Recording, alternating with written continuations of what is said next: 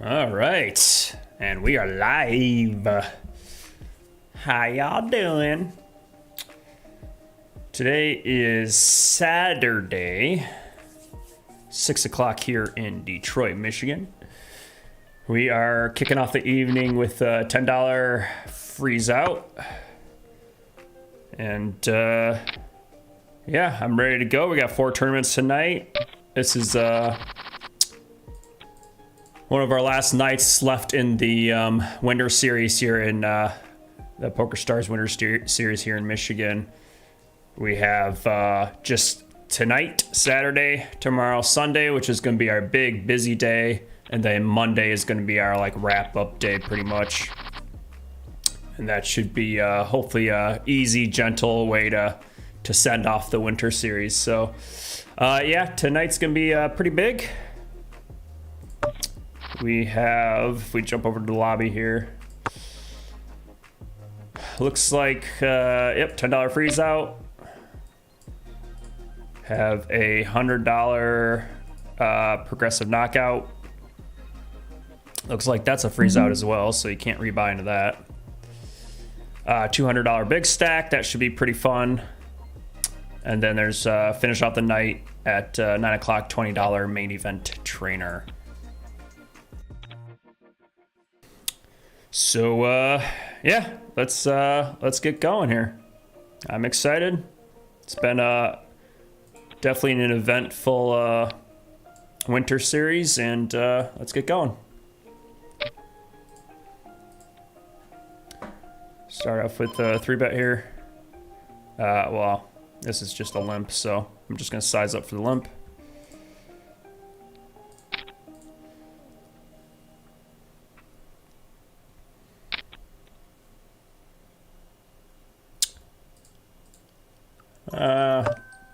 Gonna check this board multi-way. Don't really have much backdoor options. I don't want to get check raised, so I do have 2 overs.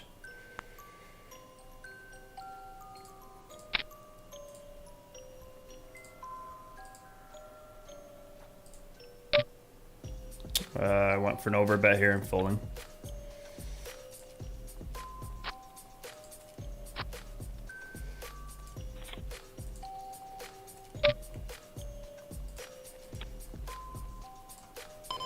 Sizing up again for the limper.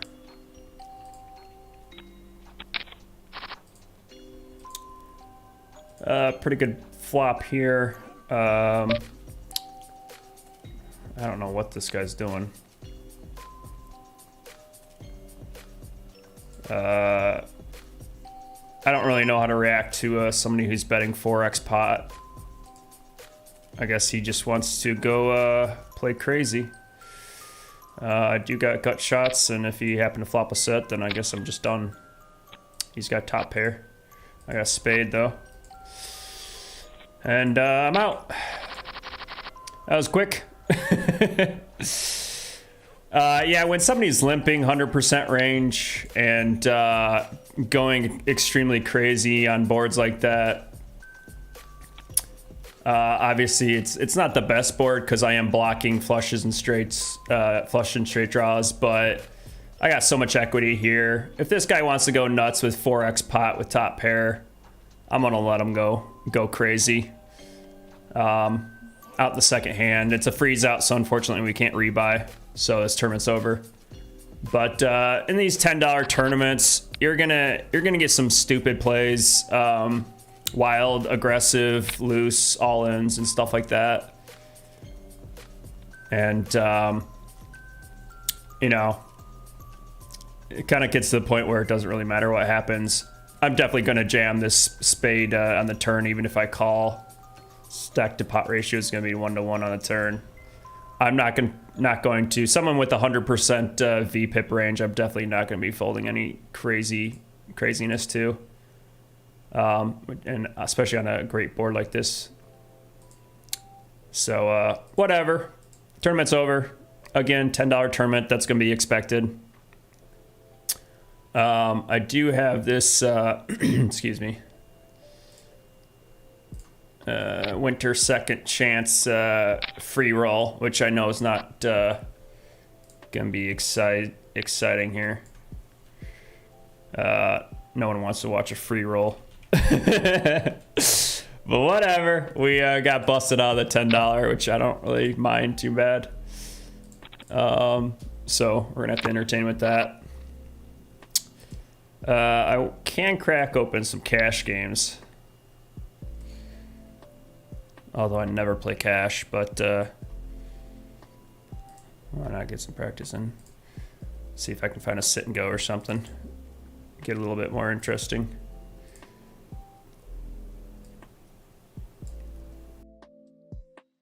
Can't do much about that. Obviously, you don't want to go bust. If that was any type of serious tournament, I'm gonna fold those pocket eights there. But in a $10 tournament where players, you can just get way too much value from crazy players. So I'm gonna go for it. Free rolls are pretty much equal to a $5 tournament, where players just play nuts and hopefully get pretty lucky early.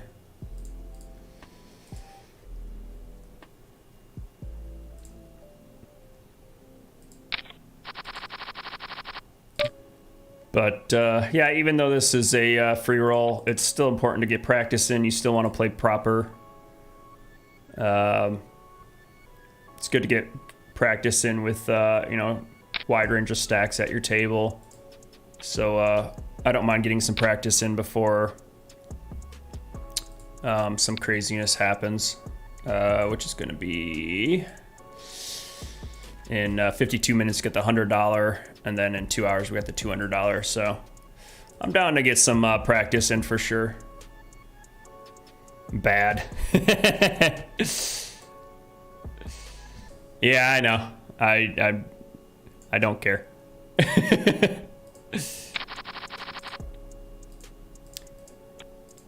Loose aggressive players like that could be doing that with bottom pair and flush draws and a bunch of other crap, so.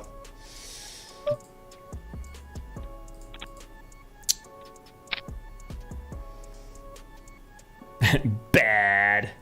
How you doing, Condon, buddy? What's up, man? What's up Saturday night? Doing anything fun tonight? Just chilling. Watching some poker.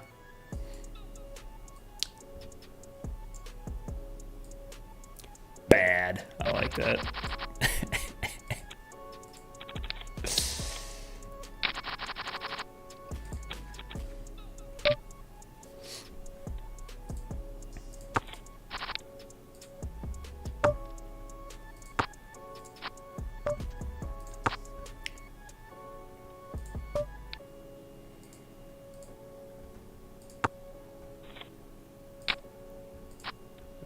Bad.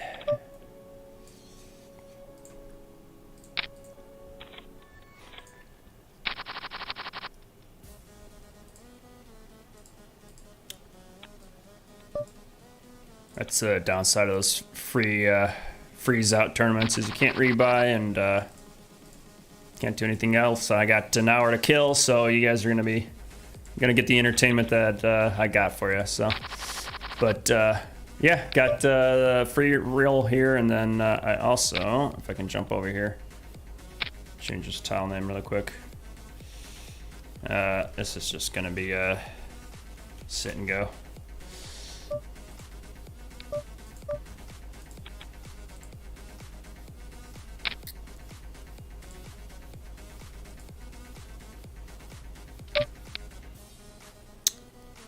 For these big size pots, just gonna get out of the way. Or bets, I should say. Cash time. Not a big cash game player. I definitely prefer sit and goes, even though, you know, they don't really exist anywhere except for online. I wish they had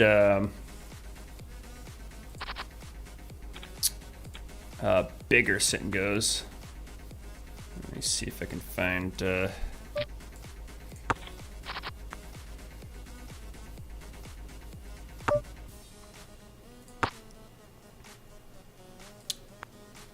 Yeah, like these sit and goes are pretty lame.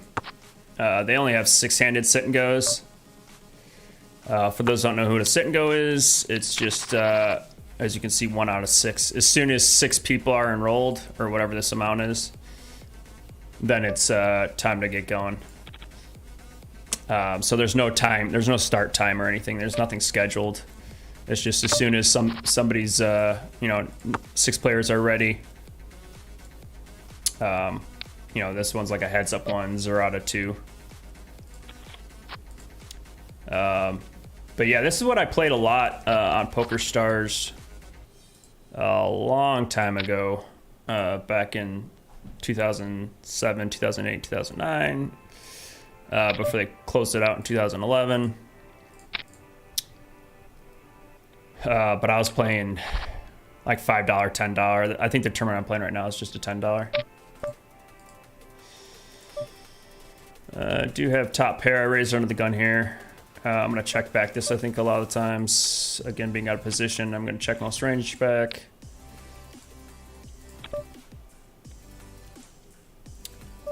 Looks like he's going to half pot here.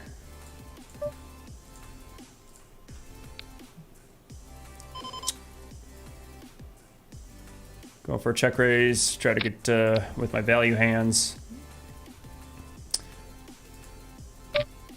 And just going to call. And got coolered. He spiked 2 pair on me. Can't do much about that. Pretty unfortunate. King Jack suited here. I'm gonna 3-bet. Definitely off to a rough start on this stream, but thankfully these are free rolls and $10 tournaments, so can't do much about that.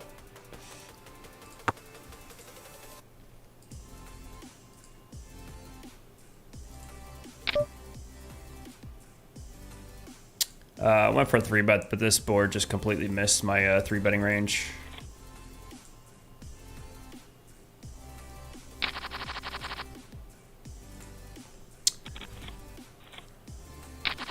So move that table over to the side and do some reorganization.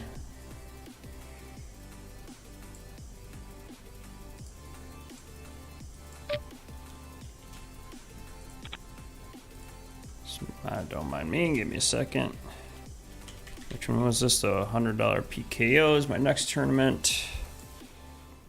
And this one is a just a sit and go.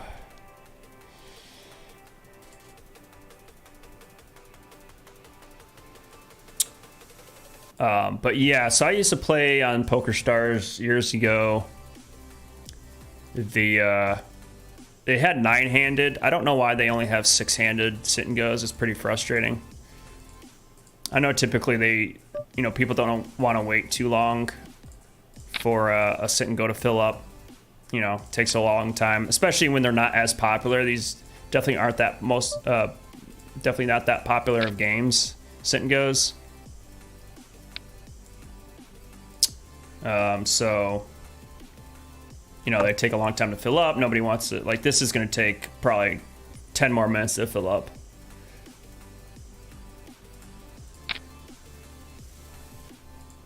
Queen Jack, I raised pre-flop and then decided to polarize turn. As that ace is going to hit me a lot of the times. So I kind of turned my queen into a bluff, to be honest, but I think that's okay. But yeah, so they only offer six-handed sit and goes. But yeah, when I played back in the around 2010, it was 9-handed. They had, of course, you're playing against the entire world at that time because it wasn't regulated and it wasn't really legal.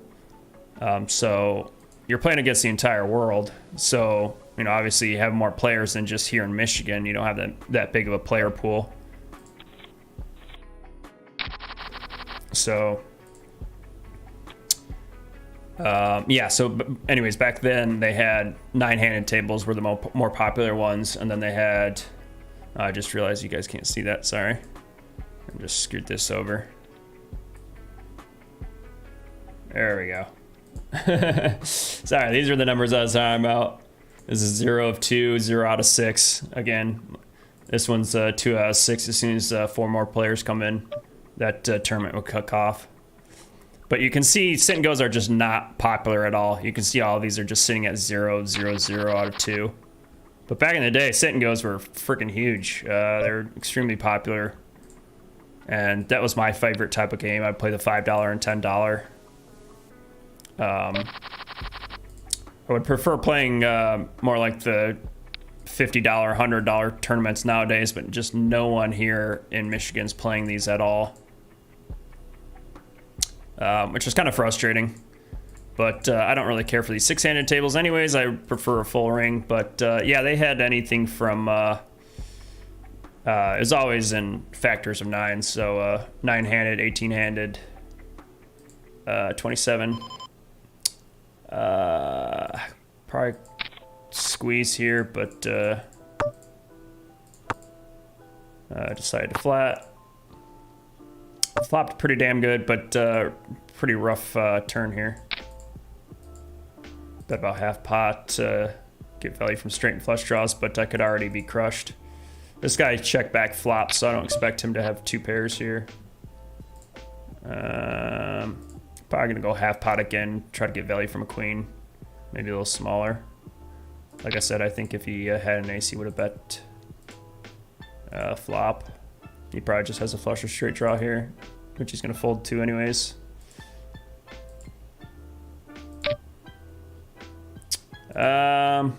This is pretty sick. I think I have to fold this. What bluffs does he have here? He doesn't have many. Like I said, spade and straights get there on the turn.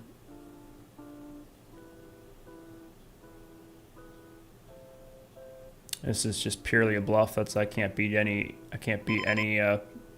positive equity hands, but I'm just gonna give this up.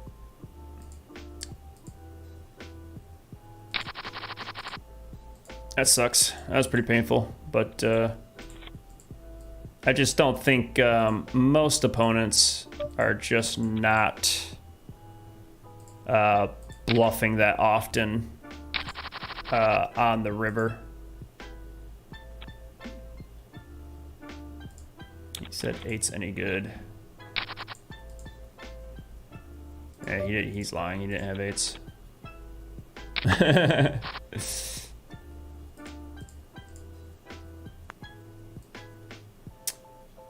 I mean, he could have turned 8's into a bluff here, but 8's would fold turn. I don't believe him.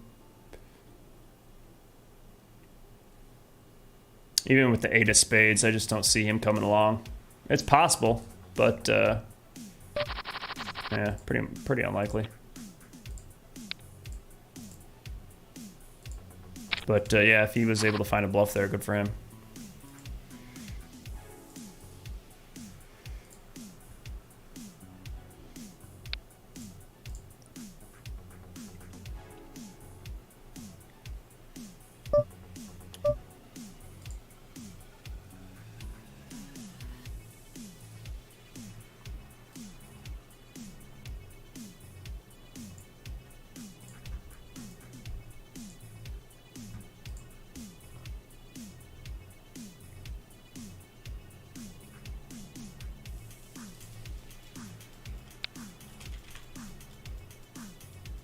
And then we got this $20 S&G.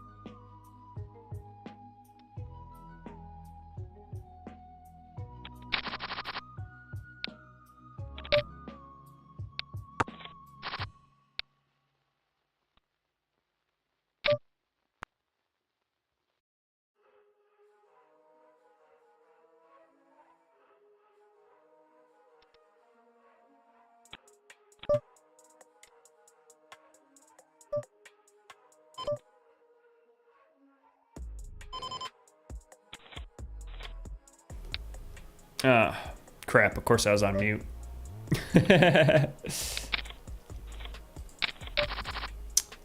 Go figure. That's all right. Woke up with kings here. Gonna just go for min raise. Everyone seems to be pretty tight against me.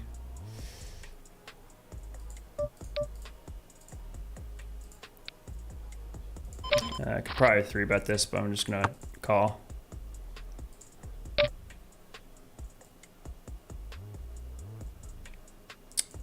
I could check raise here. I do have, I think I have enough equity. Got nut flush draw. Got, well, I got him crushed. Oh wait, 6. Oh, he got super lucky on me, but I got the spade on the river, so that was nice. Flop 2 pair, but club on the turn and then a jack on the river just makes this hand turn into pretty much crap. I'm just gonna call this because this guy hasn't raised that often.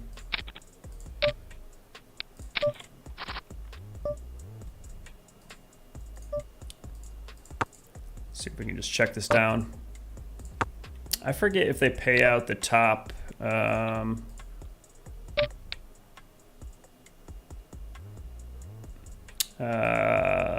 have a straight here, but no flush draw, so this could be questionable turn, or river, I should say.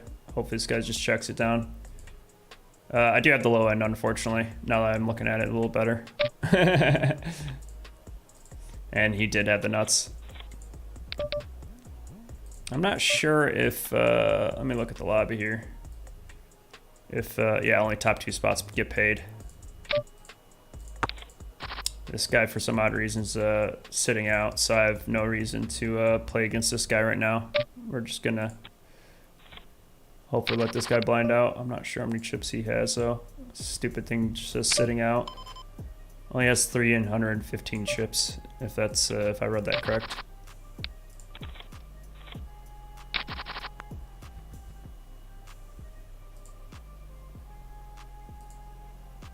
I'm just gonna fold 100% of the range here because he, this guy only has 240 chips, so there's no reason for me to play against this guy. He's gonna get knocked out here in a second.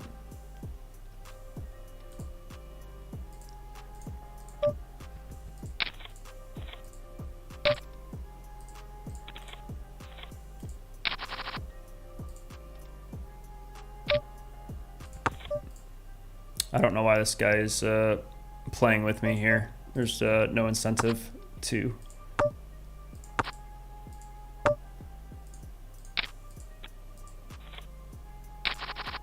I had the straight up nuts there, so I was like trying to get any value. All right, heads up, got that, knocked that player out. So we did get cash here.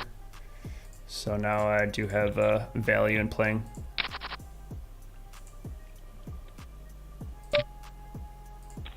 This guy's just gonna be super aggressive. It's a 2-to-1 chip lead.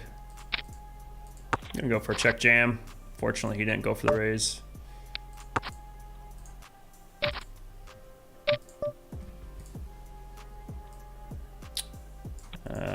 Don't really connect with that board, unfortunately.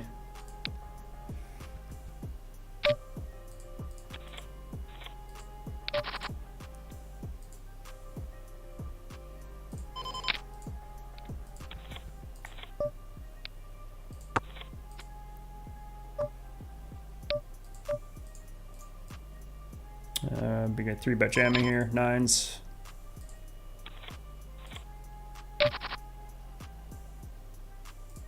I did flop top pair here, but with the crappy kicker, I don't mind just check calling.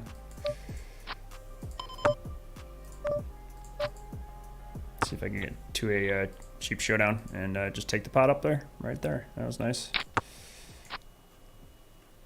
There's no reason to blow the pot up too much when you don't have much equity.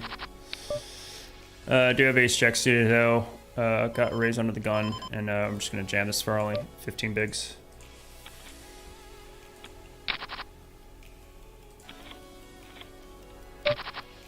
And squeeze goes through.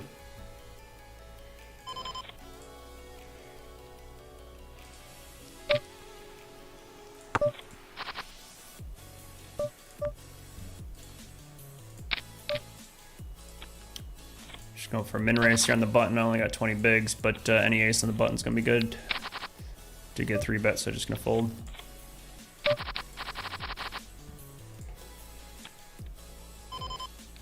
I'm so short here, it's hard for me to open too many hands without getting re-raised. Flop bottom pair here with up and downer.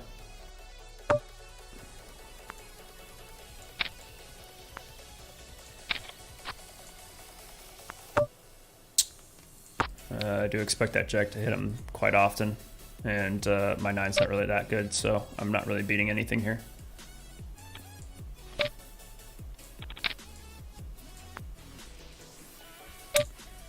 Ace 3,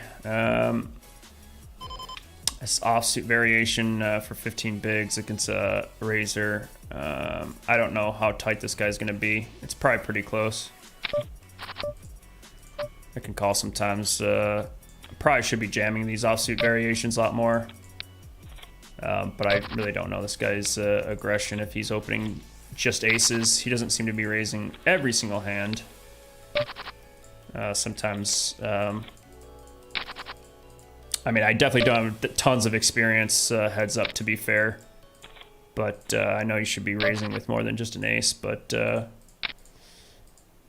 seems like that's what he's pretty much just, oh, of course I run in aces. All right, gotta need a queen to get lucky here. All right, got knocked out, but what did I win? I won $9. Hey, I'll take it. But yeah, this is kind of nice to get just some normal cheap practice and fast-paced practice to practice these. It's definitely where I need to get my practices in. Once you get sub 30 big blinds, which hands you should be jamming. Like I think, like yeah, I want to be jamming ace 5 suited and then like ace 9 suited plus. Like I don't want to be jamming. Supposed to be jamming this ace 6, I think, that often. This is not a great board for this hand. I think I could call one and probably see what happens on the turn here.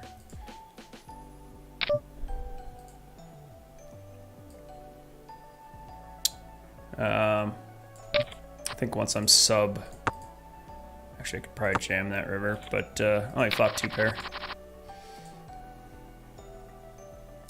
It's hard to tell with these players. I can't read their stats fast enough, so I can't really see like how crazy aggressive they are or anything.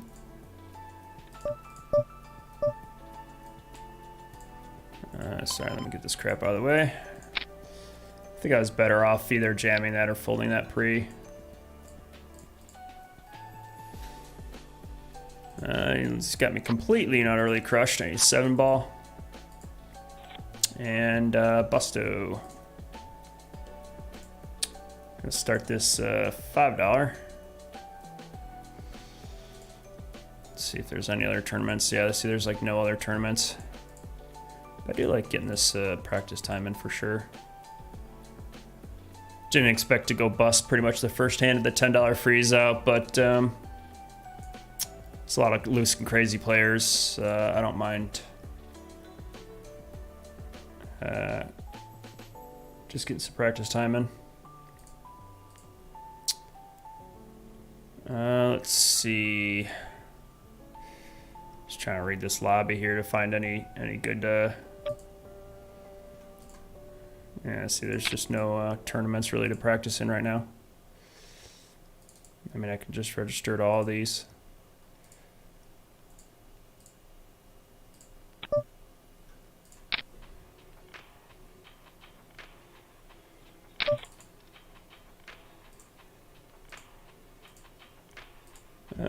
Opened Queen Jack. Got a caller on the big button here. I probably should check this back sometimes, but betting every once in a while is fine too.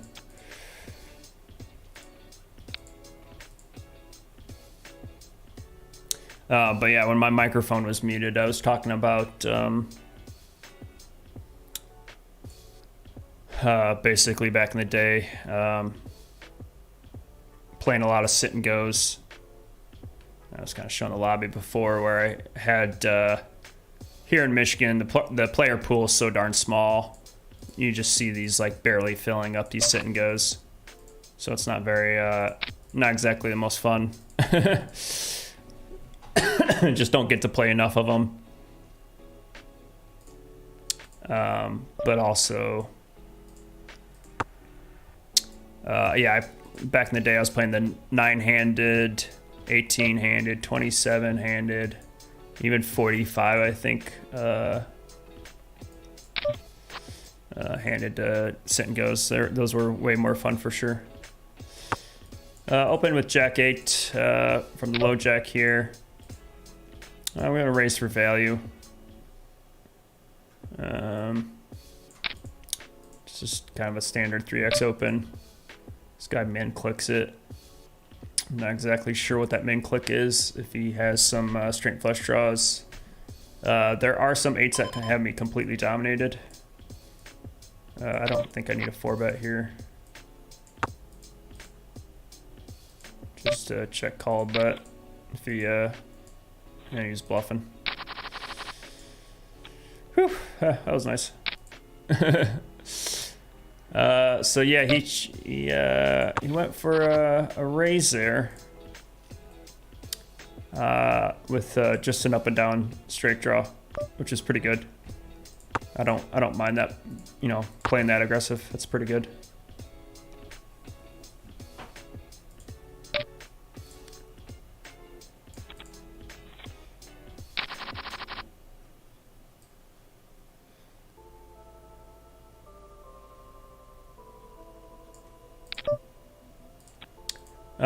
But yeah, kind of again back to the sit and go stuff. I would love. Those were just fun games to me because I was never a big cash game player. I wasn't that great of a player playing deep stack like that. I was just used to, and I still am. I'm so used to playing, 20 big blind stacks. So that's just my game. So, cash games. I do like playing cash games. Don't get me wrong, but tournaments are just way more fun and entertaining for me. Even sit and goes, I'd rather play a sit and go over a cash game. But because the player pool in Michigan here is just so small that it's just kind of pointless and nothing really going on.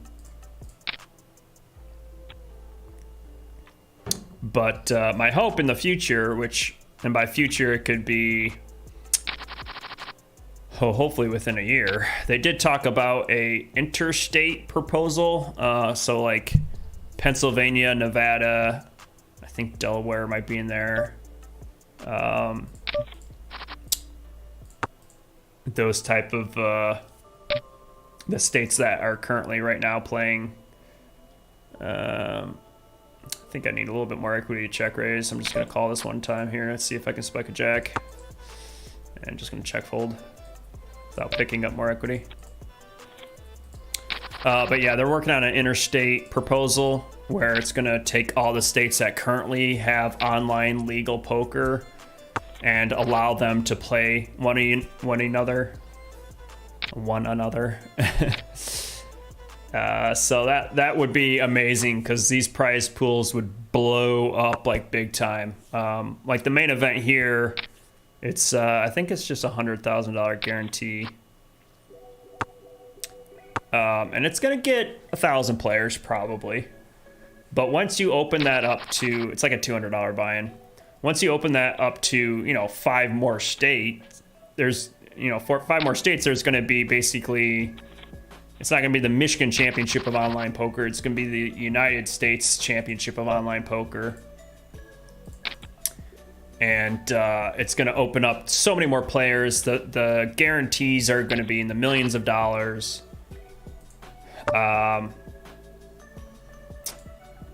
Standard third size pop bet here. Flop the world pretty much. Pair and a flush draw. And yeah, so I would be really, really excited for that. They talked about it last year in early 2021, the interstate proposal. So I'm really hoping that comes through.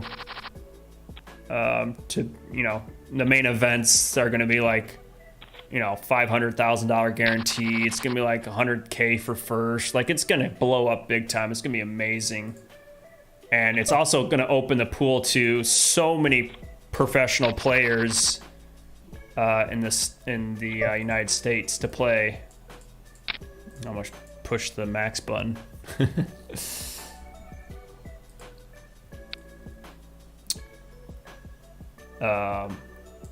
So it's like, it's gonna be pretty exciting.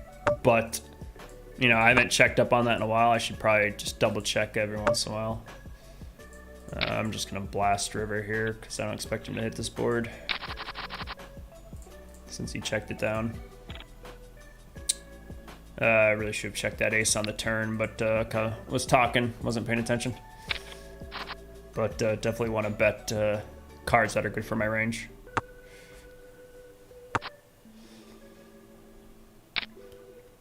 So yeah, I hope that comes through. It might take a year or two. You know, compare that to something even a bigger scale, which would be legalized poker across the entire state, so it'd be on the federal level. I don't think that's going to happen. It's going to be probably closer to 5 years, if that. I know there was some hope because, you know, old Joe's more of a liberal, so you know I'd expect him to be you know, more for online poker. So, Q Reviews, what up, fam? How you doing, sir? Saturday night live streaming, coming to you live. I should be a radio announcer. Coming to you live from Ferndale, Michigan.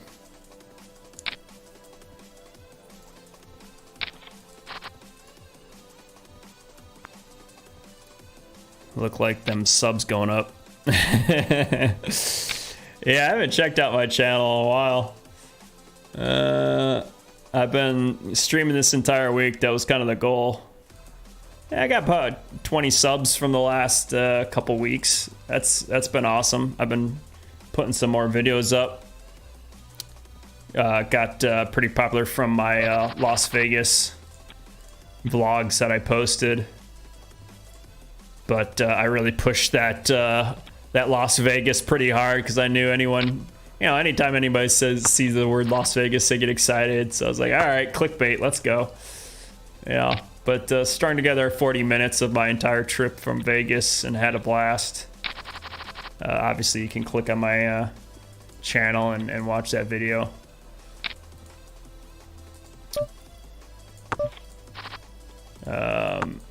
I'm hoping to do more video vlogs like that, but it's obviously completely dependent on me traveling and playing more tournaments. COVID's kind of been a dick and kind of ruining that. But you know, so it's like it's kind of hard to go travel all over the world and play all the time. Plus, I can't afford it because I'm not a professional poker player by any means. This is just fun. So yeah, so last year, 2021, I did my Florida trip and the Vegas trip vlogs for that. This year, I don't have anything planned as of yet. I am hoping I am hoping to go out to Vegas this year, but I'll probably do a shorter stint in Vegas, if at all. We'll see what happens. This guy 3-bet me, but he only been clicked it, so it's a very cheap price for me to get some pretty boards. But this board's definitely going to hit a 3-better's range a little harder than mine. Plus, so I'm just going to fold this here. I don't know why he checked. I could fire this spade and start representing a flush or something, but he's probably just flopped a 10 and got pretty scared of the overcards.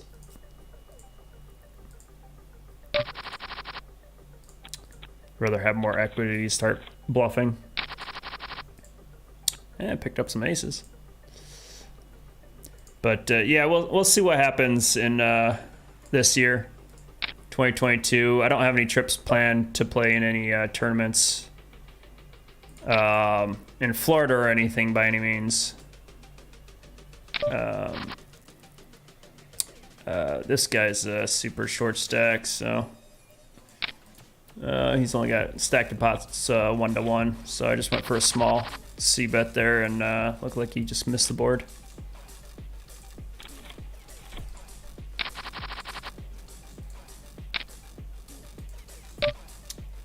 With those two limpers, I'm just gonna fold an ace there. It's a little more like an exploit play, because I would expect the limping range to include a lot of aces, weaker aces, but still aces that are better than my 3. But yeah, so I did Florida, Vegas, but this year's is probably going to be a little bit more minimal. But we'll see. Anything could happen. And plus the schedule hasn't come out yet for the World Series of Poker in Las Vegas, so not sure what's going to happen there. I'm hoping to go around June. So yeah, we'll see. We'll see what happens. But yeah, I'd like to keep doing just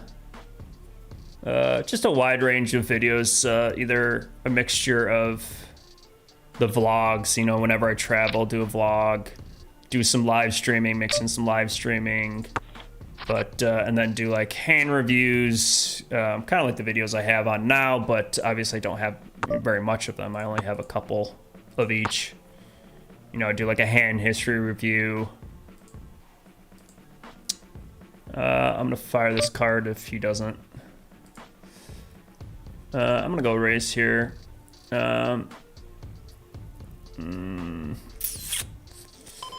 Maybe not. I don't know. You could do either one. If he checks here, though, I'm gonna bomb this. Maybe I would float with some aces, but I'm just gonna fold here. You're doing great. Thanks, Q. Thanks. But yeah, so I wanna make a mixture of videos. I don't want to keep just live stream, or you know, live stream highlights. Like, I like doing it for sure. But like, it's definitely the easiest option is live streaming because I don't have to do any editing. But I would like to, if I do keep up live streaming, I do want to be able to edit them down to at least something more entertaining and more, what's the word, palatable? Something that you can just swallow a little easier. Because no one's going to jump on a video that's 9 hours long and watch the whole thing. You know, they just want to watch the highlights. That's, you know, to just be able to get a little bit more entertainment value, watch the big fun hands.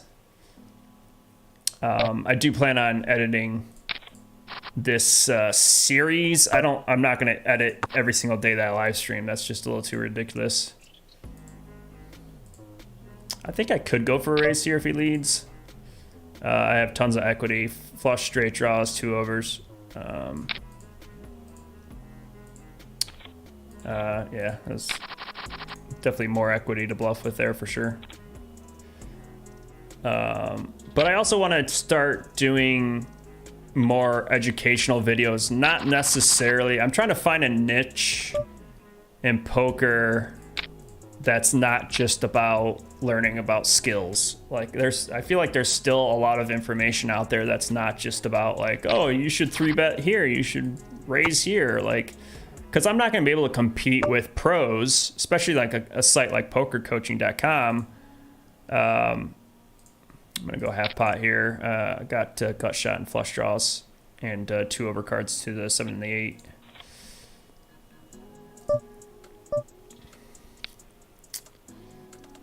Looks like my $20 starting too.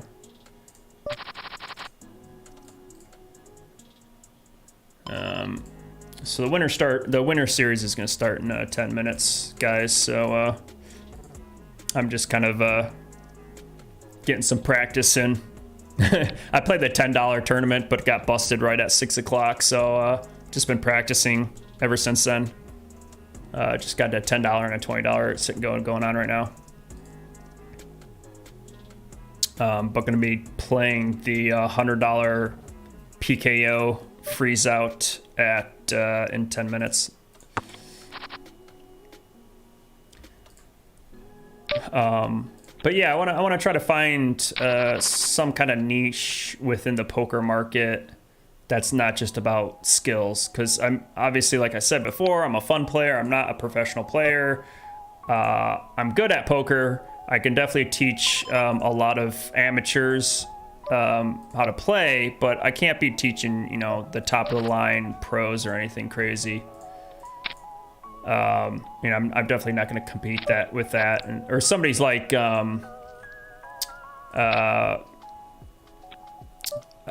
Lex Veldhouse, I think his name is. He's a huge big name pro, excellent poker player, and he's definitely you know, playing against the biggest players, but he's also winning hundreds of thousands of dollars, and that's, you know, there's a lot more value for a professional player that wants to learn a lot to watch his streams. So it's obviously hard to compete with somebody that's a famous poker pro who's better at the game than I am. So it's like I wanna try to find a niche, and I think like you know, being in the poker market in Michigan, focusing on more Michigan-based stuff, like maybe do some casino reviews here in Detroit, or finding the best poker room reviews, or something along those lines. We'll see if I do that. But also there's players like David K. Poker. He's a big name here in Michigan. I think I'd rather be 3-betting with like a king 7 or something. King 5 suited's fine to call probably. David K's got a pretty big following here, not just in Michigan, but he's been playing a lot, and he turned streaming and YouTube and Twitch and playing poker into a profession, and he was able to quit his job.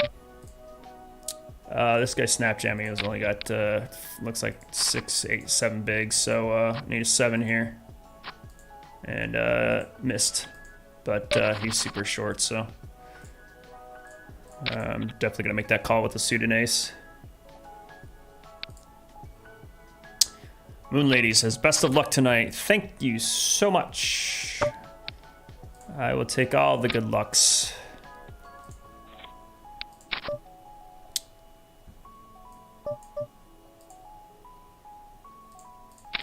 This guy limped with only 15 bigs. I'm gonna put pressure on him and jam. My pocket 6 is there. Probably the same here. It's 10 jack off. This is probably pretty close to just an open rip. I wouldn't doubt that it's supposed to be. But 17 bigs is probably a little bit too much. If he had like 12 to 15 bigs, I might have open ripped.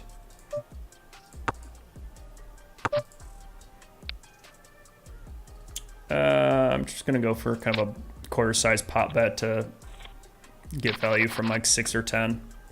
I had a pretty decent 10, or middling 10, I should say.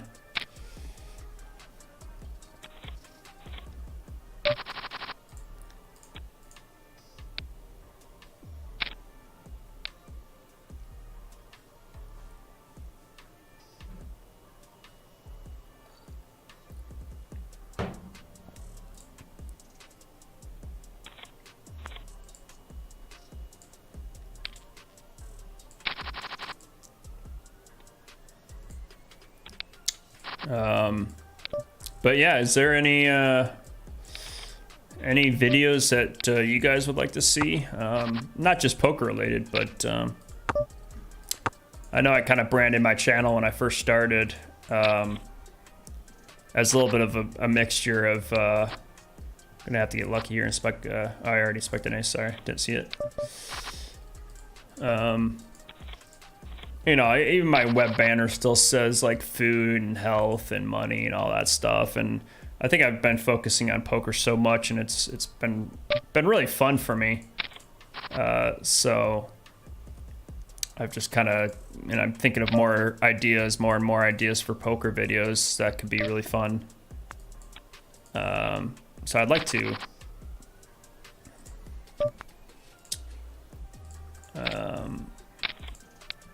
you know, I like to keep doing videos like that. Jam with 7s here. He only had like 8 big blinds, so it's pretty standard. Got into the money here in the sit and go. Learning when to bet and how much to bet is a skill, and it takes time to learn. Yes, for sure. I've been playing 18 years and I still haven't figured it out. Weed Mob, good morning to me and good luck to you. I'm back again, 5:30 a.m. Just woke up. Hey man, how you doing? Good morning. It's 7 o'clock here in Detroit, Michigan.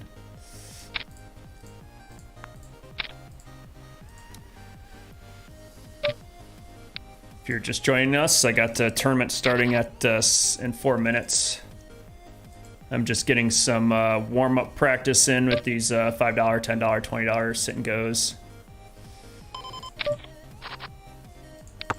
I definitely felt like I needed some more practice with short-handed play.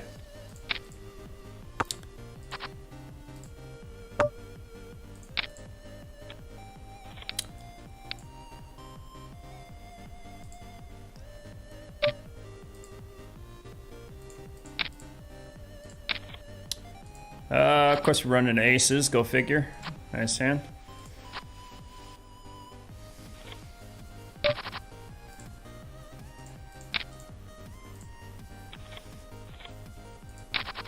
Nick says, would love to know some good poker rooms in Michigan. Yeah, that could be a fun, I wonder if I could do that video. Is like, because there's a lot of poker rooms in Michigan. I mean, I know like the main ones are Detroit and Firekeepers. But there's so many other poker rooms. I wonder if I I think I would have to have way more. I might have to get monetized to be able to afford that, but to travel around the state playing different poker tournaments and poker rooms and giving my reviews of all the poker rooms, that could be pretty fun.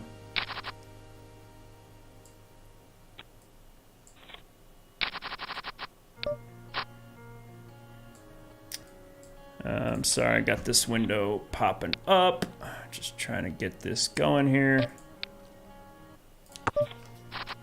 Let me get this updated here. $100 PKO. It's about to get started. Starting in 2 minutes. Or 1 minute, I should say.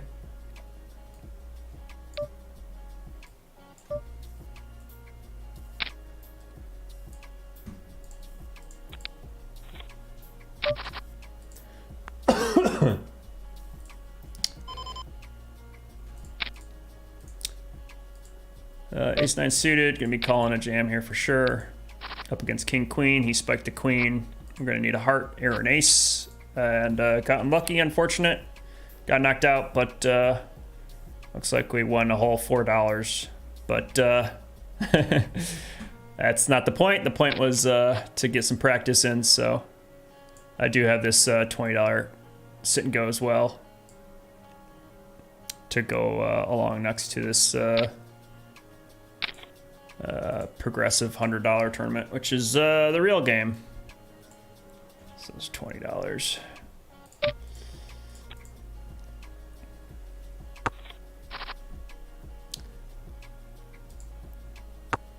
The downside of doing reviews, and I know that's going to be something I'm going to run into for the poker rooms, is you can't videotape anywhere. In any rooms, any casinos, if they see you recording, they will shut you down. And that has happened to me a couple times. I've tried to take some videos and they are just like, nope, can't do it. So it's hard to get any type of good footage. You'd have to get all the casinos, they would have to allow it essentially, and that's just not going to ever happen. You'd have to get like a license to do it officially. But I was doing some recording when I did the Vegas videos, I was doing, you know, I was just videotaping with my camera, holding it up next to my face, and I could 3-bet this sometimes. We're gonna start off gentle. I don't know these players. I don't want to go to 3-bet crazy or anything.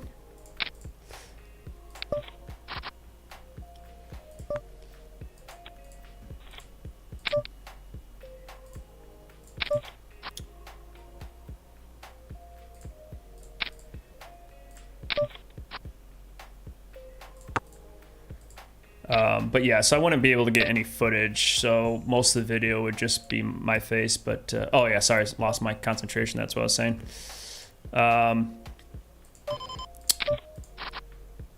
In the World Series of Poker, I was walking around videotaping my face, essentially, and they had security guards, and they're like, sorry, sir, you can't, you know, take videos in there. I was able to get one shot of, like, the inside, or, like, when we cashed, like, I think they were cool with cameras there, but if you're doing a lot of videotaping of players and stuff, it's probably not the best.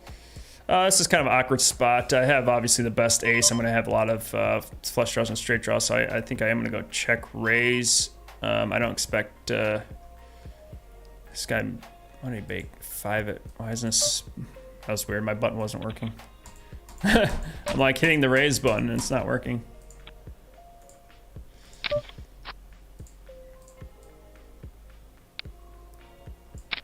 I don't know why this pot like blew up super quick. There's a lot of king jack. Definitely did not expect queens at all in that pot. There's that guy limped in. There's no way I'm ever thinking I'm losing to queens. I'll show that hand in a minute. That was a really rough start to this tournament, but that's what rebuys are for. I'm still super deep, so I'm not worried, but yeah, I'll show you this hand replay real quick. This guy played it pretty bad and got pretty lucky to not get cracked. Okay, so this guy raised, looks like from the low jack position, and he decided to flat with his queens. I definitely don't recommend doing that ever. That's just gonna get you punished on the flop. I decided to flat, which is fine with ace jack, with so many players gonna be out of position against. Once I go for a check raise here, I definitely think I'm up against a, most likely up against a king jack, queen jack. Like, I'm just crushing so many hands. So I definitely didn't expect queens to be in that hand. I definitely, I felt like I played that okay. I mean, diamonds do come in. He could have some flush draws as well.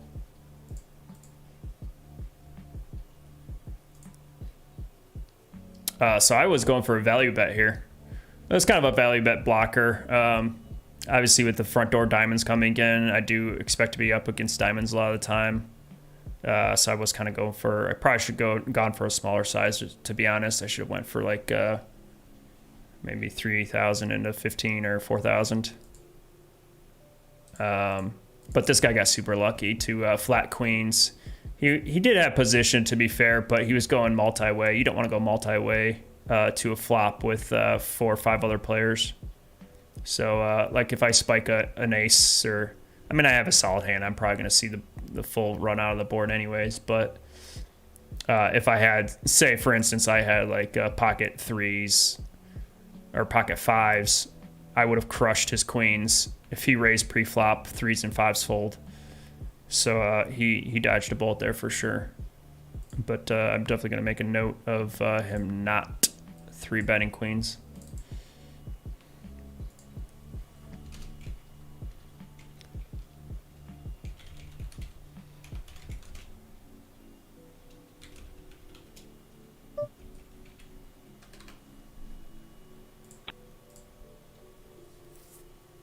I was value betting there mainly just to, and block betting just to get value from, like I said, king jack and queen jack that I have crushed.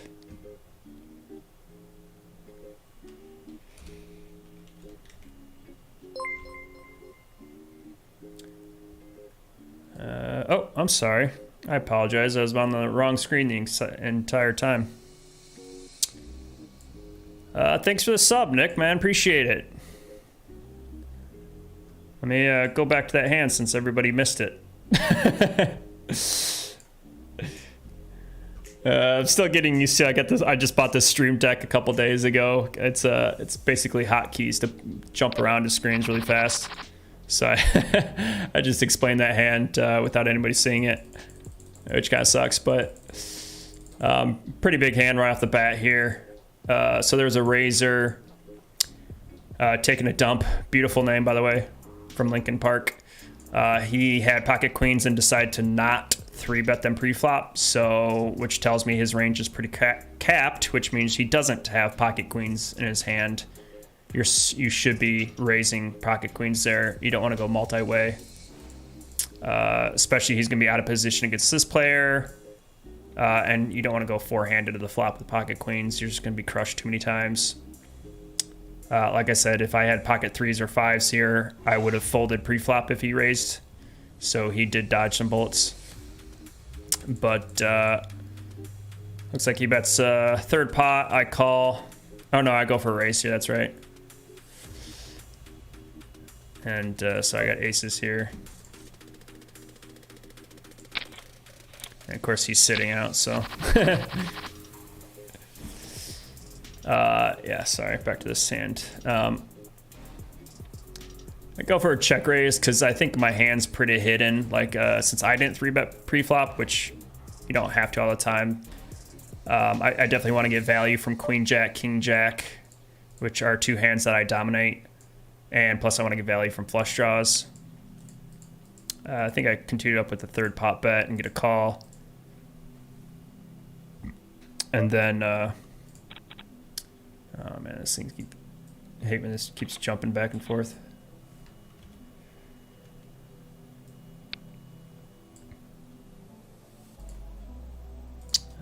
Fold there.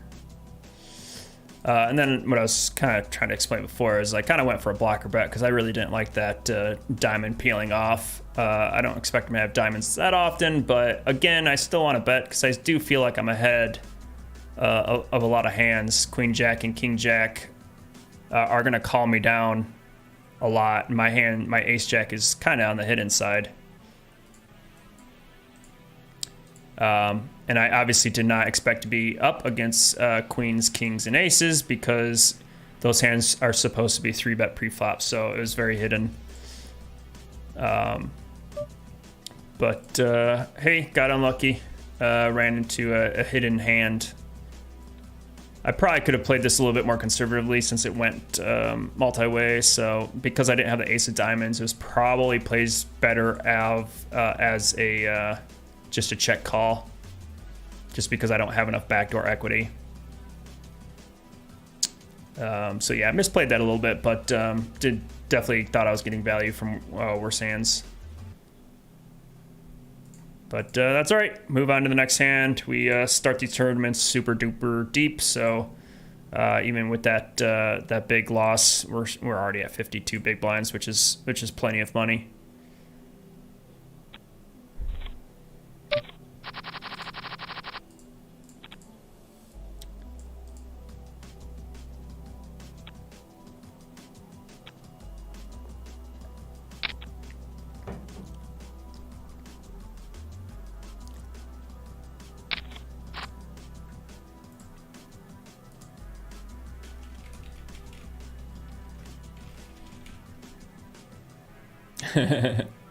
Yeah, I realized it was funny when I started my stream. I just, my screen was black because I forgot to switch it back over. But about 20 minutes before that, I had my mic was muted and I was talking. Like I said, I'm still getting used to these buttons and stuff. I've been streaming on and off for about a year, but the Stream Deck I'm still used to.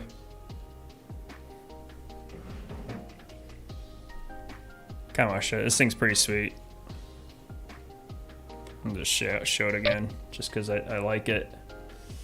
I don't know if it's gonna be in focus, but basically just basically it's hotkeys to all the different the tables and layouts that I have while I'm streaming.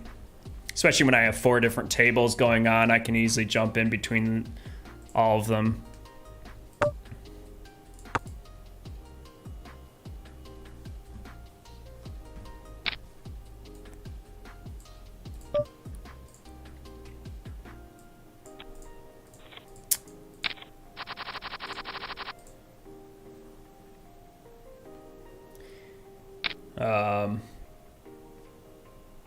Yes, I wonder how I could do if I did review like the poker rooms of Michigan, how I could do that.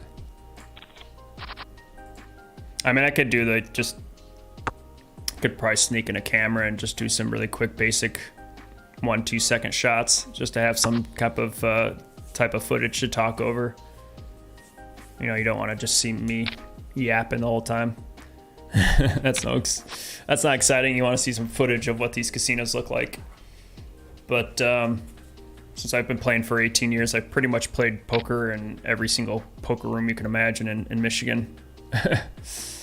I'm sure I haven't played in all of them. It'd be impossible to play in like all the charity rooms over the years.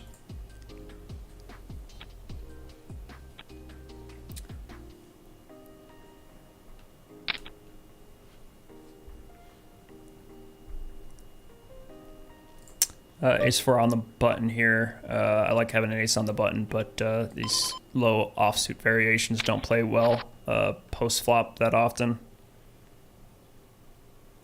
You want definitely suited aces play a little better.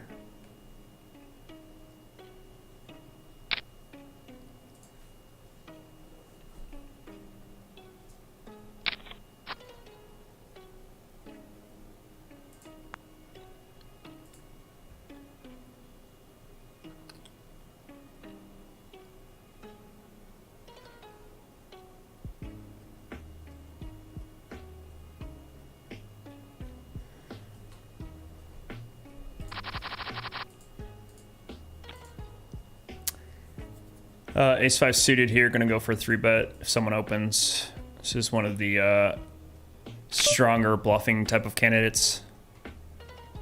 I'm gonna go 4x to account for the limper here.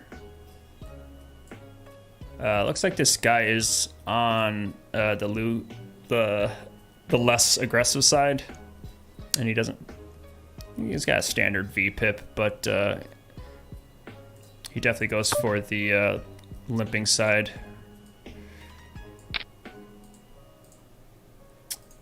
Hopefully it just goes away here. I need a lot of backdoor help and an over. But I bet just takes it down.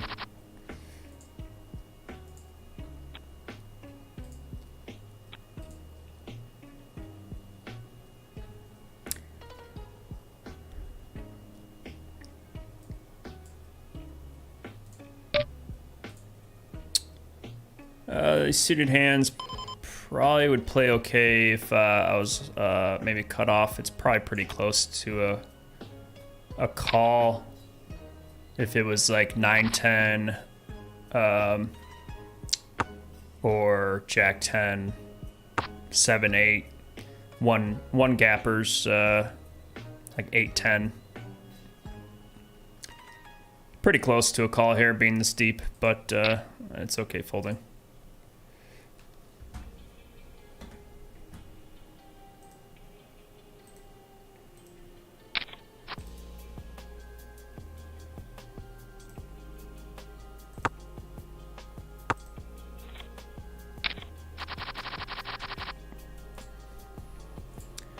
Got myself some kings.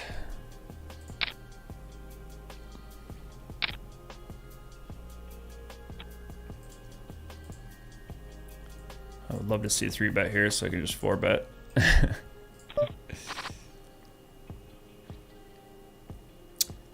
I'm gonna check this back most of the time.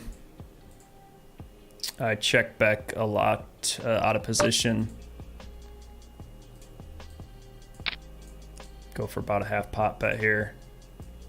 I do have the king of hearts, and he just pretty much had nothing.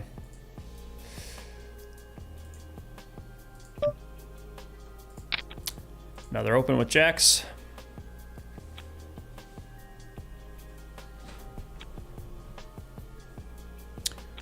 I'm glad this toothless grind. I'm sure that's supposed to say toothless grinder. I'm glad he's sitting out right now because he's been a tough player. I've been playing with him on and off throughout this week. He's been kind of a pain in my side, which is a compliment to him. I've seen him play pretty much every single winter event and run deep in a lot of them, so that's why I kind of marked him as a good green player.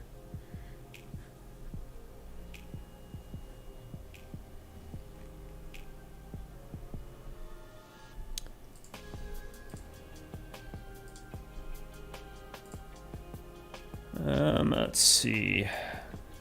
And again, if you're just jumping on, we got the $100 PKO going on right now. Got the $200 big stack, $22,000 guarantee tournament. That one should be pretty fun. Looking forward to that. And then just a small $20 main event trainer to finish off the night. I just noticed that this tournament right now that I'm playing in, the $100 freeze out, or the PKO, progressive knockout, it's a freeze out, which kind of makes it interesting. Typically, progressive knockouts are very aggressive. You want to be, trying to build up your stack, getting lucky, knocking players out because you get paid for bounties. It's still going to be the case here, but because it's a freeze out just means you buy in once, you are not allowed to rebuy or re-enter or anything like that.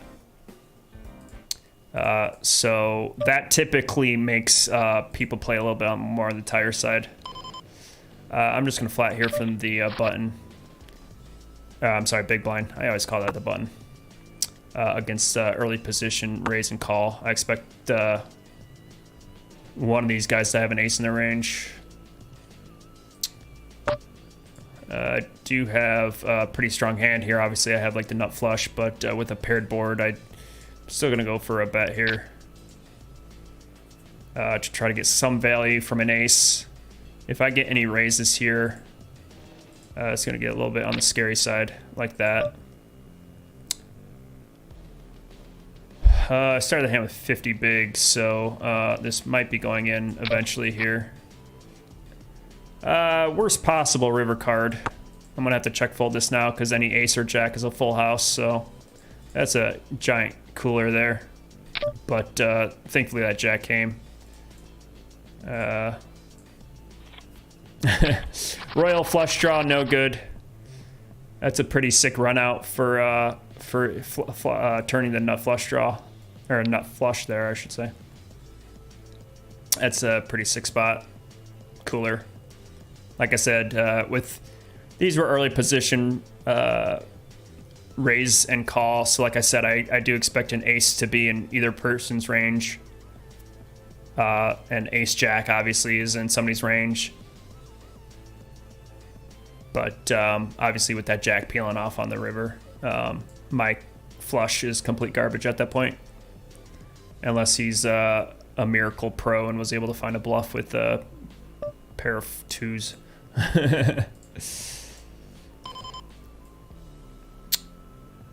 Let's see. Again, against the under the gun raiser, I think I can flat more often with the king queen offsuit. KK double up. Let's go. JJ double up this time. Yeah, not quite. Not. I'm hoping. I'm not getting great double ups here right now. I think this could go for a check raise to get value, but under the gun has all the ace kings, so I don't want to go too crazy here. Gonna lead turn here since the flop went checked around. And again, I'm talking without you guys being able to see. I apologize. I don't know why I keep doing that. Just gonna go for a small bet here to get value from maybe like ace 10. Of course, the straight does come in, but looks like he had queen jack. I don't know why I started off this when I bought this stream deck. I started off great, doing a really good job, being able to being able to talk through the hands and jump through different tables, but now I've been made a couple mistakes already. But yeah, this was the monster hand I kept talking about, and you guys didn't see. I was on the lobby the entire time. Oh my god, I don't know why I keep making these mistakes. Anyways, all right, let's rewind. Let's see what happened in this hand. I have king 10. So this was an early position raise, early position call. Like I said, I expect one of these guys to have an ace in their range. They should have tighter ranges. So when the flop, I just flat here from the big blind. Flop a royal flush draw, and I check. This guy checks, and this guy checks as well, which kind of gives me the sense that someone's slow playing an ace and trying to get a little on the tricky side. I think I could open this. Cut off. It's probably bottom on my range though. I'm just gonna fold it so I can talk through this hand since you guys didn't see it. I decided to lead third pot to try to get some value. Obviously, I have a pretty strong hand here, but I don't want to blow this pot up too big because obviously I can be crushed by ace jack or jacks full of aces, which are both very likely. And since both these players check behind, I expect someone to be on the trappy side. And this guy re-raises, which is, you know, obviously a little scary for me because, like I said, I could be already completely crushed even though I have the nut flush. The jack comes in the river, which is pretty much the best card I can see to save me money. If this jack doesn't come and it's like a 3 of clubs or something, I'm probably going to have to pay off a giant raise. But I just check. He jams all in, and I fold. So that was the big hand that I talked about for 12 minutes that no one could see. I don't know why I'm making all these mistakes all of a sudden. I've been so good.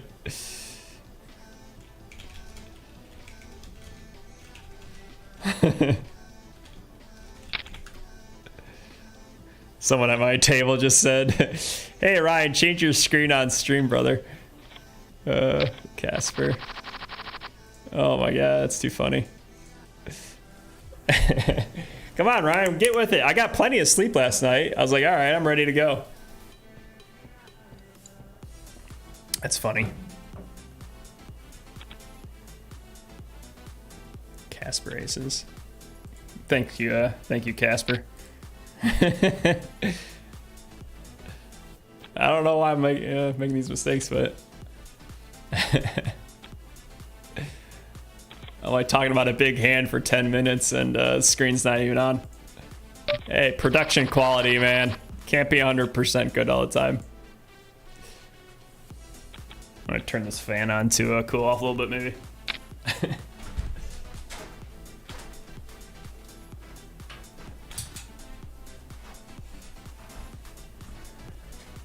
Maybe my brain's overheating or something. Thanks for letting me know, Weemob. We'll get there.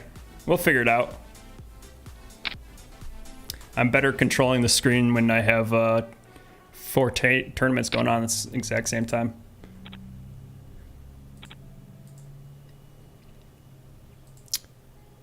Ace Jack's another one of those kind of questionable hands. I don't want to be 3-betting against early position raises. I'm just going to get crushed by Ace Queen and Ace King. So I'm just going to call here.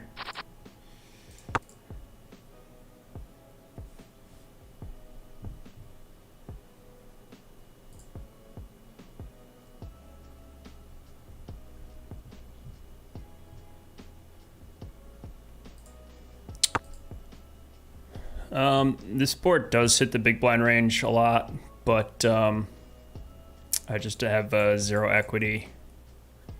If I had something like 7-8 of hearts or something crazy, well, I mean, that'd be flopping the nuts, but any type of straight draw, flush draw, combo draws, and a pair is pretty strong to be check raising with. But like I said, against these tight ranges, there's no reason to pile money in this pot.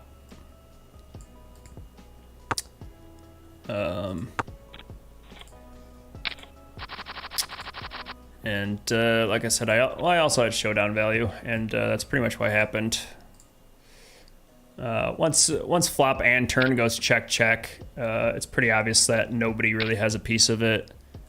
But I had ace high, I have some showdown value, and it's exactly what I had. Toothless grind here, raised into the gun with queen 10 suited, and a Kramer had king queen off, so didn't seem like either person wanted to take a stab at it, so just picked up that pot.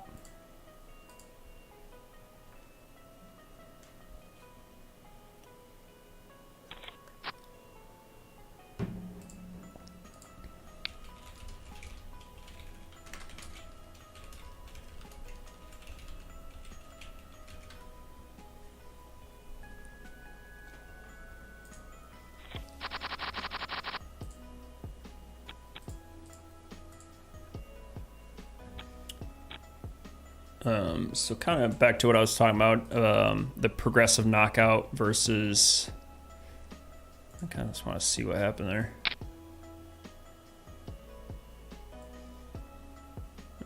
Well, before I was going to say. So since it's a freeze out and you can only do one buy-in, I don't expect too much reckless play. I want to replay this hand because I'm very curious to see how this happened. King Jack versus Ace 9. Let me fold this real quick. Bet, call. Looks like a pot size bet on the turn from CMO. Call. This guy has a pair and a flush draw, so it's definitely worth a call. River 2 pair. Jam and a call.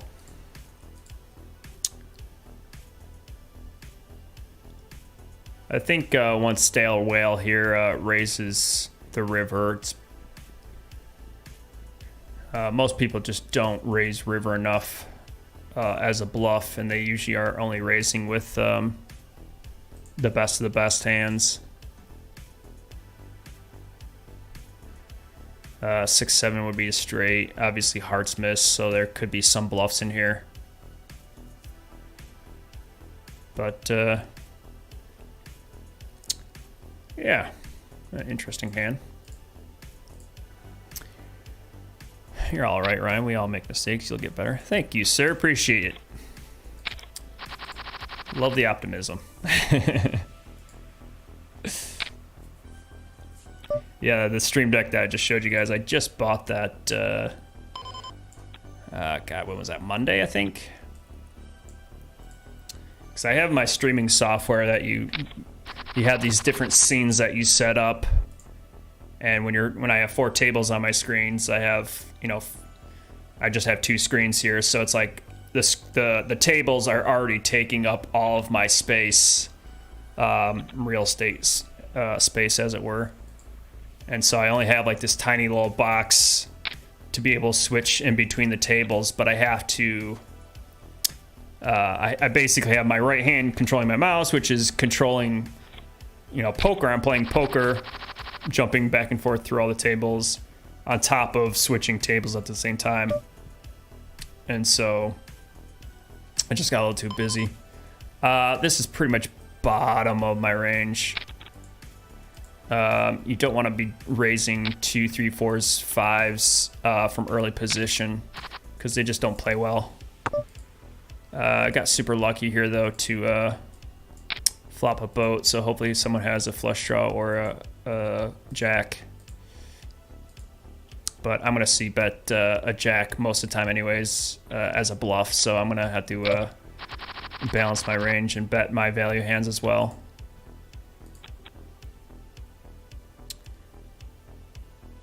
So like in this situation, because I was kind of early position,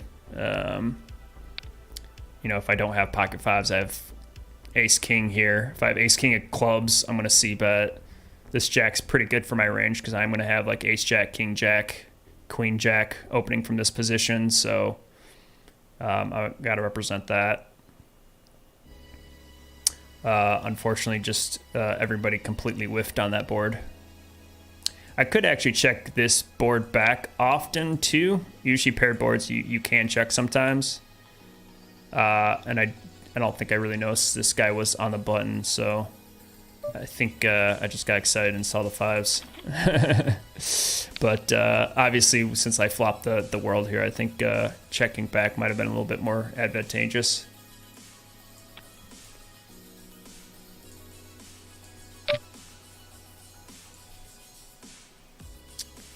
I'm just gonna fold here. Offsuit ace.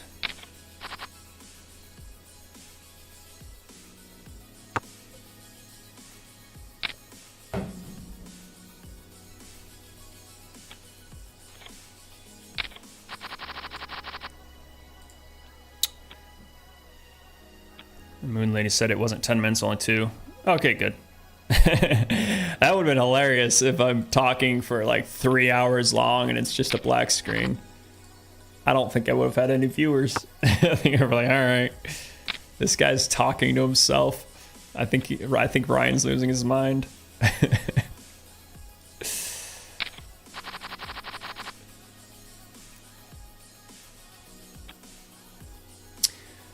Justin says, hey, I'm trying to get better and learn. So the least I can do is help a brother out who's creating free content and from Michigan. Awesome, man. Appreciate it.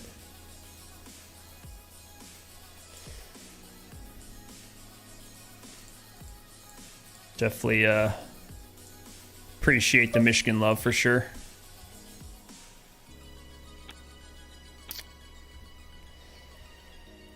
Let me see here.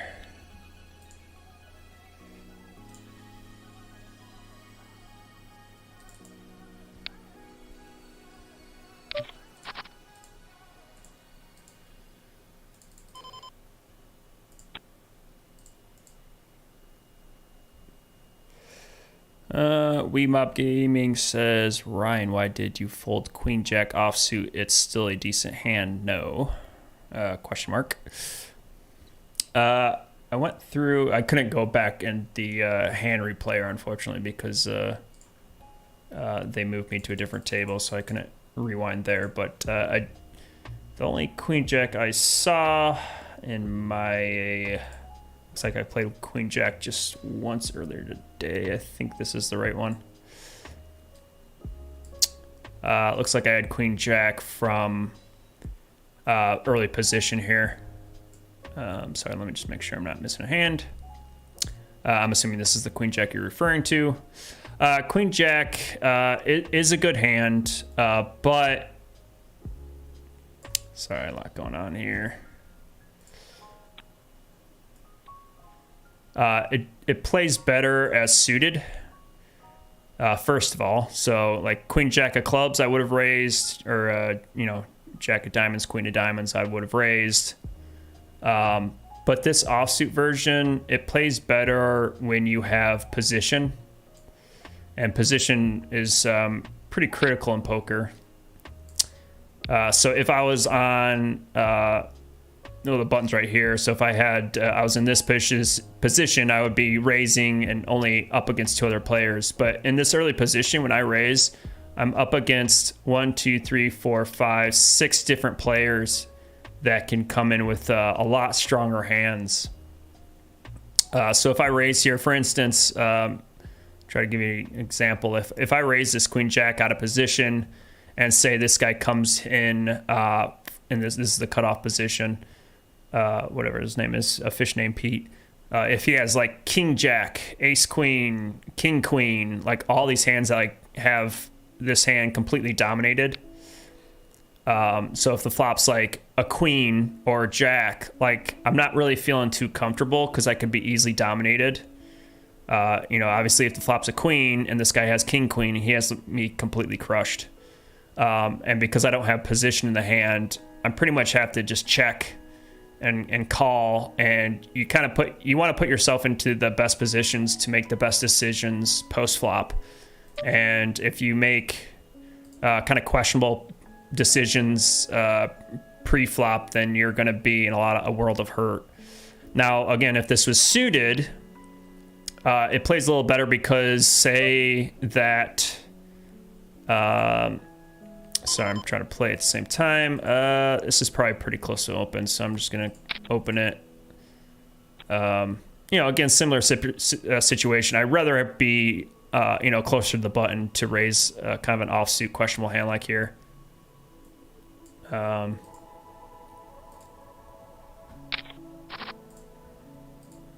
This board doesn't hit me. This hits the big blind range, so I'm going to check this back often. Sorry, I kind of get back to my example once this hand's over. This card's better for me, but he led into it, so I'm just going to fold. I have pretty much no equity. I just have a gut shot. But I could call with one over, but I think it's okay to fold there. Again, this King 10 is, again, pretty close. It could be an open. It might be an open. But I'd rather play suited versions from these earlier positions. But yeah, so if he has king queen and a flop is a queen, I'm pretty crushed. But if I have the suited version, maybe there's a diamond out there or there's a club out there, and I'm able to turn a club and turn a flush draw and give me a little bit more equity for my hand. I mean, it still sucks either way, even with the suited version. You know, you get crushed, but you want to play the suited versions when you are out of position more often, I think. But obviously, you want position always. I mean, that's kind of the standard for the game. That's why you're playing most of your hands from the button here. Gonna go for like a 4x raise. I'm only down to 40 bigs, so if I spike an ace or a king here, I'm probably going to be going all in. I hope I spike an ace or a king. This board completely missed me. I don't think I can c-bet this being out of position against two players. This kind of sucks. I really need the ace of diamonds to blast off here. I made about 4.5x. I should have been able to fold these guys out. I should have maybe gone a little bigger. But I'm gonna bet this card because this is, oh man, this just sucks being against two players though. This is an excellent, okay, good. Phew. I was gonna say, this queen is excellent for my range, so that's why I decided to fire it, even though it sucks doing it into two players. I'm really curious to see what those guys had. But I'm glad that bluff worked. I just had ace high there. If I got two callers, I was definitely gonna fold there. I don't think I can blast most rivers unless it's an ace or a king. But kind of dodged the world there, I think. But yeah, so the you know, button's right here. The cutoff is here. Those are just different terminologies for the hand positions. I use them quite often. So this is the button. This is the cutoff. Player here would be the hijack. And then to the right of that is the low jack. You don't have to memorize those terms, but it's just easier for me to say them out because it's easier to say cutoff versus person one to the right of the button. It's just a longer phrase to say. But yeah, you want position, and most of the hands you're going to be playing is going to be these later positions and the blinds, because you need to have a tighter range from earlier positions. If we go back to this queen jack, like queen jack should be folding out. King jack offsuit usually folds out from under the gun. You're folding out a lot of like crappy offsuit cards, and you're playing what's just called a tighter range, which just means essentially better hands. because position is so important in poker. So you're going to see so many raises from, this is a low jack, this is the high jack, this is the cutoff, this is the button. You're going to see a lot of raises from these like 4 or 5 positions. Small blind is going to be playing a lot of hands too, but they get put into an awkward spot a lot of times because they're going to be out of position the rest of the hand. So the small blind often is going to have a lot tighter of a range. The big blind sees a lot of hands, even though they're going to be out of position. They're going the rest of the hand, which is to the disadvantage. They have a cheaper price because they already have one big blind in there, so they're getting better odds basically to draw to even their crappy hands. That's why you're supposed to be calling with so many darn hands on the big blind, just because it's cheap. Jack 10, this is probably close. This is right on the edge. Again, I'd rather be raising it from the cutoff. This is probably supposed to be a raise. It's good to practice these ranges. There's like I said, pokercoaching.com is an excellent resource for learning ranges. Standard open here with 9s. So like you can say, this is the same position as that queen jack, but I'd rather be raising with a made hand like 9s than queen jack offsuit. But if I raise and get like 2 or 3 callers, I'm not going to be too happy because I'm going to be playing pocket 9s out of position, and a lot of the time the board's going to flop an overcard to my 9s. So it's going to get pretty awkward. But if I have position and I get to see what other people do first in the hand, that gives me such a huge advantage, and I can adjust my strategy to what they do. But I can't do that if I'm out of position. I have to act first. This is supposed to be a call, but just gonna fold that kind of crap. 3 deuce offsuits, pretty much bomb the range there.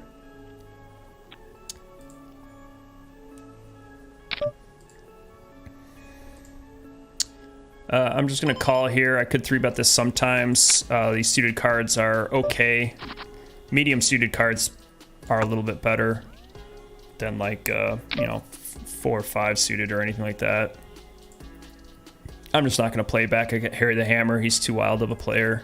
I'm gonna wait for value hands against him. If I were to 3-bet that flop, there's some chance that he might 4-bet it, and I don't want that to happen. Again, same situation here. I could, again, easily 3-bet this, but from the button, I'm going to have position on him the rest of the hand, so I'm just going to call, take advantage of position. Obviously, I'm hoping to flop a set here and let an aggressive loose player just blast off.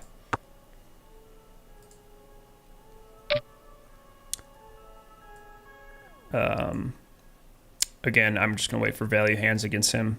I have no reason to build the pot up without monster hand.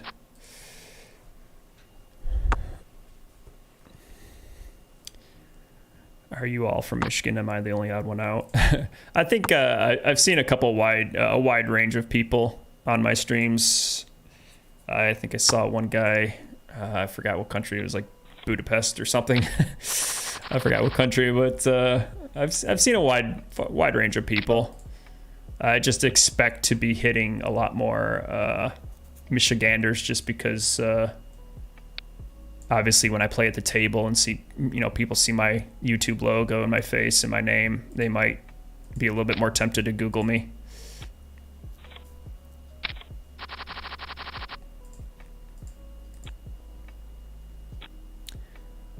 It's always pleasing to see your opponents fold when you bluff. It's like you're squeezing your butt, and as soon as the fold, you go like poof. That was awesome. Yeah. Oh yeah. See, that was a good example of position, because I had that was a while ago. I don't know if I can find that hand again, but you know, I was out of position against 2 players. Like that's pretty scary to put in a bet there, and you don't know how your opponents are going to react. Obviously, if I'm on the other side of the table and I have position and this player goes check and this player goes check, obviously checks can, you know, show weakness a lot of times. And if it goes check check on the flop and then check check on the turn, I'm going to expect them to be pretty darn weak, which is way easier to bluff when it looks like your opponents are really weak. It's really hard to bluff out of position when you don't know what these guys do. You know, maybe they hit that ace or that queen on the turn really hard. I don't really know. That would have been a tough spot if someone called me, for sure.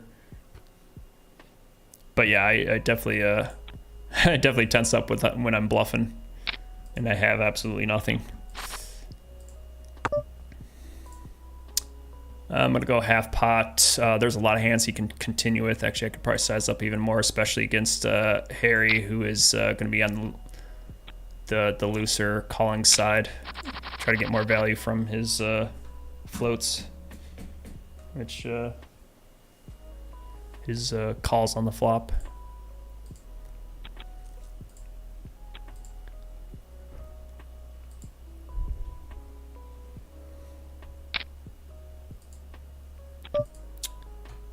I'm going to be calling pretty much any 2 suited cards.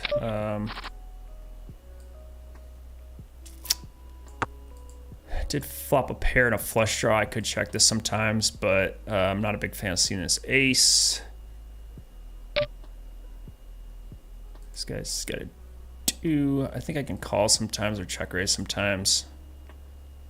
But with that ace out there, I don't think check raising is going to accomplish too much. I'm definitely not going to fold out an ace. And it's only just going to blow up the pot and hurt me. But I was hoping to pick up, obviously, a jack, deuce, or club on the turn here. But without that hitting, it's hard for me to continue. I don't see much reason turning my hand into a bluff. He did check this queen back, so there is some showdown value, not much. He might be thinking about firing a bluff here. He just had pocket 4s, so yeah.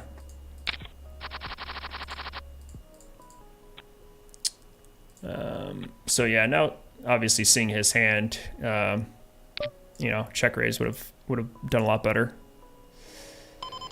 I got 35 big blinds, and this can actually be ripped in.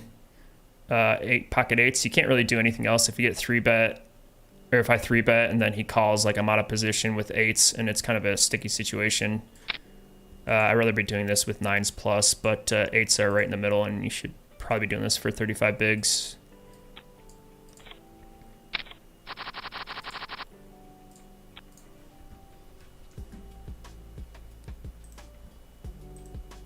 Probably could go either way though.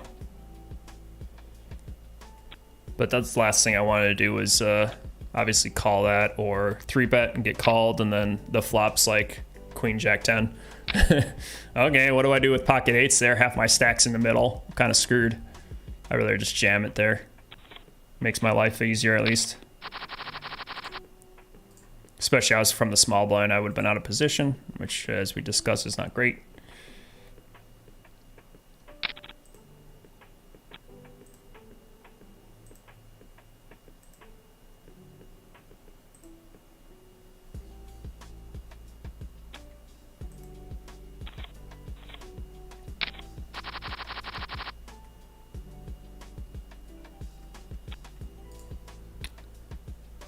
But yeah, one of the things I was working on before this tournament started, definitely trying to get better at finding more check raises, because I just don't check raise that often, which I think is hurting my game. I think this hand is a perfect example of, I had a pair and a flush draw, like I said, which is probably a pretty good check raise. I mean, it can be called, it can be check raised.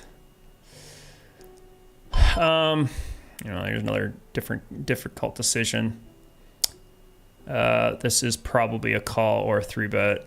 What do I only got? 40 bigs. in early position. That's probably just a call or a 3-bet, but kind of making an exploit fold. I don't like playing looser against early position raise, but I'm pretty sure that's supposed to be a call. Let's see if I get punished for it. But yeah, this would have been a perfect opportunity to check raise, but obviously I was, you know, admittedly kind of afraid of that ace. And I didn't think I was going to get any ace to fold, but you know, with an opening range from the cutoff, you're still pretty wide, and your range doesn't include aces all the time, so I shouldn't be afraid of that ace that often. But I probably would have shut down on this turn even if I did check raise, but obviously right here, check raise would have worked perfectly because it would have folded 4s out. So yeah, trying to teach myself a better lesson, and that's probably a pretty good starting point. Now, if this player was like under the gun, where there's a lot more aces in his range, I definitely would have not have check raised. Would have been against check raising. But against cutoff, I think check raising would have been perfect here. But I missed an opportunity. That's all right. Can't play perfect poker.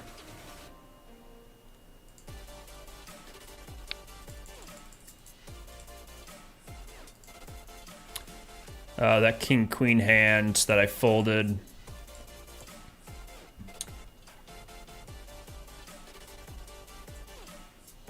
Probably could have gone either way, like I said, but this is what happened on the flop. It went check, and this guy bet pot, and this guy folded, so that would have put me in a really awkward position with king-queen for sure, so. But yeah. Definitely on the tight side. But I don't mind it being sub 40 bigs.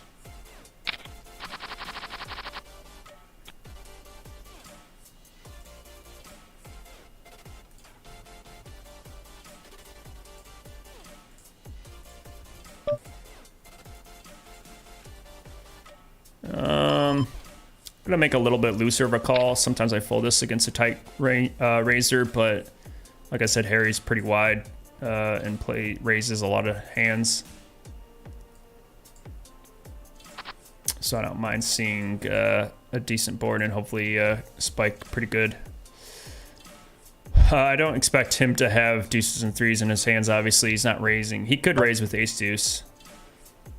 I think I'm gonna put in a little bet here. Maybe half pot, because I do expect him to continue on this board. He's probably gonna flat with like ace 10 type hands. Let's see if he goes crazy with the check raise here. He's only got 23 bigs.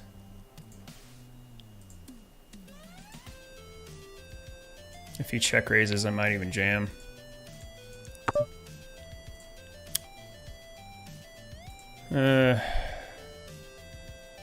Now I have a higher 2-pair, so I'm beating 7s plus, but I expected 7s to continue there. He could have ace 5, and this is just kind of a cooler.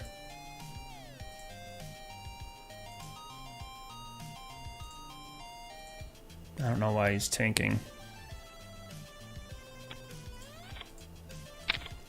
All right, went for a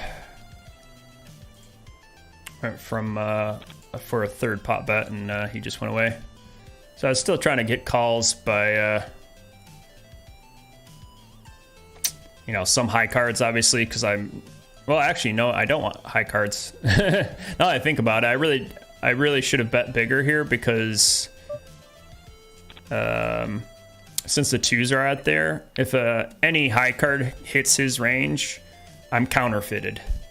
Counterfeited means if I have 2-pair and the other person kind of gets a higher 2-pair, it's basically what means counterfeited. Trying to think of a better example of counterfeit would be like if I jammed all in with pocket 4s and you know, Haury, he calls with ace king, and the flops 6 6 7, and then the turn's a 7, so the board's 6 6 7 7, At that moment in time, he has 2 pairs, 6s and 7s with the ace, and my pocket 4s would have been counterfeited because they're lower than the 2 pair that's already on the board. So I would have 6s and 7s with 4s, with just a 4.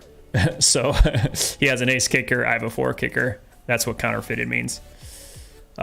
Which is sometimes why you don't always want to be playing pocket 2s, pocket 3s, pocket 4s, is because there are some chances for them to be counterfeited. That's why they're not as high equity hands, and they kind of play better as just open jams when you're short stacked. But yeah, 5-minute break. I definitely need some water. I'm out of water, so no, a little water break, and I'll see you guys in a second.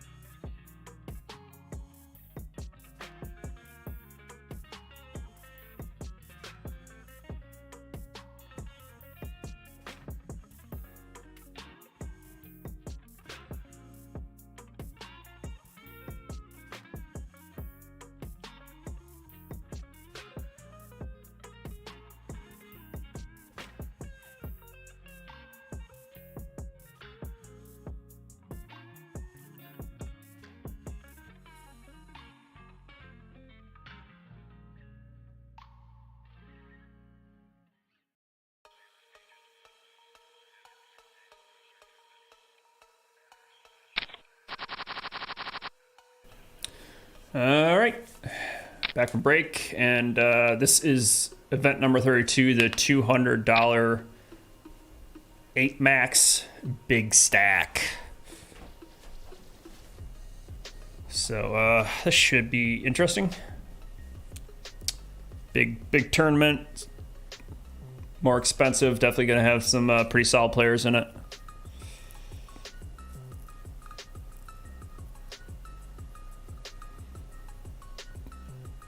You guys are talking about blackjack in the chat. Nice. You can count cards. Nice. But he's banned in all the casinos. That's why you're switching to poker. I mean, if you're smart enough to count cards, like, you'll be fine in poker.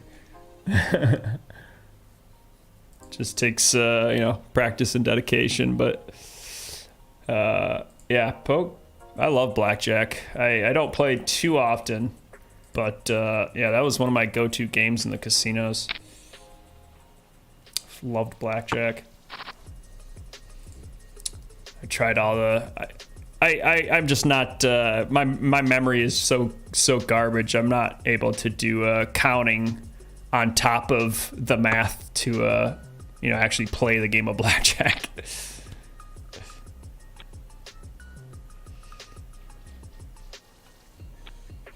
Yeah, blackjack is easy compared to poker. It's difficult to count cards at the same time, for sure. I can't do that, but it's definitely a fun, entertaining game. But obviously, the strategy is actually, there is a strategy chart very similar to poker, but there's, you know, there's only one strategy chart in blackjack. It's pretty much the same kind of chart, the 13 by 13. You know, says which hands to stand, which hands to which combination of cards to double down on, split. Always split aces and eights. Always double on 11s, that kind of stuff. Ace king under the gun here, suited in the $100. After that big kind of bluff went wrong, I was able to get back to above starting stack. So starting stack was 25,000. I'm up to 33,000. So didn't start off too great, but doing a lot better now.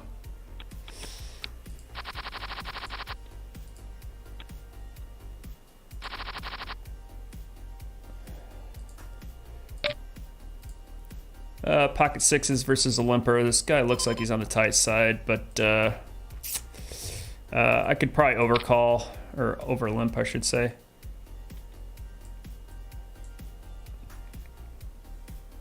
I'm not a big fan of over limping when somebody limps, but you know, for this deep stack, I think it's probably fine. Hopefully, just to set mine. Obviously, I missed my set, so. Just get out of the way. Got ace king, Haury the hammer jammed. I'm gonna rejam for 41 bigs with ace king offsuit. Up against queen nine, gotta avoid a queen or a nine, and we do, and knock him out. Spike that ace and got that KO. Awesome. That feels really good to do that. Especially playing against, I mean, he'll probably, well, it's just a free, it's a freeze out, so he can't rebuy. But I was gonna say, I mean, I've knocked him out like 4 or 5 times this last week. He definitely knows how to jam pretty light. He had 18 big blinds, I want to say, and queen nine suited. It's probably close to a jam actually, but not quite good enough. Looks like everyone just folded to my kings. Yep. But yeah, that's a good feeling. He is a tough player to play against. You know, he's going to play a lot of wide range, a lot of random cards, but he's also going to play them aggressively. So it's hard to kind of read what his hands are.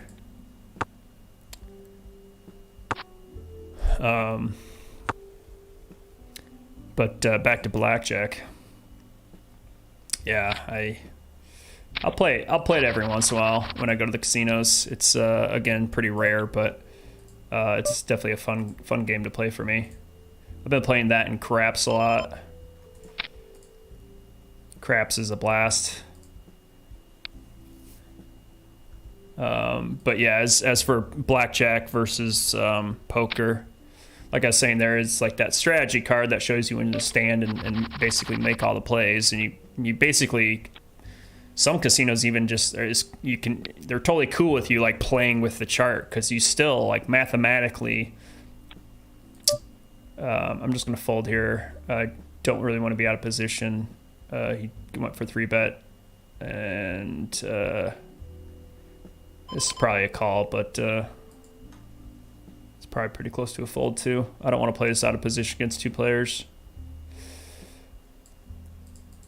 But yeah, the blackjack is yeah, you can bring that card to that table, or to the table, and play blackjack and follow the basic strategy, because they know that the casino, it doesn't matter if you follow that strategy perfectly, the casino still has, 1%, 1.5% edge on you, no matter what you do.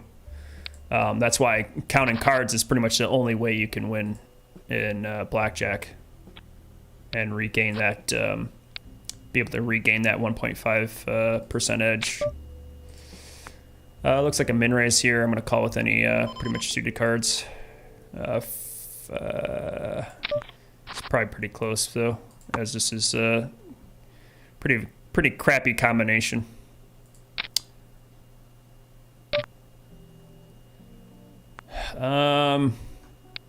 It's kind of awkward. I do have a gut shot to the nuts. I don't know if I'm getting the right odds. 3 to win like 10, probably am. But with the club, probably not the best card, because even if I hit my 4 hearts here on the turn, I'm sorry, 4 clubs on the turn, I would have had the nuts straight. But actually, that wouldn't even been the nuts straight. That would have been the low. So probably pretty loose call there on the flop. My bad. Again, talking about the wrong hand. Jeez, oh Pete, I gotta stop doing that. I just called 1-bet here. 5 deuce suited, so you didn't miss too much. Oops, sorry, wrong button. I'm gonna go raise this up. King 9 suited.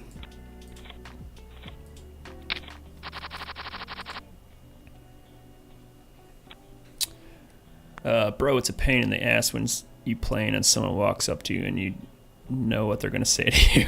I'm a lot of playing a game in those casinos except blackjack. Yeah, blackjack is easy to follow if you're playing basic strategy, but keeping account needs a lot of practice. Yeah, you're keeping 2 sets of numbers in your brain at the same exact time. I mean, like, even basic stuff like, just for instance, if, like you said, it takes a lot of practice, because it's like when I'm dealing, or before I'm dealing, a home game, I should say, and I have, a deck of 52 cards, a lot of times you want to count out those cards. So you just, 1, 2, 3, 4, 5, 6, you count all the way up to 52, make sure you have 52 cards in the deck. Obviously, you don't want to start a new tournament or home game or something and you're missing a damn card out of the deck. But if I'm like, 36, 37, 38, and then somebody says a random number, like 52, 58, like starts messing with your head, all of a sudden you're like, what number was I on? Like, and that's just one set of numbers. So in blackjack, you have to know, obviously, what, almost like you have to practice so much where you kind of, it's like riding a bike. Like you just know how to do the math of poker so well. I'm sorry, blackjack. So that 8 and 3 is 11, and you double it. You're gonna have to get that, nailed down so well that it just becomes second hand. That way you can do the math for the counting on the side. You're like, all right, because you're looking at every single card that's out there. All right, 7, 8, 9, neutral cards, whatever, 0 plus 0. And I was like, I just couldn't do it. So I definitely respect you, man, for being able to do that. That's very tough to do.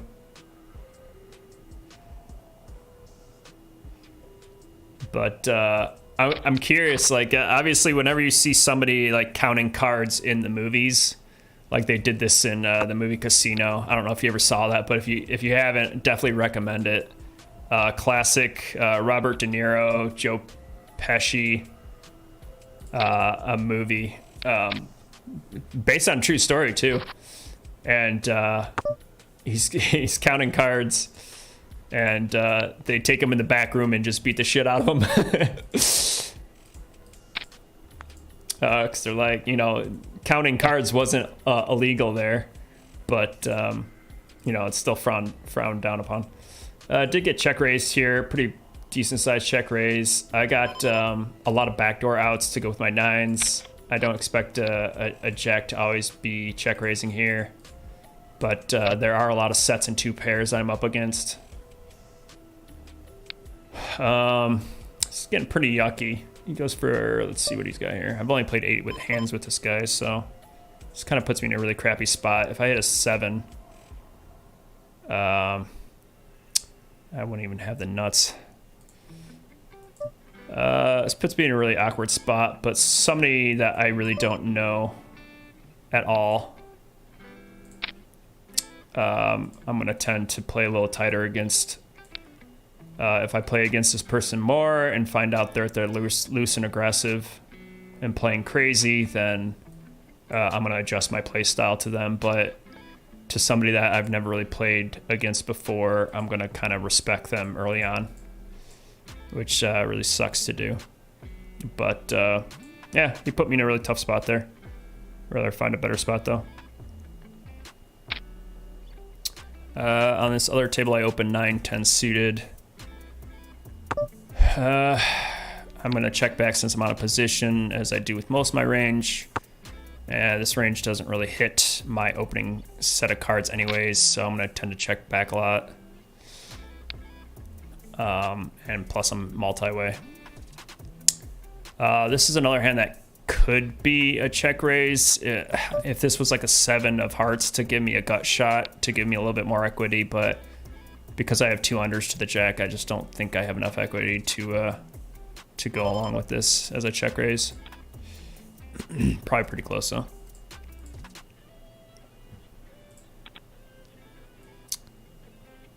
Especially when somebody's betting multi-way into 3 players, you kind of have to kind of tighten up and give them a little bit more respect. If this was just me and him, maybe I would consider floating, or check raising, but multi-way, just safer to shut down.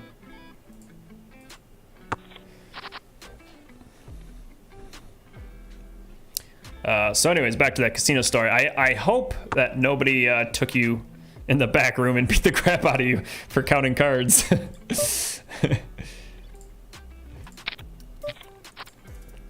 I hope they treated you well in India.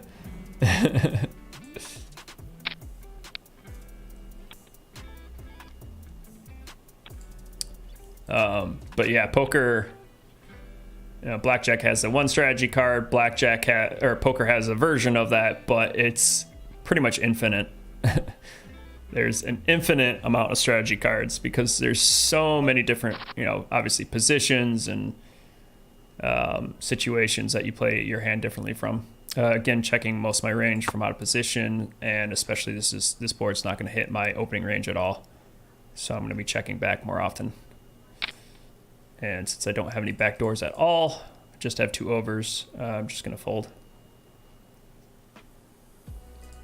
Especially to this larger 7 big blind bet into a 10 big blind pot.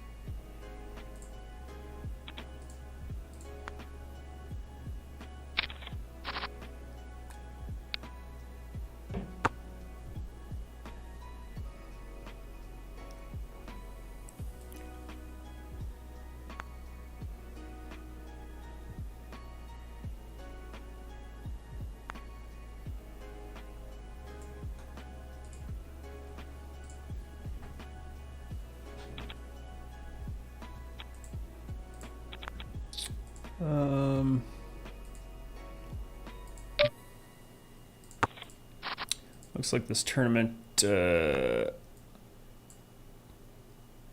see how we're doing on stats here. I could probably raise this, actually. I'm gonna try raising this. I don't really know this position too well. This doesn't come up that often. Kind of want to see what happens if I turn my hand into a bluff here. I have a gut shot and backdoors, but once he calls my bet twice, I'm just gonna give up here. He pretty much has a king and a flush.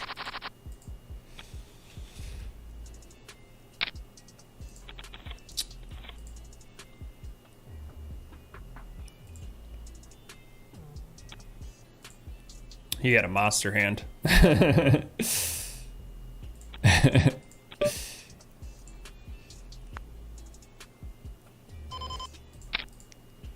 Raising pocket sixes here from the hijack position.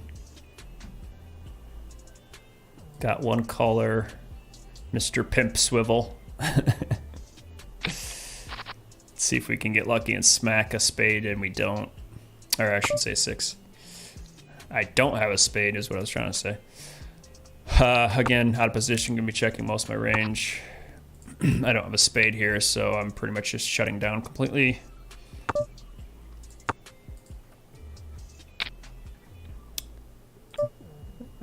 Yep. But yeah, that hand is, I kind of want to try something different. Like, this isn't a spot that I run into very often at all. Meatballs is a great player, by the way. And I know not to mess with him too much, but when he leads here, I do expect him to lead with a king a lot, but some kings do raise pre-flop, so, you know, sometimes he's going to have a king, sometimes he's not. I was kind of expecting a 3 or deuce to lead sometimes. I think he would check those back as well, so I was trying to figure out what hands he would be leading with, and a flush draw does make sense to lead. But I have a gut shot and a backdoor, you know, gut shot. I'm sorry, not a gut shot, I have up and downer. So I need a deuce, I'm sorry, an ace or a 6, 2, 3, 4, 5, 6, to make a straight. So that's why I went for a re-raise. I was trying to get like a 3 or a deuce to fold. I didn't expect a king to fold too often. Once this 10 comes, I tried to, I think I did make it a larger size. Yeah, I went like 60% pot, looks like. And once he called, I knew he pretty much had a king, and I was just going to give it away and just fold it. I'm glad I did, because I ran into a monster, and he had, rivered the flush. So I'm glad I checked that back and gave up. Gonna go for a squeeze here. Make it about 4 or so X. This probably could go either way as a raise. It's probably a call a lot, but cutoff versus low jack and hijack, I think you can do a lot of squeezing from this position. Even though I don't have that great of a hand. Do gotta avoid a 10 or a 6 out for a knockout, and we get it. So got a knockout. Unfortunately, these guys got to see that I squeeze with ace-9 suited.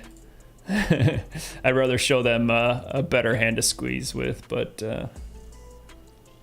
and if you don't know what a squeeze is, it's basically when someone raises, someone calls, and then there's a third person that re-raises.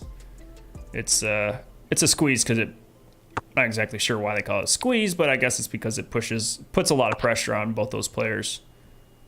Since the first raiser doesn't want to be this first person that raised. If we go back to the start of the hand.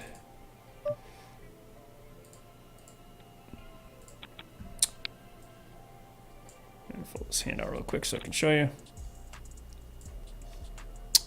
Once I raise here, you know, minus this person altogether, but once I raise here, this person gets put into an awkward spot because if he calls, he's going to be out of position against two players. So he's got to be worried about the second player that makes his decision. So once he folds, then it's, you know, on him to make this call or not.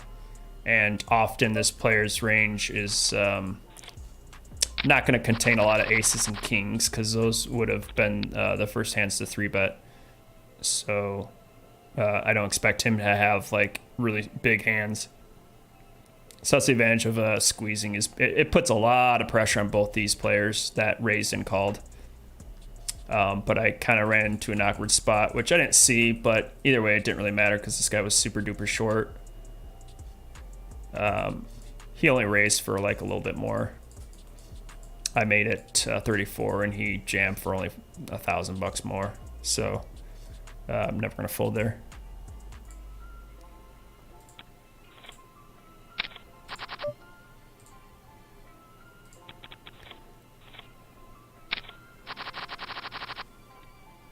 Got kings here on the $100 progressive.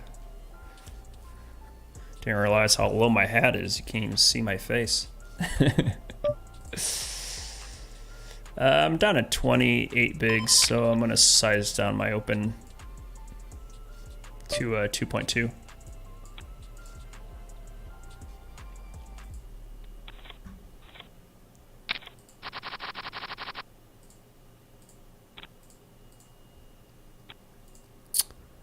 Looks like right now, oops, wrong button.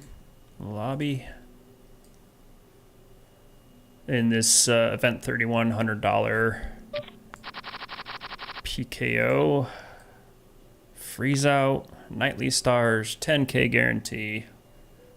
A lot of crap to say. Looks like there's been 144 entries. I'm 47th out of 75. 20 spots paid, so a long way to go for sure in this one.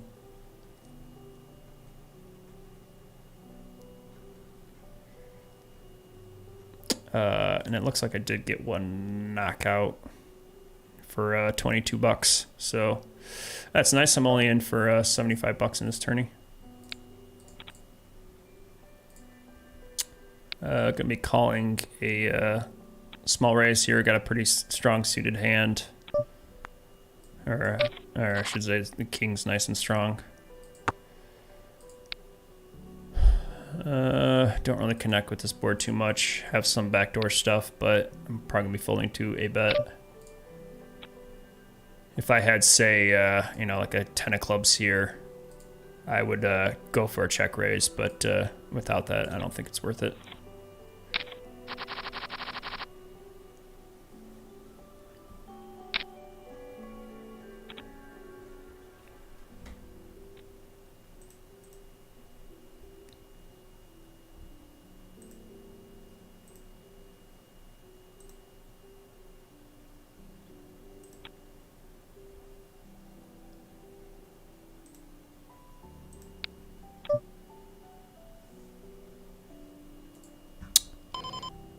Well, I would love to call, but he made it pretty big here. 4.3x is just way too big for calling.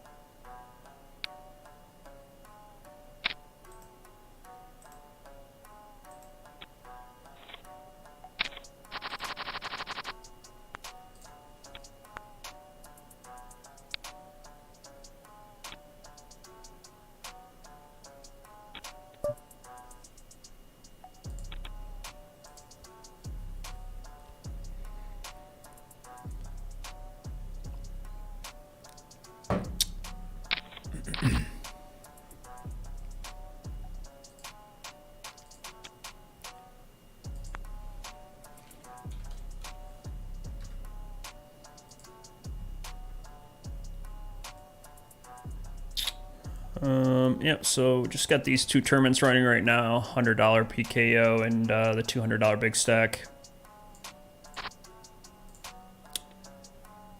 And then just finishing off the night, it looks like in a half an hour is just a $20. They're calling it the main event trainer tournament, which I think just means they, curious if that starts with the bigger stack. Looks like you start with 100,000 in chips, so looks like they're trying to give you a nice big starting stack. Got pocket queens here. Looks like the blinds went up, so down to 22 big blinds. Hopefully we could get some action. That'd be nice. But not that kind of action. Gonna bet one big blind here. Typically you want to bet small all the time on these monotone boards. That's a pretty shit turn card, unfortunately. Obviously, he's going to be calling and floating with a lot of flushes. Flush draws, I should say. So I'm just going to check back. I don't see any reason to put more money in the pot and hopefully just call a small bet on the river, or I'm most likely going to fold to a bet here. I'm happy to just check this down. It's a shame that extra spade came out because he actually flopped top pair, so I would have gotten a lot more value out of his jack, but obviously the spade is a scare card for both of us. But once he checks, there's not much value I'm going to get. I don't think I'm going to get value from a jack once he doesn't have a spade. Pretty much just going to be getting called by hands that have me beat, so I'm just happy to take that small pot there. Got myself back up to 28 big blinds.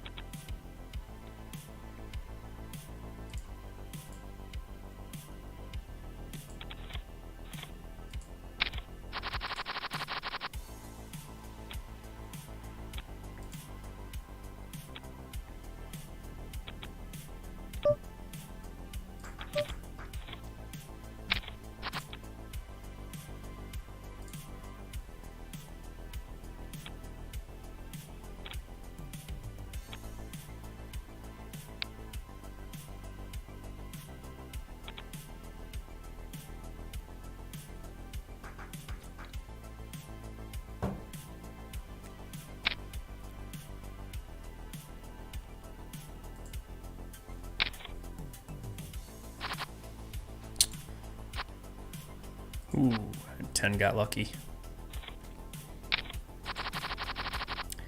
Ace queen versus ace 10 and the 10 spikes. Gotta get lucky in these games, man. Gotta get lucky. Even the best pros in the world still need to get lucky to win tournaments. You can't just outplay your opponents every single hand. You're gonna have to make hands. 4-6 suited, definitely gonna like to be calling this for a cheaper price from the big blind. And again, unfortunately whiffed on this flop, so we're just gonna be check folding.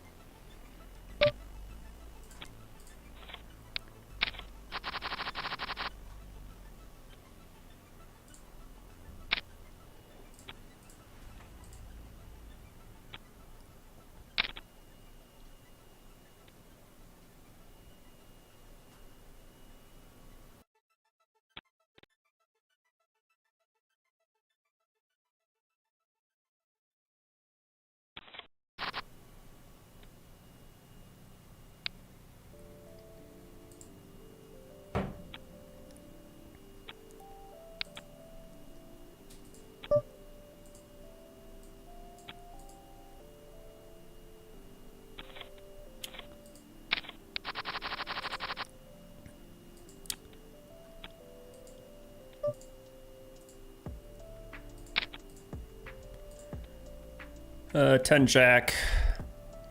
Obviously, I like, again, the suited variation, but being in position from the cutoff is going to be pretty strong. This flop, I can just going to c-bet here, third pot bet. I have top pair with some nice little backdoor action. If he check raises, I might be going all in. I do have an up and down straight draw. 6-7 does get there. I'm not too worried about that. I could probably check this back actually to kind of pot control because I am kind of crushed by other jacks. That king's pretty much the worst card. Obviously, there are, well, queen 10 was already there, I guess. 5 into 5. I don't think this is a bluff. This is a really good river card for him. And I'm also beat by a lot of better jacks like queen jack. I was gonna say king jack. This puts me in a really tight spot. I just don't think I'm beating much. Yeah, 2 pair. Yeah. Kind of felt it in my gut to fold there. Like I said, I was only beating a bluff. And the river card was really bad for me. Pretty light call. Unfortunate. So yeah, he did get pretty lucky here. Spiked an 8 on me. Kind of a cooler, but like I said before, multiple times, like once you get under 30 big blinds, when you flop top pair, you're gonna lose well, you're gonna get it in most of the time. So that's pretty painful, but 16 big blinds is still plenty, so I'm not gonna complain too much. Well, I mean, I will complain, but ace-5 suited here. This what's his name? Simple Cindy or whatever.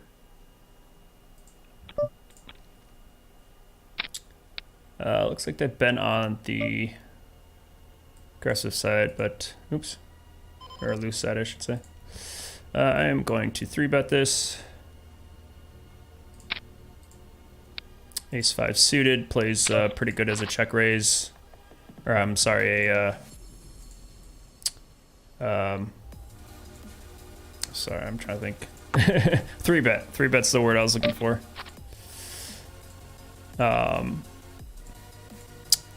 I could c-bet this as a 3-bet. I'm gonna have. I'm not gonna hit this 4 and 9 that often. That's why I decided to check back. I am gonna hit this queen with like ace queen, king queen that wants to 3-bet, but I just don't connect well enough on that board, unfortunately. And I was hoping to take it down pre-flop and or hit the board pretty good, and I just didn't.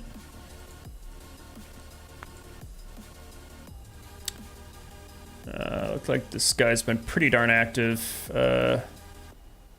He's playing a lot of hands and raising a lot of hands. Gonna go for another 3-bet here. Again, this guy's got pretty active stats as well.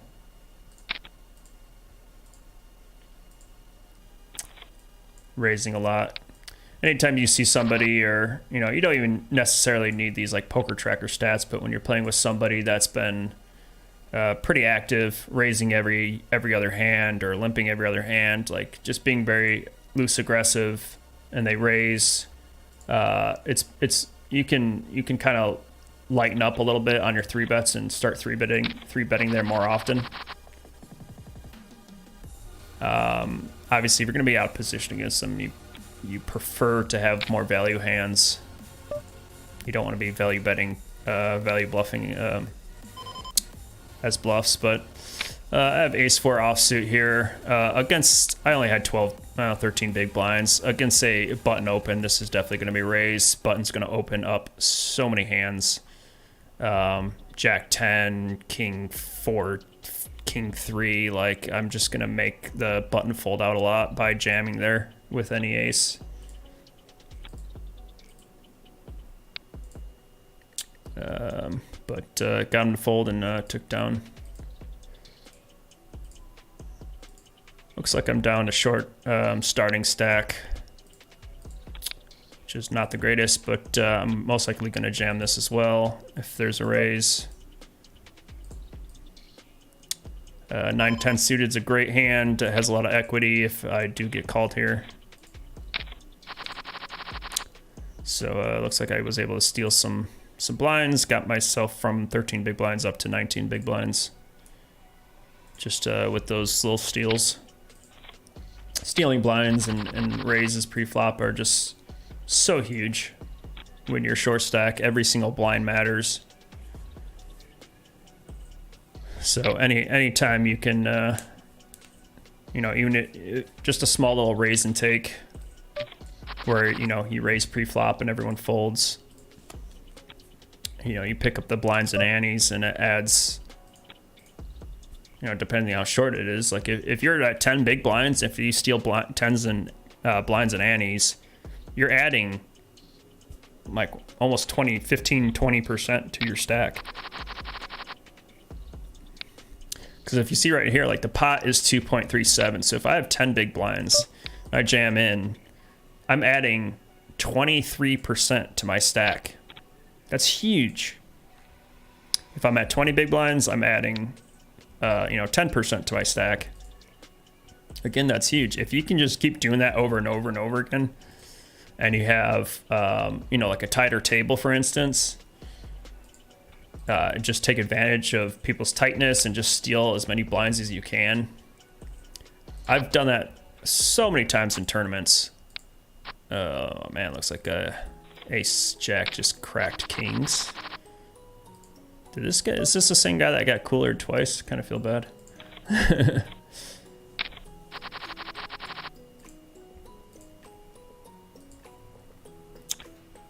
Yeah, I've done that so many times in tournaments where I'm like super duper short stacked, anywhere from 10 to 15 big blinds, and you're just, raising, everyone folds. You go all in, everyone folds. You do that a couple times, you slowly build your stack up to 20 bigs, and then you get lucky and you get a double. And it's ginormous. Like then all of a sudden you double up to 40 big blinds. You go from 10 blinds to 40 big blinds like instantaneous sometimes. This is another bad turn card for me. Raise pre-flop, c-bet with a 9. I do expect a lot of flush draws and straight draws to call me. I don't expect too many floats with the king, but once this king of clubs comes here, it's pretty much the worst card for me in the deck, next to like the 10 or the queen of clubs. And he just goes for half pot, and I'm just gonna have to fold. Wish I had the queen of clubs to continue.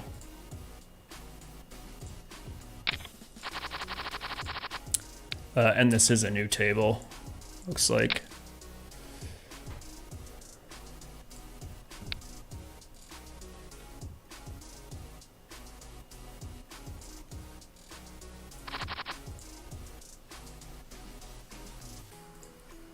Pocket nines here.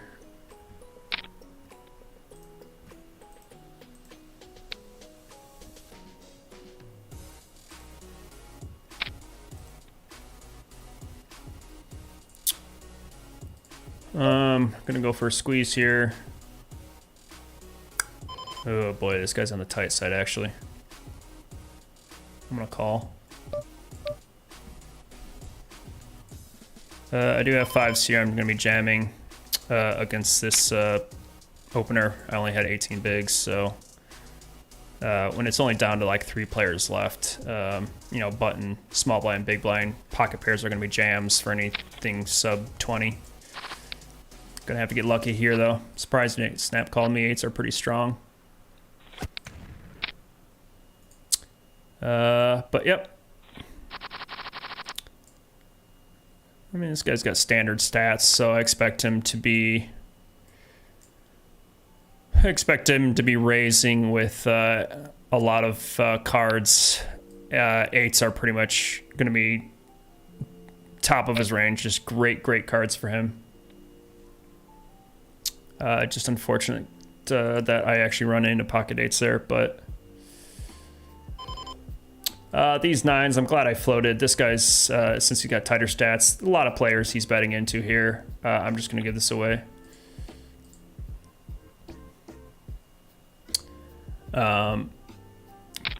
Yeah, so knocked out of the 8 max. That was a freeze out, so we're done with that tournament. But again, I had like 17 big blinds. Whenever it's just 2 players left, pocket pairs are just going to play themselves and jam all in pretty much. If this guy was like super duper tight, I would jam even more. He's still going to have, you know, I'm not going to be up against aces and queens and kings and those super huge pocket pairs all the time. Like, I'm still destroying, you know, well, not destroying, but still flipping with ace king, ace queen, king jack. He might even open in hand. You know, you're still going to raise a lot of hands, just small blind versus big blind. You know, he could have raised with like king 10 off, you know, that hand that easily raises, but is easily going to fold to a rejam. So again, you know, I don't mind it. I made the proper play and unfortunately just ran into that pocket eights there. I'm surprised he didn't snap call me, actually. Eights are a phenomenal hand against somebody that's going to be jamming 18 big blinds. But that's all right. We're out of that tournament, and we're going to focus on this $200 big stack here.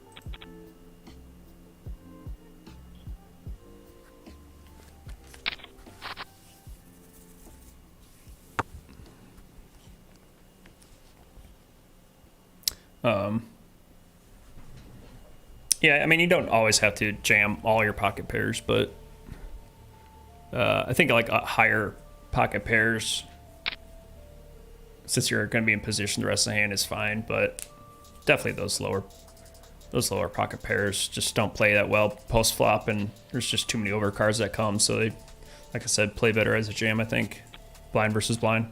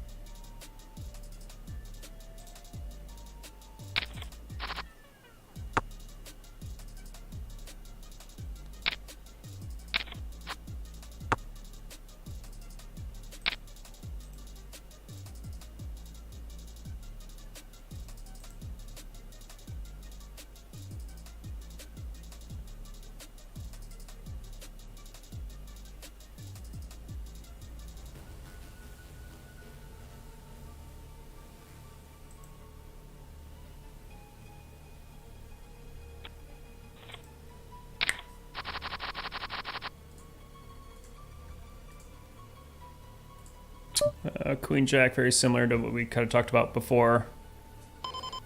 45 big blinds. I'd rather be deeper. I'd rather be in better position. I'd rather those be suited. Like, all those small equities, you know, kind of add up, and you want to, you know, want to be making positive equity up, making those better decisions.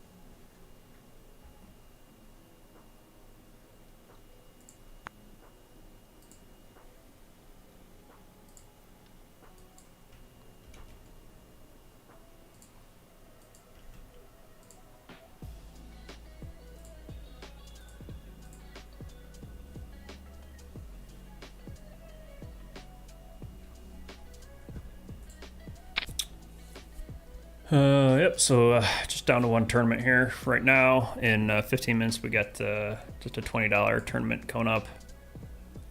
So not excited, not as exciting as the 4 or 5 multi-tables with Omaha and all that stuff, but it's kind of good to just take a mental break, especially tomorrow is going to be extremely busy.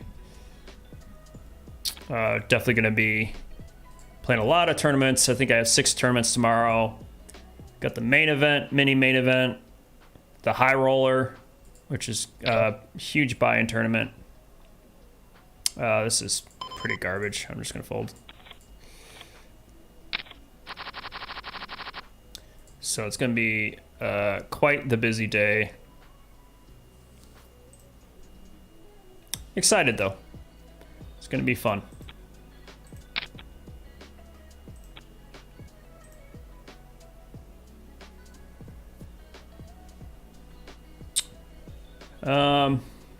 Against early position, this could play as a raise.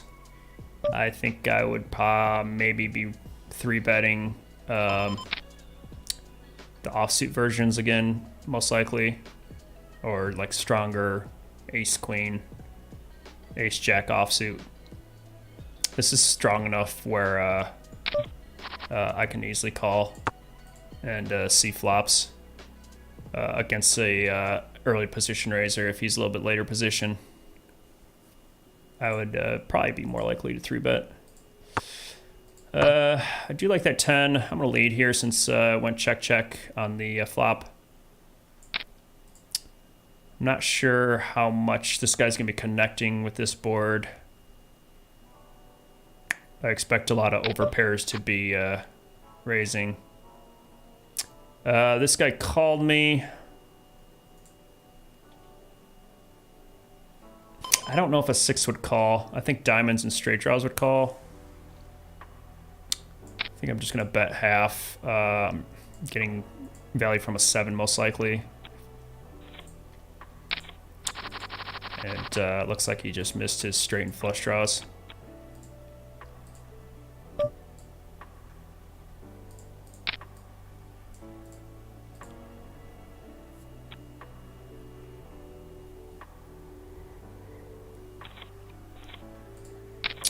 Raise and take. Yeah, kind of back to the point about just stealing blinds. Obviously, when you're super deep, 50 big blinds plus, obviously super deep is more like 100 to 200 big blinds deep, but 50 big blinds, you're still deep enough to play a wide range of hands. But obviously stealing blinds is not as important when you're a deep stack like this, because like I said, when you're 10 big blinds and steal blinds and antes, you're increasing your stack by 10 to 20%. When you're 20 big blinds deep, you're increasing your blinds just by stealing blinds, 5 to 15 big blinds or percent, and that's huge. Obviously, when you get way deeper, if you have 100 big blinds and you're only stealing 2 big blinds, you're only adding your stack by 2%. Like, huge difference. The importance of blinds and antes on the effect of your stack. That's why I like tournaments, because it's so much more organic. When you're playing cash games, you play a lot more deeper. You're typically playing 100 big blinds to 200 big blinds. So stealing blinds, it's pointless. It doesn't really mean much. Standard open. If this guy opens, yeah. I'm probably just gonna flat if he opened.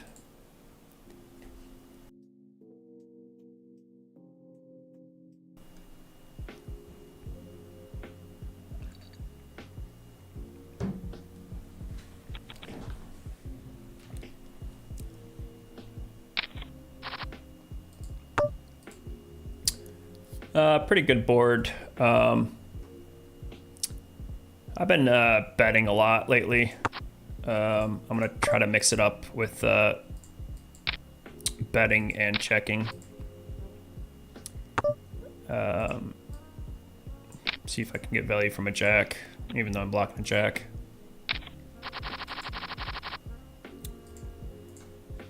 I do, I know I've said this earlier in other streams about slow playing.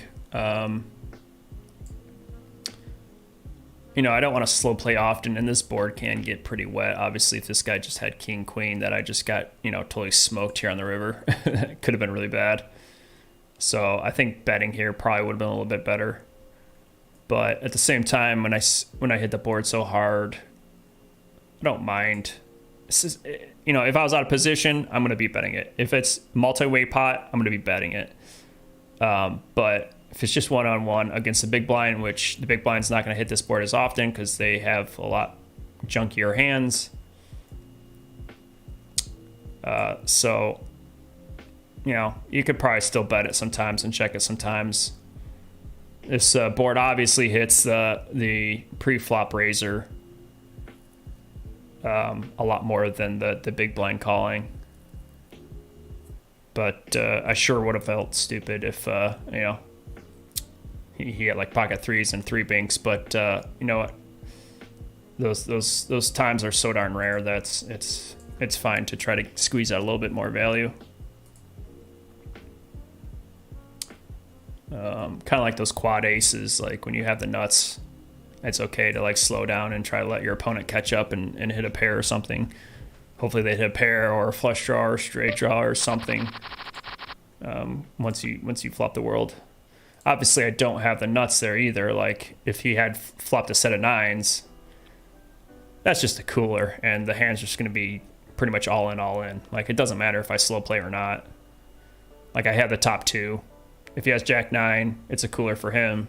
If he has ace nine, it's a cooler from him. Like, you know, slow playing doesn't really hurt me here. But you know, checking into this board, you're probably going the opening, the original raiser is going to be betting this pot a lot, I think, or checking, either betting small or checking. He could probably bet half pot actually.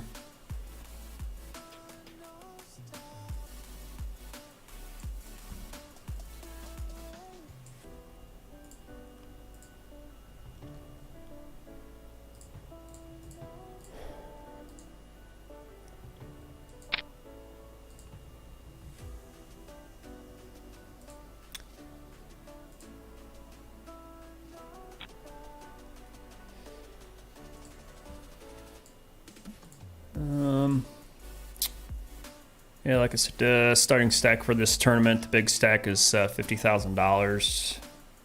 Wow, 50,000, not $50,000. Non-denominational tournament chips, or not non-denomination, not denominational. This isn't a religion.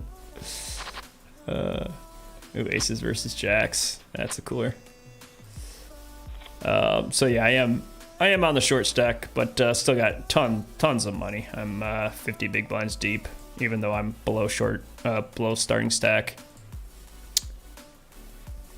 The reason I like playing these more expensive tournaments, whether it's online or live, is because you're paying for a better structured tournament. And this $200 tournament, the structure 10-minute blinds, the blinds go up you know, a little bit on the slower side. You know, it doesn't go like, you know, 500 100 or 500 1000 and then they don't double to 1000 2000. Like that would be a bad, poor structured tournament. You can see in here it goes 600 1200 714 816. Like it's a slow playing structure, which obviously is better for, you know, solid players. And you get a lot more play time out of this. Like this tournament's gonna last all night pretty much. Started at like 8 or something, so it's yeah, it's been running for an hour. So started at 8 o'clock, it's gonna be running probably till 2 in the morning. Would be my guess, or 1, maybe 1. But yeah, just you're paying for a better structure. The tournaments, if you were here earlier on, I started by playing a $10 tournament and a free roll. Those structures are horrible. Like they are just so fast. They're usually turbos, which means the you know, right here where it says minutes, turbos, like this is a 10-minute. I mean, I could open that up right now, actually. I am kind of curious to see what the main event is. The structure of the main event is 15 minutes. The structure of the high roller, that's probably the same. I wouldn't, yeah, 12 minutes. Like, a live 12 minutes would be really fast, but online it's a little bit slower of a structure, so it works out pretty good. But yeah, 10, 12, 15-minute blinds are really good. And that's what you're paying for. So if I go to something like a cheaper tournament, I'm just curious. You can see like right here, this is a $10 tournament. You only get 8 minutes. And this is actually pretty decent, to be honest. 8 minutes and 25,000 starting stacks. Pretty good structure. And that's probably a little better for the winter series. But I'm sure if I can find another cheap tournament, it's going to be like some hyper turbos are going to be like 3-minute blinds structure. And it's just going to be like go, go, go, go, go. So when a structure is fast like that, you don't have a choice to play slow.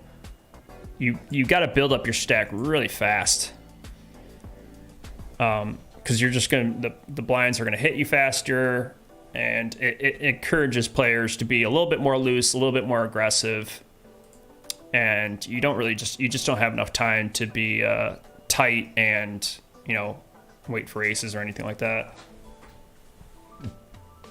Excuse me. But that's what you're paying for. Like this $20. This is probably, well, this is a turbo. So you can see right here, this is a $20 tournament. It's a turbo. It's 6-minute blinds. So you can kind of see just by a couple of those examples, when you pay more money, you get better structure. And better structure, you get, even if you're a fun player and you're not a pro, like me, like I'm more of a fun player, I want to get my entertainment value out of it at least. Like when I play a live tournament and I'm spending $1,000, like I'm playing against really, really good players that are going to kick my ass. But if I can at least get my entertainment value out of it and be able to play 8 hours, I'm going to feel like I'm going to get my value out of that tournament. But you bet your ass I'm not going to spend, $1,000 for a tournament that has like 5-minute blinds and it's a turbo. Like, no way.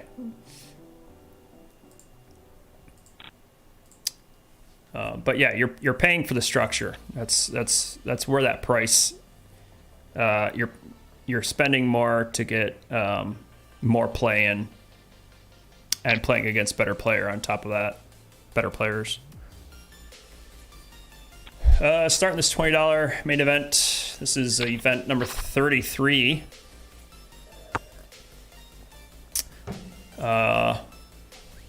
That means I played 33 events in this winter series. It's been a long week.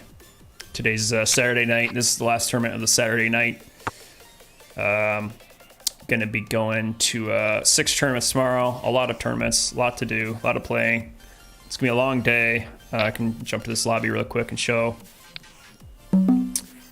So today's the 29th right here. But we got, 30, event 34, 5, 6, 7, 8, 9. So 6 tournaments, all big tournaments too. $100, $200, $1,000, and then another $100.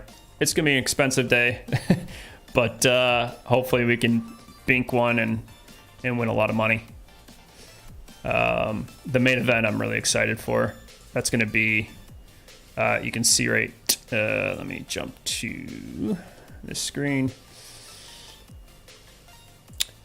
Obviously this number is going to change. Right now it says 41,000 for first place, but once more and more players come in, this is going to spread out. So it'll probably be maybe $30,000 for first, but we'll see.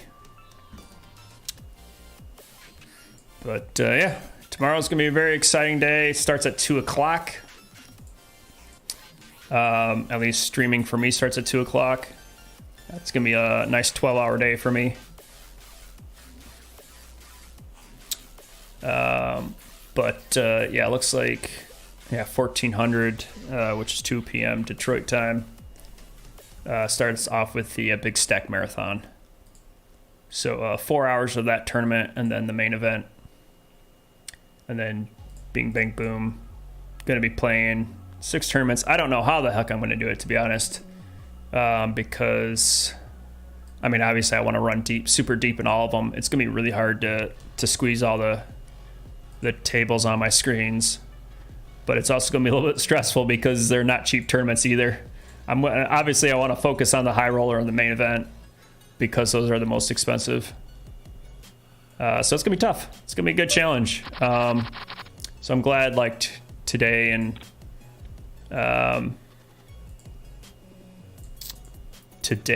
yesterday. Well, yesterday was kind of stressful, but that got a little bit more busier than I expected it to be. But today's been pretty gentle, which I appreciate.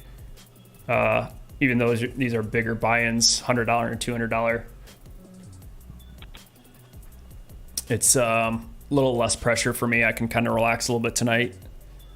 And then Monday is the last night, but those are just 3 small tournaments. So it's just the wrap up on Monday. I'm definitely going to be hopefully celebrating a big win for tomorrow. But anything can happen.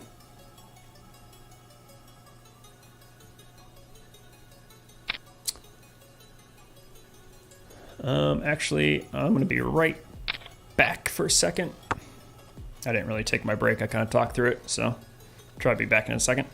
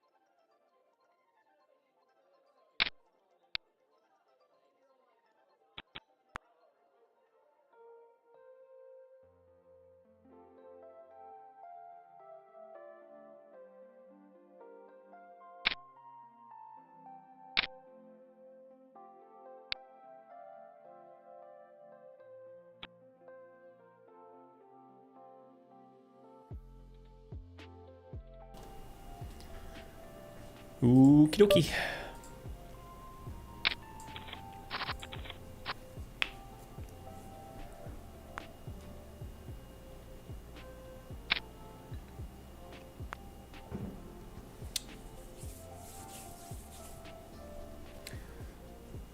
If anyone is on here that is in Michigan, I was talking about reviewing poker rooms earlier in the stream, but the best room, I would say, is Firekeepers in Battle Creek, Michigan.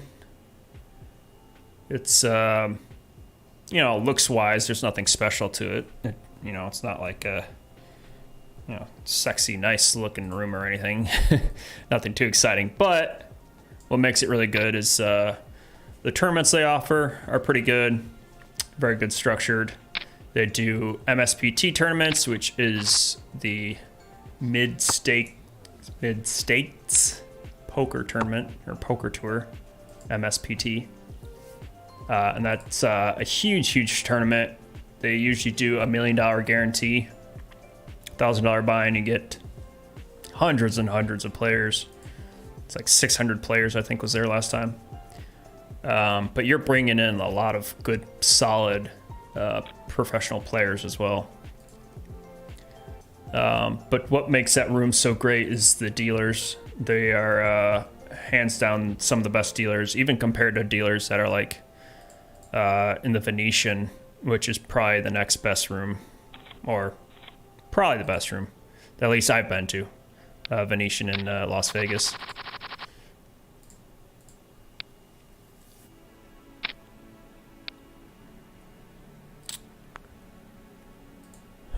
Obviously, you know, Vegas is the mecca. It's going to have the best poker dealers in the world there, I'm sure. But yeah, outside of Vegas, I would say Firekeepers has been the best dealers that I've ran into, poker dealers wise.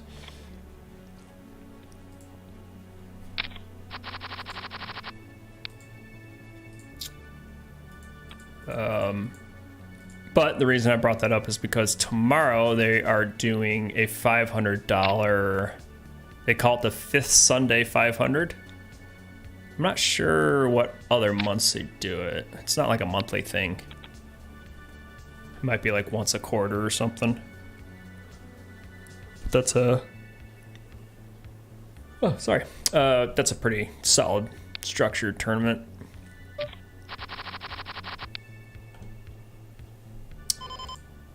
Suited connectors. I would love to open this up. I'd be opening this up under the gun if I had about 100 big blinds deep, but 40 big blinds, you want to be a little bit deeper for suited connectors like that. One of the reasons is they just don't, they don't realize their equity enough, which means you just basically don't always get to the river short stacked.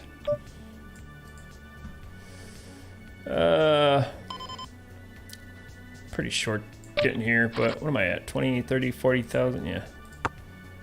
37,000 big blinds. Value bluff here. I've been playing with value bluff all week. It's been another tough player to play against. Been button heads with him all week. King 9 suited here. I wonder if I could jam this. I'm just gonna call. If he raises, I could probably just call. I wonder if this hand kind of mixes in. King high, I can probably just check down. I'm curious if that's supposed to be a jam though. When you're, again, like we talked about before, small blind versus big blind gets pretty dicey. But I think King 9 is strong enough to see a flop.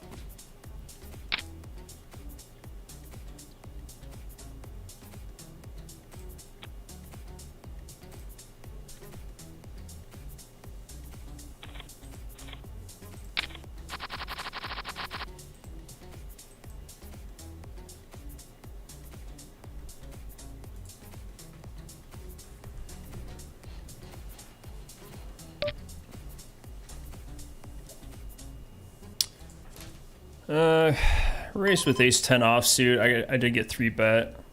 I'll be in position, but he made it 4x, and I'd rather be playing the suited version.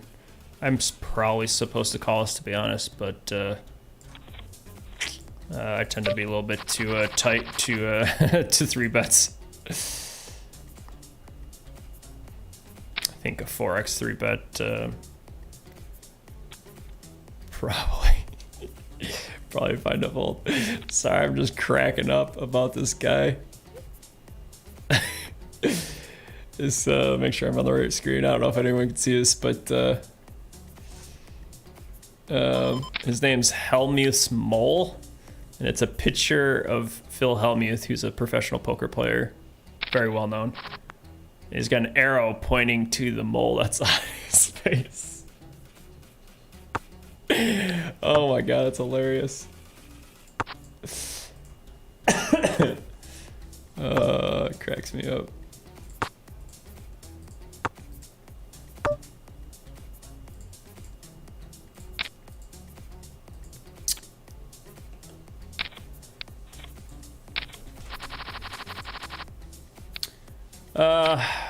Went for a bluff there, even though it was great river for me.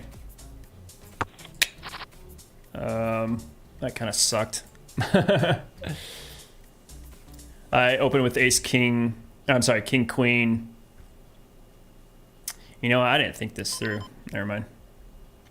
My bad. I was like, well, I'm not going to have showdown value because an ace beats me. But I'm like, well, shit, an ace is out there. A pair of aces is going to beat me. So why bluff? This is such a horrible bluff. I didn't even think about it. I'm like, well, I gotta represent the ace. I did not think that one through. I have showdown value with a king. To be fair, I guess in my defense.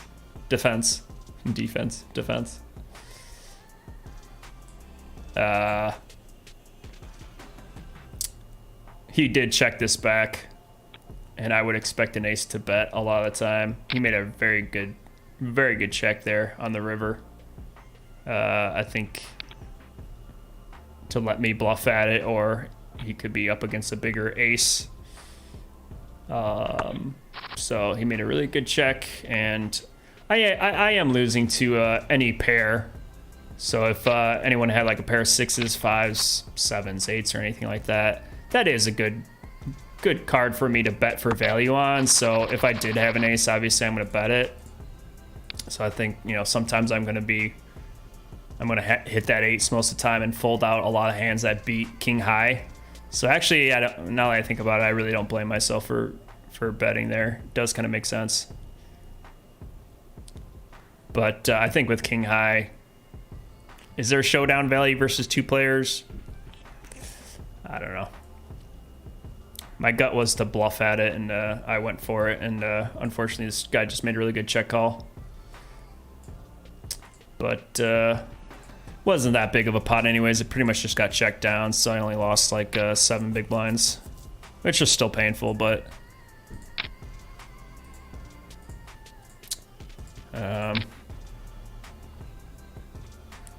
again, like I've said before, try to cut out those bluffs multi-way. But I mean, I'm only against 2 players, but still, it's really hard to bluff into multiple players. There's this concept of God, I just heard it today earlier. Something like along the lines of like sharing equity. When there's 10 players in the pot, like everybody pretty much has 10% equity at winning the hand. Even something like pocket aces, which is extremely strong, obviously, is really strong, but it's only really strong against 1 or 2 players. That's when it's really strong. I think I can call this. It's probably pretty close. He did size up to 3x. I'm gonna have to continue on this board, I think. I could. This kind of puts me in a really awkward spot. I'm gonna have to go runner on him. I wish I had a pair or something to go else with this. I need to go half pot. Let's see what happens on the turn here. I'm probably gonna have to bet here or fold. I'm just gonna go over a small bet here and then jam river. I can definitely represent this king as an overcard since he checked it. I don't expect him to like that king too much. He could just have ace high. And obviously I have equity, and I picked up that equity and got super lucky. Unless he's cooler than me and he's got like, you know, a 5 here. But I was probably gonna jam river anyways.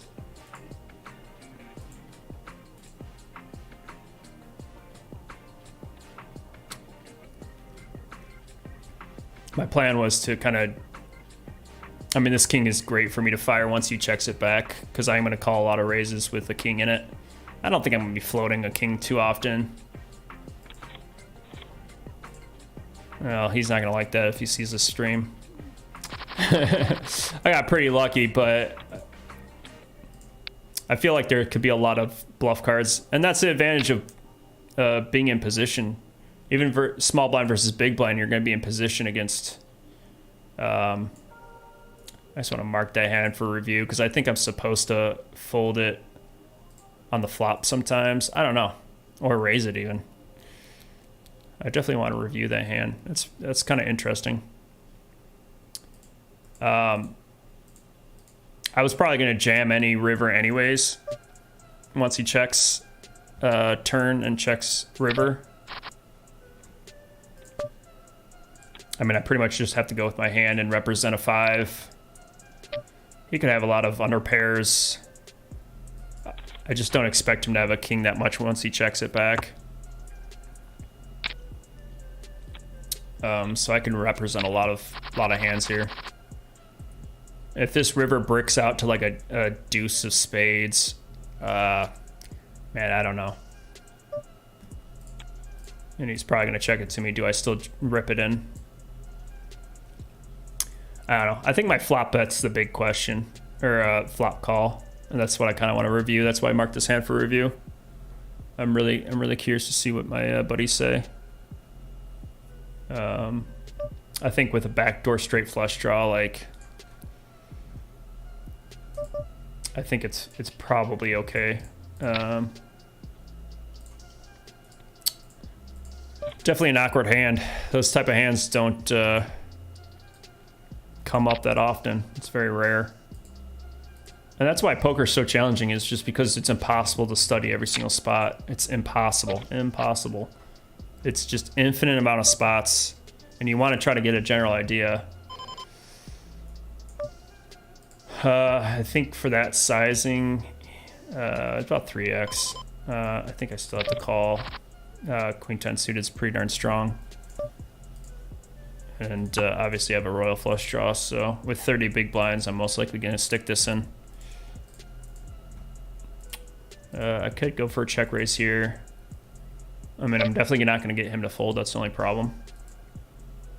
He's going to have all the aces, kings, and ace king. I'm not. I could go for... I think just because I don't have any fold equity, because his range is just going to be so strong here,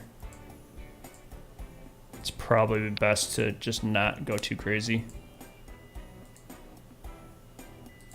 Stacked pot right now is 1-to-1. I have 24 bigs back, and the pot's 24. I don't think he's going to like that turn card. I'm going to rip this in because I think an ace or a king could easily call me. I think it's pretty obvious that he did not like that heart. So I'm going to apply maximum pressure and just hopefully he has an ace that he can call me with. It's an interesting spot too.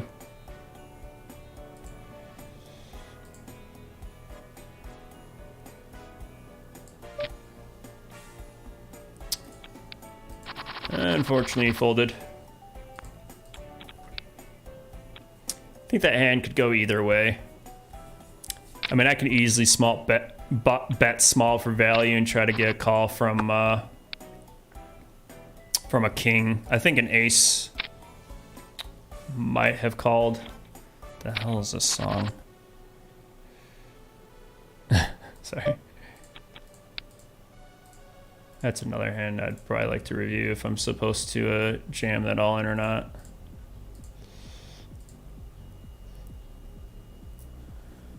Either way, nice big hand.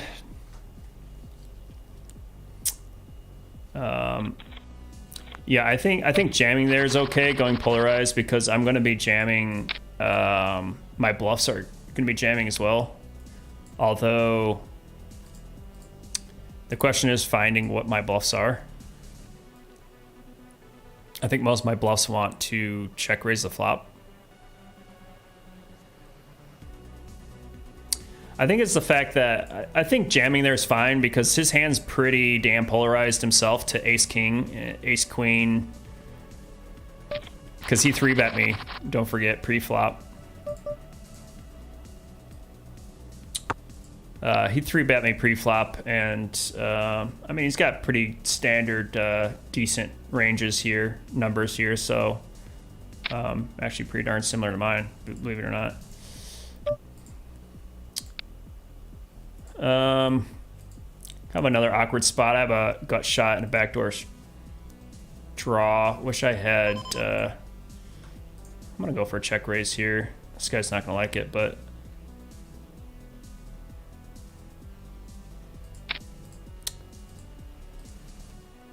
I might need a pair. I mean, I do have an overcard to the 8 and the 7. I don't expect him to have an 8 and 7 in his hand too often. I expect him to have a queen here most of the time, but I can fold out a lot of weaker queens. And again, this is going to be very similar to kind of how I explained before. Once I pick up equity, I'm going to continue betting and then jam river as a bluff. So it's almost the exact kind of type of hand. I still have a gut shot, flush draw, and I expect him to have a queen here now, which I don't think I'm going to fold too often.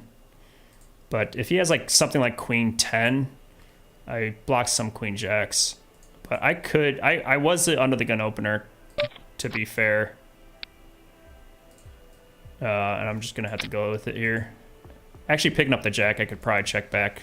But I think I'm going to have to try to get a queen to fold. Unfortunately, I'm getting really good pot odds. But you know what? We're going for it.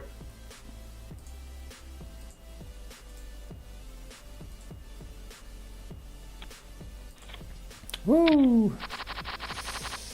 Yeah, I definitely was trying to fold out a queen there at that point, which was pretty darn close.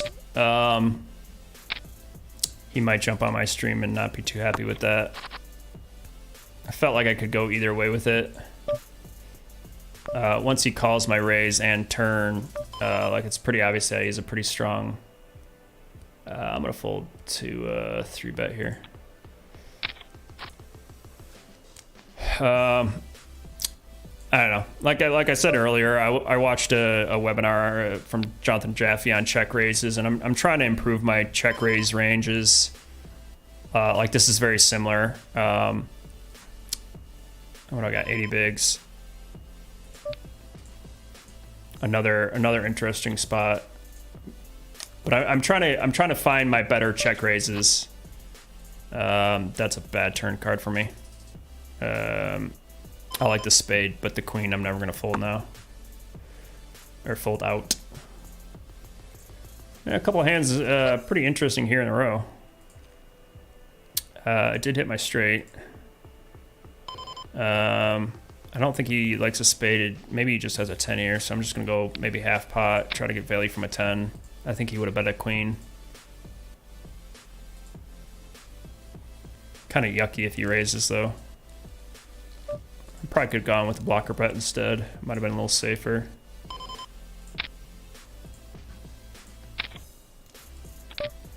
And won a good pot there. And got a 3-bet all in. He has 6-5. Kind of surprised he just 3-bet jam 6-5. All right. Phew. All right. Couple stressful hands there. I think I definitely got lucky in some spots, but I'm very curious about that. I think I marked it already. I'm gonna have to find it in my poker tracker. Looks like they moved me. I'm really curious to see if I'm supposed to continue with that, what was that, queen jack or something.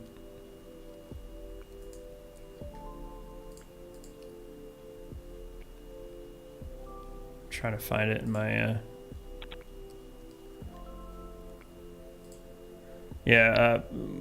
point of the story is I'm trying to find better check raises.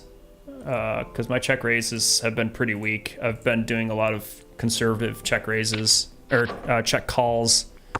Even somebody that was watching my stream was like, "Yeah, I definitely felt like you played pretty conservative today." I definitely don't want to be a conservative player. I want to be aggressive, getting in those streets and getting some bluffs out. It's just learning to find which hands play better as check raises versus hands that play better as doing it with value and doing it with bluffs, trying to find that kind of blend. Again, I don't know if I was on the right table at the time. I apologize if I wasn't. I don't think I was.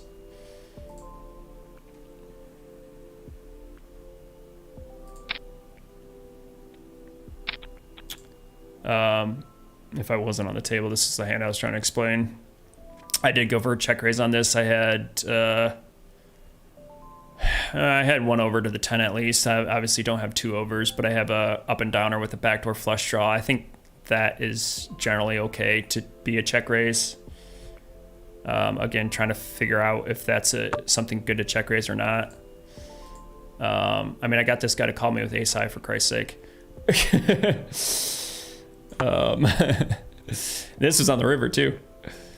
He called a river bet. But yeah, so I mean, replay it for you since I believe you guys missed it. Actually, there's a big hand going on here.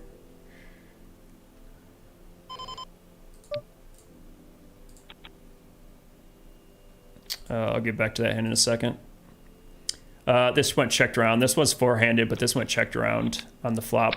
And I feel like a 10 would have been bet, so I went for the aggressive route and go for a raise. Those eights definitely need protection, so I'm glad that worked out.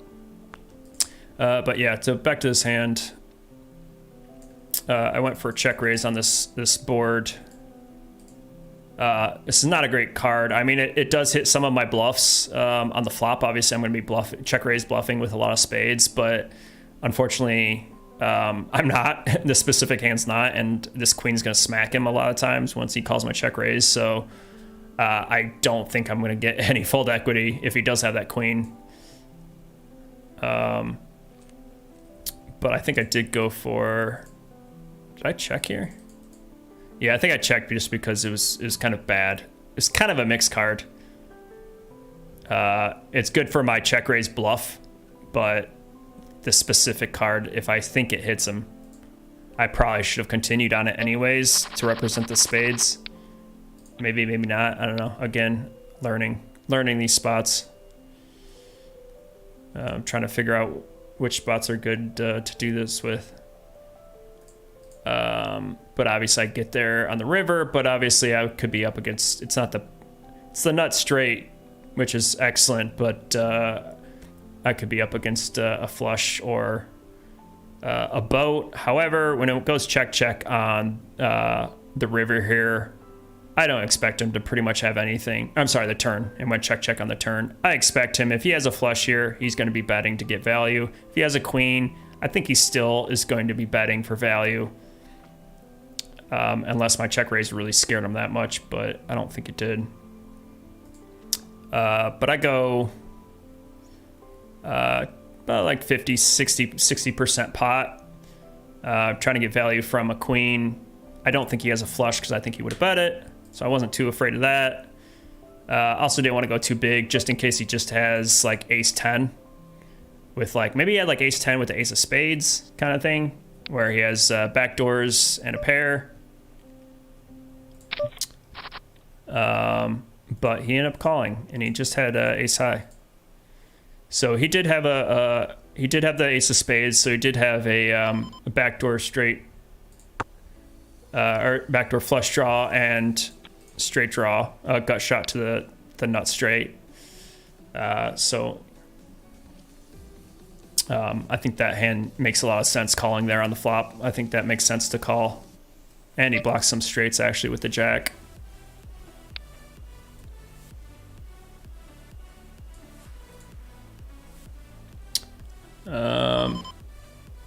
Kind of got a similar situation here as we were just talking about again.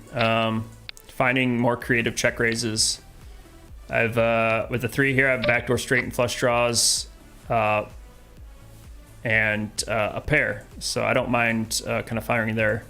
Unfortunately, again, not a great card to continue on. I am going to check raise some jacks, not that often.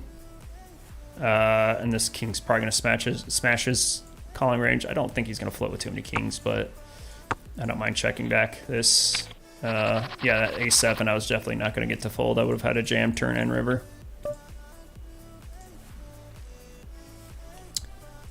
Ace queen suited, got to raise under the gun.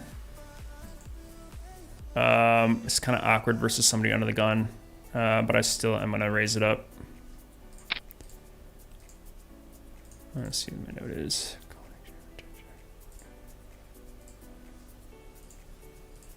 I don't like doing this against somebody that's under the gun because he could have easily crush with aces, kings, queens, ace, queen, or ace, king.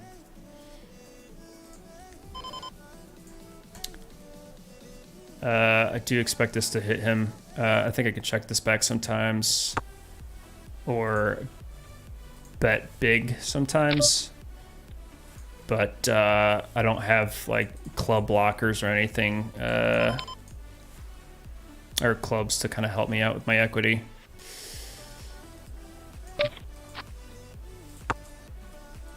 But I mean, I still had one over and a gut shot, so I don't mind calling one bet there. But obviously, it didn't really help because I didn't have a club. But calling one bet's fine. The folding turn sucks, but went for it, and most likely he just had a pretty big monster. That's why I don't like 3-betting ace queen. I think that probably should have been a call, would be my guess. But it's hard to remember all these spots.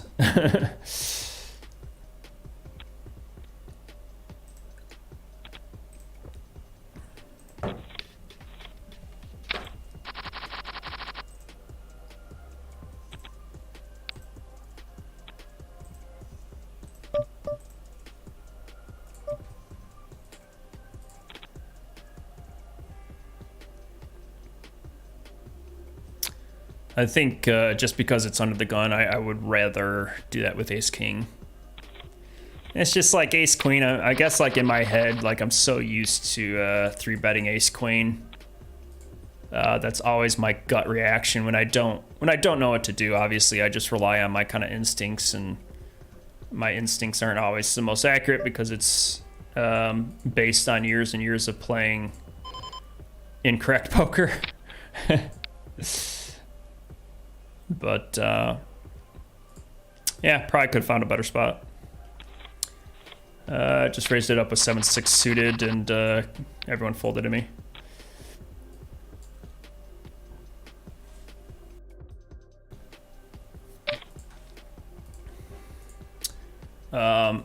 Yeah, so I think when I see those questionable check raise spots, I think I'm gonna go for them. Just to kind of see what happens and feel them out a little bit more, because I am trying to add... I feel like I need to add more raises to my repertoire. I don't feel like I raise enough. For instance, pre-flop, I think I tend to call a little bit too much and I don't 3-bet enough. There's a stat, I've talked about this many times. There's a stat here. VPIP, which is how many hands you've basically decided to play, and then the PR here is pre-flop raise, which is how many hands you raise pre-flop. So that could be either re-raise or raise or re-raise or re-raise, whatever it is. You know, 1 bet, 2 bet, 3 bet, 4 bet. I'm pretty sure any of those gets included in that number. But I was reading an article that says that your numbers typically want to be pretty close together. So if I'm super active like this 25 here, this PR really needs to be a little bit closer to 25 then. It shows that I'm loose, that I'm playing a lot of hands, and I'm active, which is good. But it's unfortunately also showing this 16 is pretty low compared to that 25, that ratio.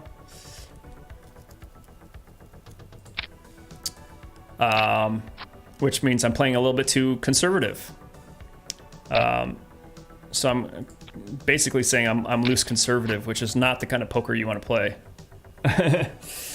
You want these two numbers to be close together and probably closer to 20.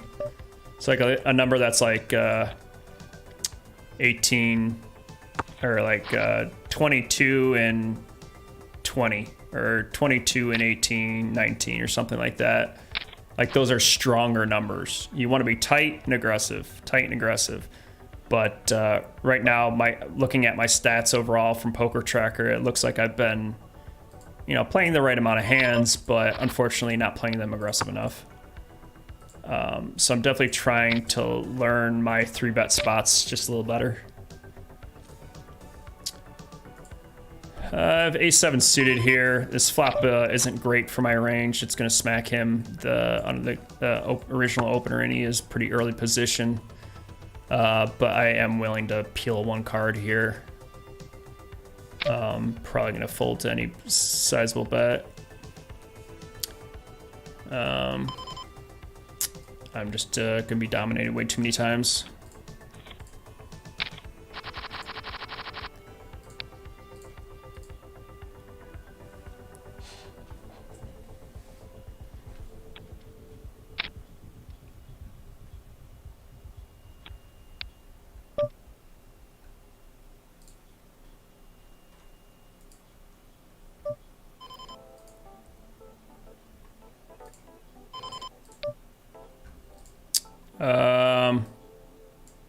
This is probably pretty close, but on the button, I think it's okay calling. I'm deep enough. I think if I was at like 30 big blinds, I'd probably fold it, possibly. But against a limper, it's kind of just awkward. I'm just gonna pretty much check fold that. Oh. Sorry, back to the hand. I turned a set. And seeing how I went checked around on the flop, I most likely am gonna be good, so I'm gonna go for raise here. Everybody limped in, so there should be no 10s or jacks, so I should definitely have the nuts right now. 4, 8, 7. Plus, I want to charge if anybody does have a jack or 10. I want to get value there, and then obviously, I want to check. I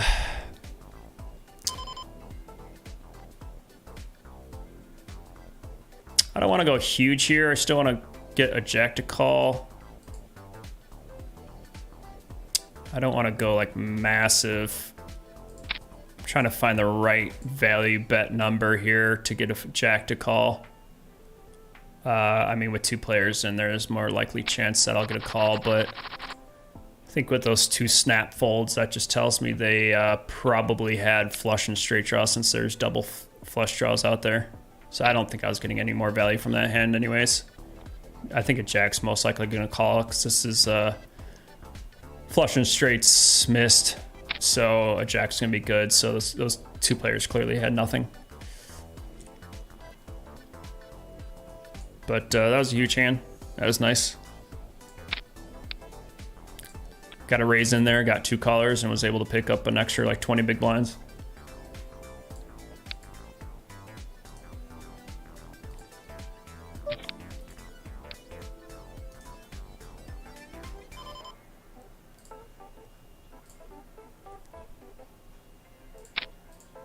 Pocket eights under the gun.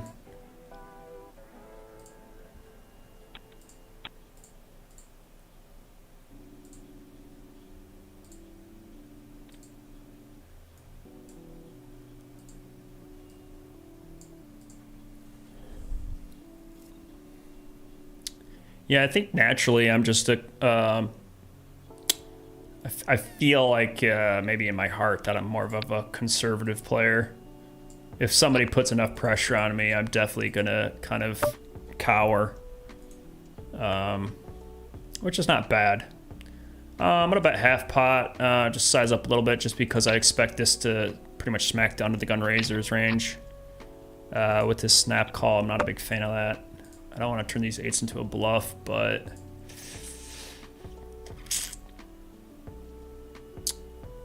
I think I am going to turn them into a bluff and maybe get straight draw and a jack to fold. I mean, if he has a king here.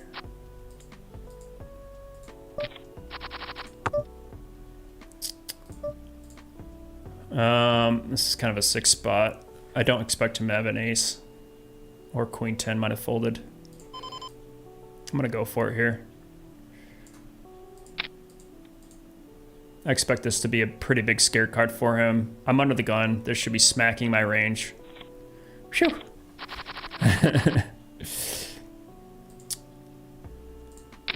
With that second call on the flop,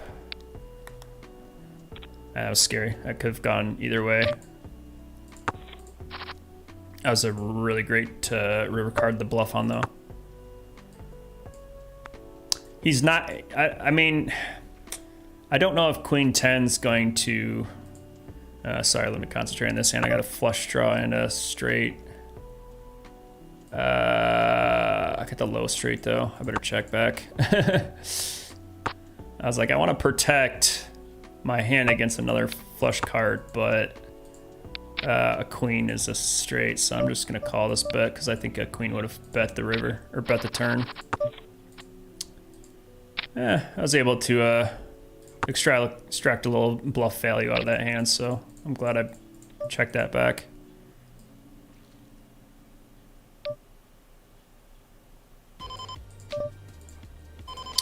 Gonna go for a 3-bet here. I know he's sized up for this guy, but I don't want to play this hand out of position against him, and he's 40 bigs deep, and often than not, this is probably going to get jammed all in, and I think I'm going to have to call. Just ran into kings, unfortunately. Oh, fuck.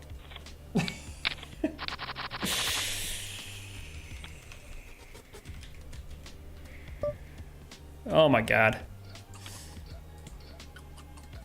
Oh my god, that was bad. I think I was supposed to fold that, to be honest. 4-bet jams. Stream.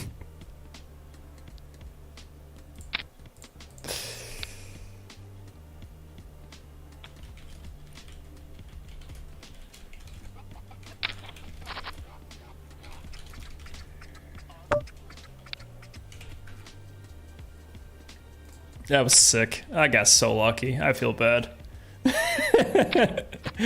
Oh my god, run good for the stream. Sorry, buddy. I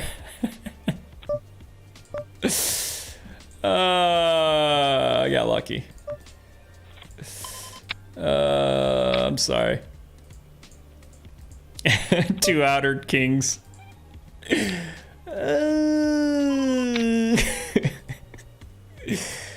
Hey man, I got a luck box when I luck box. I flopped a set on this other board.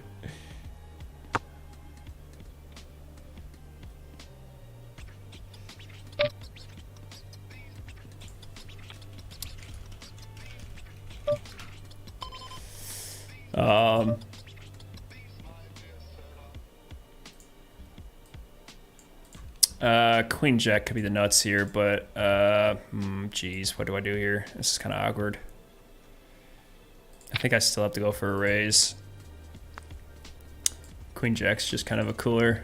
I mean, this guy's only got 20 bigs left. This guy snap called. It's the first hand I played with this guy, though. I feel like Queen Jack wants to jam this. I have to call a 20 big jam, though. That's the sick part. I'm just going to re-jam here. If I'm up against Queen Jack, I still have outs to the boat.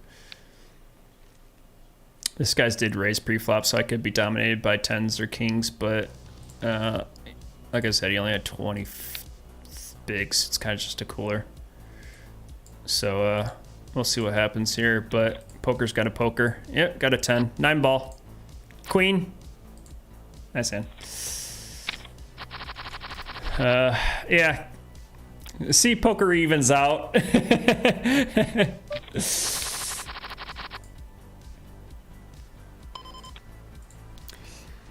Poker evens out. Poker evens out.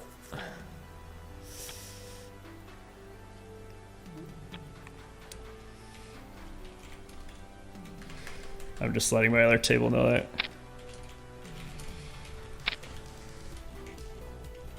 I got coolered on my other table, so the poker gods evened it out for me, at least. Players all in. That was bad. That was bad. Oh, there you go. That's examples. Coolers versus coolers.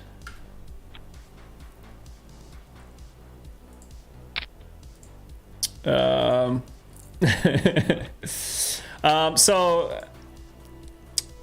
I know a lot's been happening. Sorry, let me try to go back to that tens versus kings hand.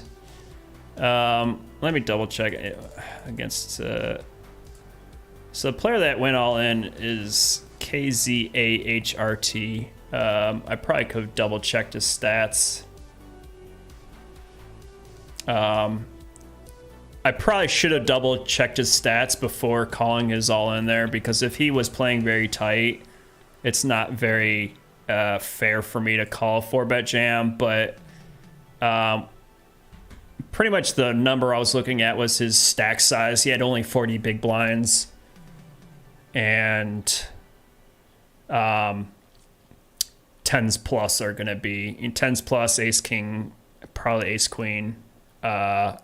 Unfortunately, 10s are going to be like bottom of the range. I think 9s are going to fold out there. It's super hard to fold 10s, to be fair. I don't really know if that's supposed to be a fold or a call. Maybe if he's a tighter player, it's probably supposed to be a fold. But I'm not a professional player, and I'm not going to play those spots perfectly. So I'm not going to feel extremely guilty. Poker's going to poker. I am going to 3-bet this guy because I do know him somewhat. I may have 160 hands with him. I think, did I play with him yesterday?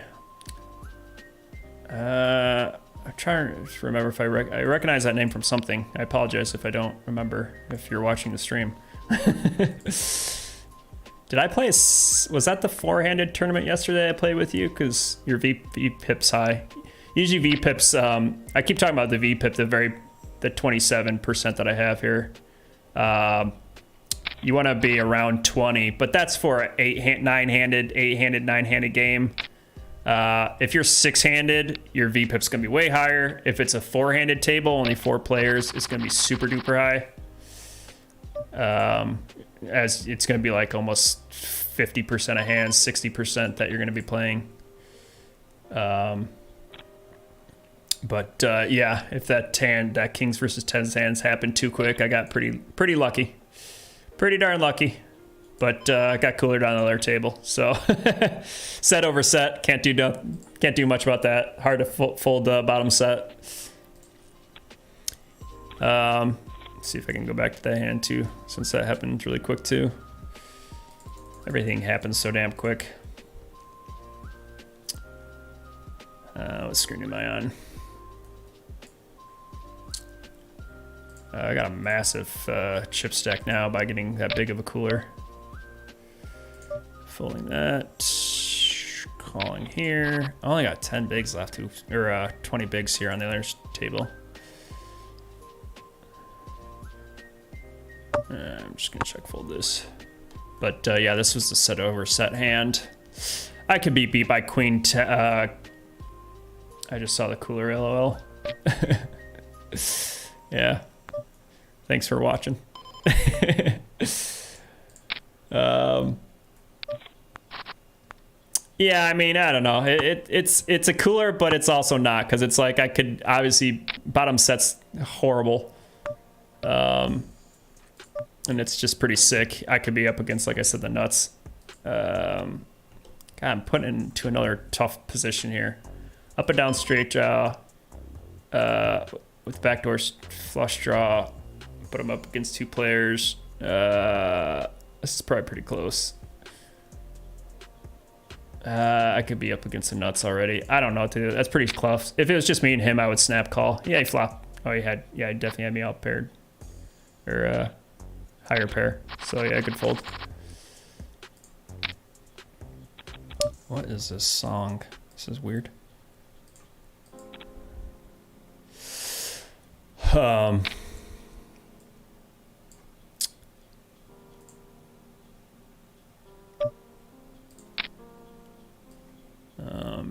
Everything's happening so quick here. It's hard to catch up. But yeah, that set over set hand. I could be beat by queen jack, obviously. But at the same time, I'm getting value from 9-10, king 10, king Well, I don't expect King 9 to be in there too much. I don't expect 9-10 to be in there too much. I'm really only getting, to be honest, the only hands I'm getting value from is King 10 or like an up and down straight draw. So really, it's probably not the best call, but it's like, how do you fold a set? Oh boy, this is probably close. I'm probably supposed to jam this here, ace-9 off for 18 bigs, but I don't think it's good enough for a squeeze versus 2 players. It's just not good enough, I don't think. And 2.5, getting 4-1. How active is this guy? Oh, he's pretty tight. I'm gonna fold him.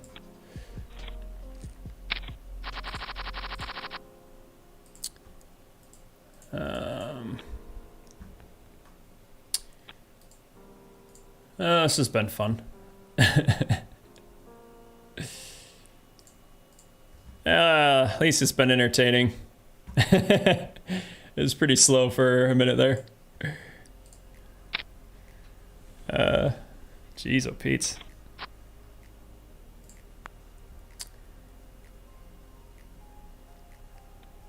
Nothing's easy.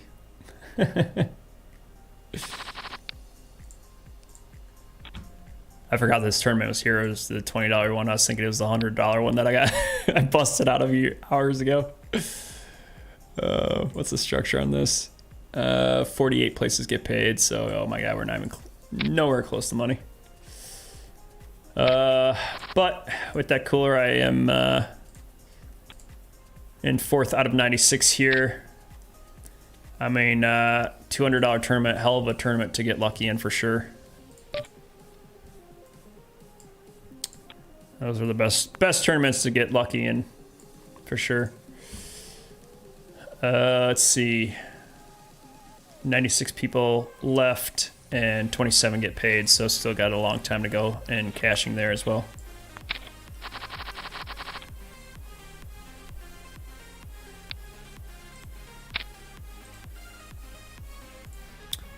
Ace-10 suited, even with his raise under the gun, I think I still have to go this.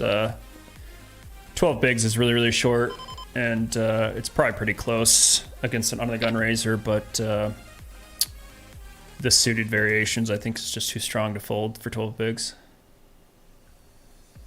I don't like doing it, but just hopefully, well, not so good against re-raises, but ace would be nice. No 8, no 10, no 8, no 10. Ship it.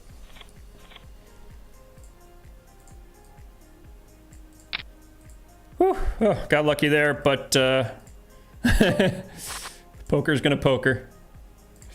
Jeez, oh Pete. This guy had me crushed with 10s, and I spiked a 3-outer. Again, lucky, lucky, lucky. Got ace-6 here. 3 jacks on the board. None of us raised pre-flop. I decided to check. Hit a 9 kicker. Oh. Nice hand, sir. Nice hand. I was considering jamming that, but all right, definitely gonna need a break. My heart's racing. Definitely a lot of all-ins, a lot of action. My got a little bit of a headache. Got lucky, unlucky, lucky, unlucky. Poker's gonna poker. So a lot of poker to play here, and I'll see you guys here in a second.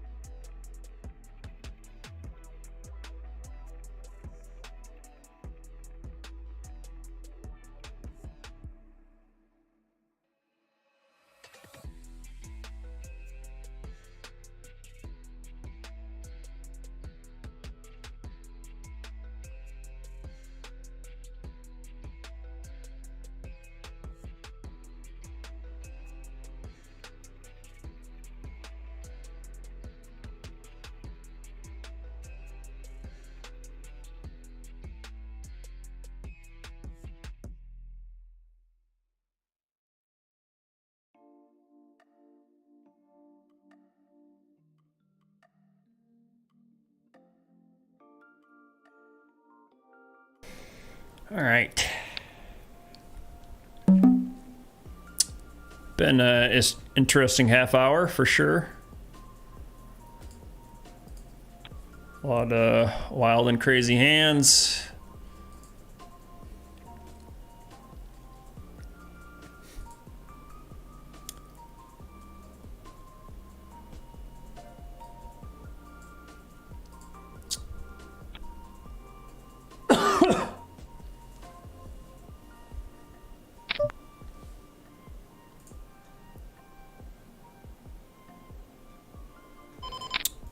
Aries, ace-9 suited, pretty strong there from the big blind.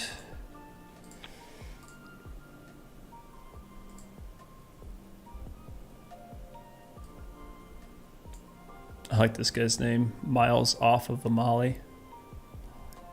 Off Amali.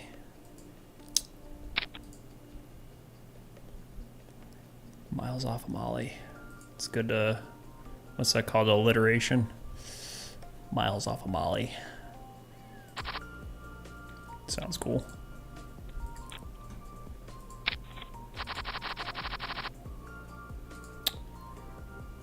Whew. All right. Definitely got, took that full 5-minute break. Let my heart settle back down.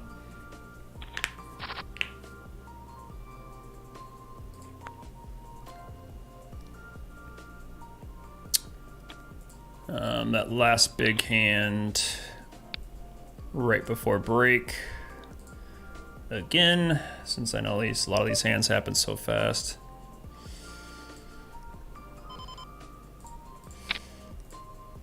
He raised under the gun with 10s. Ace-10 suited is, I hate jamming this all in, but I had, like I said, 12, 13 big blinds. This is any royal flush Broadway type hands. You're gonna be jamming. Broadway cards, suited Broadway cards are just so darn strong when you're short stacked. You want to be jamming those so often. Even against the under the gun razor. Ran into 8s and 10s, so I was completely crushed, but got lucky. Keep the luck rolling.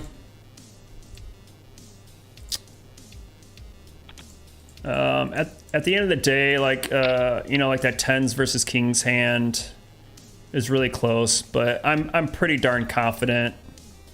Now, if that player was under the gun, and you know I 4-bet him or I 3-bet him any jams, that could be a fold.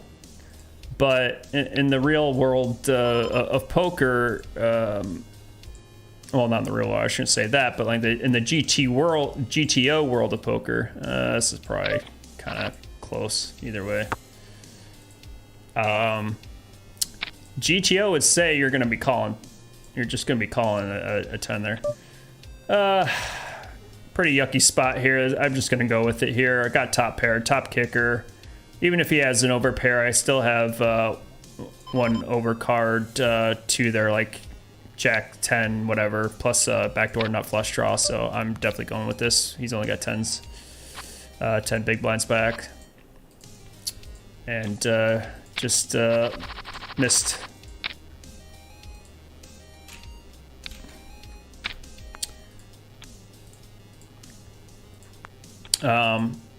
Like I said, as long as I feel like I played proper GTO, like I feel like I'm proud, at least. I'm never gonna be able to play perfect GTO. Like I probably should have called that Queen Jack, but I think I was on the possibly wrong table again. But let me just replay this hand so I'll show you guys. Sorry, I apologize if I keep missing the wrong table, but yeah, so he raised again, early position. Yeah, he's gonna have a lot of high pairs. I'm gonna be dominated by a lot of high pairs, and it kind of sucks, I admit it, but I just have way too much equity in this hand. Again, like I said, if he had tens, jacks, queens, kings, which is what I expect from an early position. And looking at his stats now, he has really tight stats, so I was probably better off just calling that raise. So again, I'm not really using my stats to my advantage, I think. I don't remember what that one guy had with kings. I don't remember what his stats were, but I have 143 hands with this guy, and you know, he's a little bit on the tighter side. He doesn't raise that often, so I'm gonna check this back without a club. I do have a gut shot, and I'm out of position against a pretty short stack.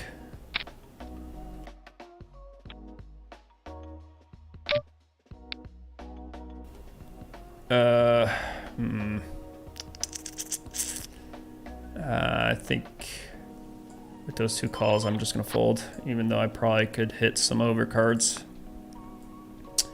But yeah, like I kind of felt like I'm up against, he bet pot here. Let me see what happened. Yeah, he bet pot, which is a pretty, as tight he is, or on the tighter side, and betting pot, that's always a signifier as like 10s plus. But there's no planet on earth where I'm ever going to be folding top pair, top kicker, backdoor nut flush draw. GTO would 100% agree with me. I just have too much equity. If I don't have a club, I can easily fold here. But again, I also have an over to, like I said, his 10s, jacks, queens. I have an ace, so I can hit a 9, an ace, or running clubs. And he only had 20 big blinds to start the hand. When you get below 30 big blinds, you're going to be seeing a lot of jams. And this hand's just too, for that effective stack, this hand's just way too strong. So even though a lot of times I'm going to be crushed by jacks, I still have enough equity to go up against them.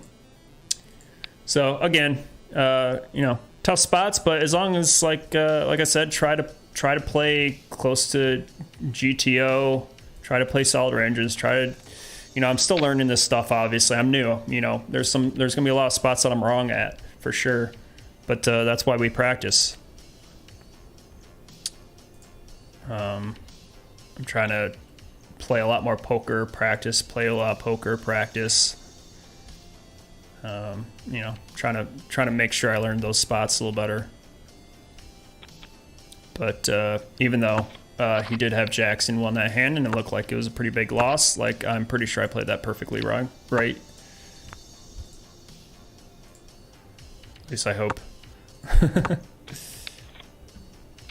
Probably another good hand to review, actually, now that I think about it. Because that was a monster hand. Review that hand, yeah.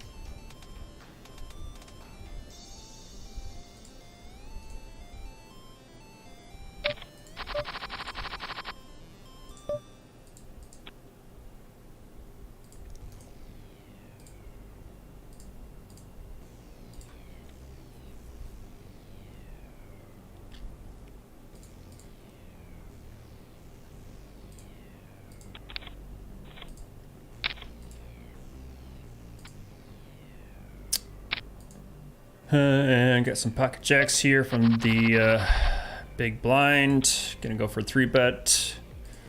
Got another gun raiser. And looks like a lot of players are coming along. B6. Gonna make this pretty darn big. Gonna have to go about 5x, I think. Just because there's so many callers that came along. It's kind of sick. This guy's got a pretty big stack. but these other two players are only had 15, 16, 17 big blinds. This guy's short. I'm happy to get in jacks versus ace queen. Coin flip. And he get lucky and spiked an ace. That stung. Ah, yeah. Again, played it right, but it was a coin flip. He had a short stacked and coin flip, so that's, you know, coin flip's gonna win 50% of the time. But with pocket jacks, you're always gonna lose because jacks suck. But can't do much about that. Sucks because he turned a straight draw, but I was blocking his jack. I had jacks, so I was blocking his straights. Even stealing some of his outs, he still gets there. But you know, what can I say? It's a coin flip and lost 2 big hands there. Can't do too much about that. I played them both correct, so that's all that matters.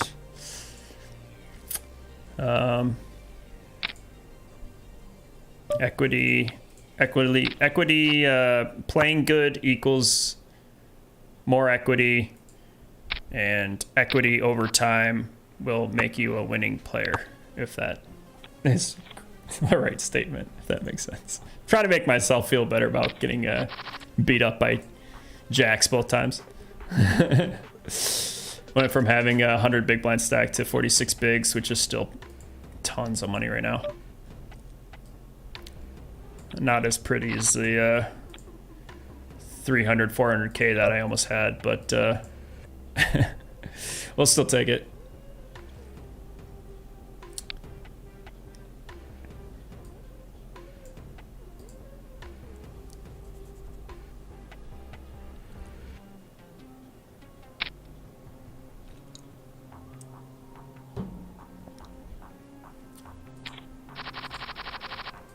Especially when poker balances out so evenly. It's amazing. Just going back and forth between these two tables. It's like I'll cooler someone on this table, then get coolered on this table, and then cooler somebody else on this table, and blah blah blah blah blah. Gonna just do a normal 3x raise sizing. I started the hand with about 27 bigs, so this could easily get all in.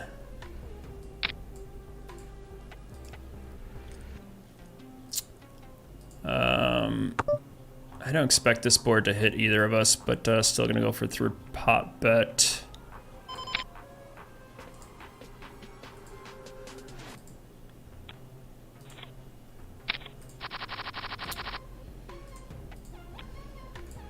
Yeah, this board doesn't hit really either of our ranges. I don't think he's gonna be calling me with any sevens. He's not gonna have like ace 7 off or anything.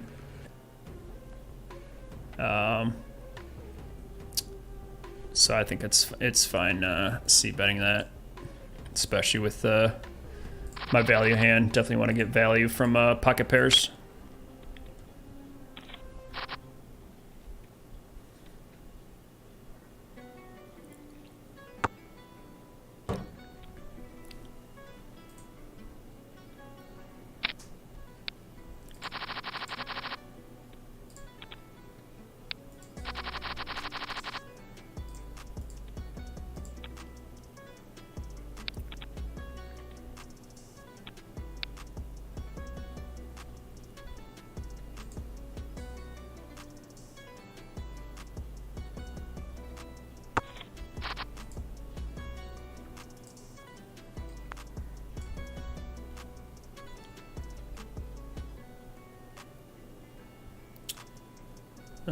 Yep, in this $200 big stack, still only 27 get paid. But we got 50 players to go, so this is definitely gonna take a while.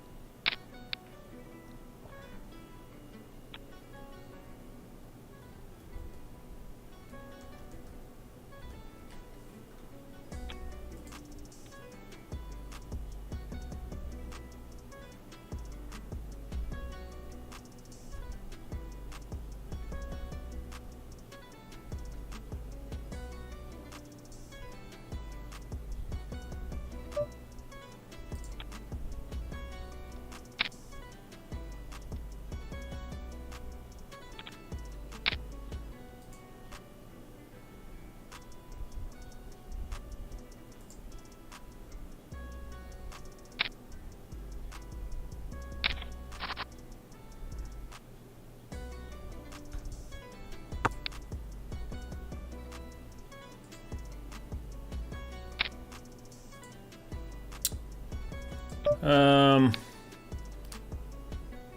gonna call with most of my range, but I think this is just too crappy to defend 9-4 offsuit. Pretty close though.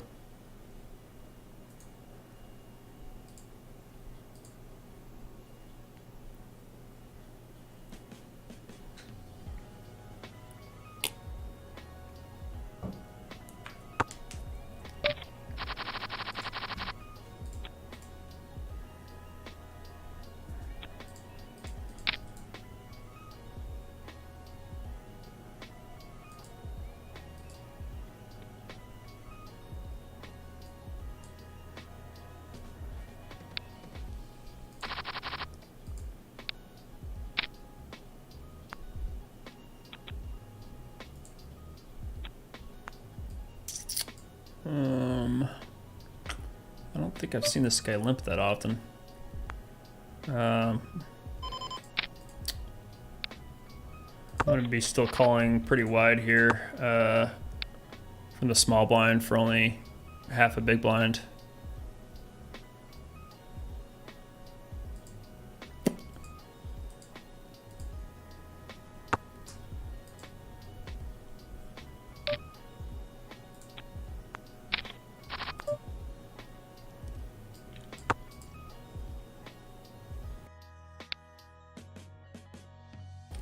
If this card was like 3 of spades, I'd lead on it. Maybe not, but hopefully it's a smaller bet. I do think I have to call here because I do have a gut shot to straight as well. Wait, no, I don't. Sorry, apologize. I don't know if I'm supposed to call it just it, but not sure.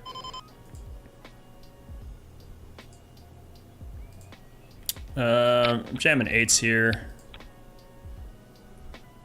against there was a 1 limper and then a re-raise, and 27's probably cutting it a little too close. I know he's early position, but I think this guy's been slightly more active, opening a little wider range, so I think it's okay. I really don't feel too comfortable about just flatting there, and I definitely don't feel comfortable with 25 big blinds. Let me show that hand again. Again, if I 3-bet this and get called by 2 people out of position, I'm not gonna like it with 8s. So I don't mind just ripping that in. It could probably go either way, but again, sub 30 bigs, you're gonna be just 3-bet jamming so many. Definitely middle pocket pairs. 7s, 6s, probably not so much. You probably want at least 8s plus would be my guess.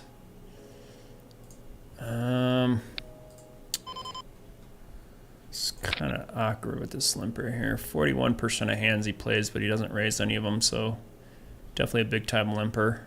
Only got 70 hands with him, which is enough, I think. I don't mind raising a limper because he's going to limp with hands that I dominate a lot of the times.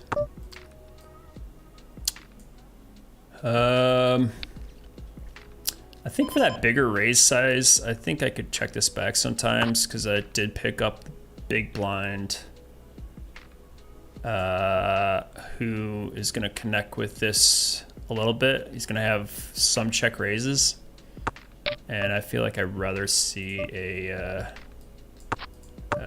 turn for free than get punished by a big check raise.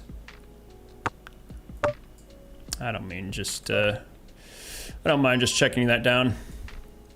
He had pocket jacks, so wait, he had pocket jacks? This guy had pocket jacks? Oh shit.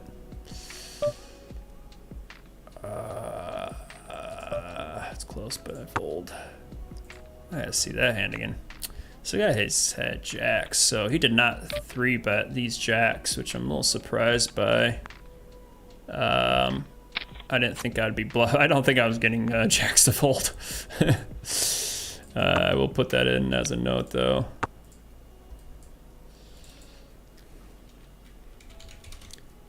Just saying, didn't 3-bet from the big blind. I mean, I personally like 3-betting. I could be wrong, but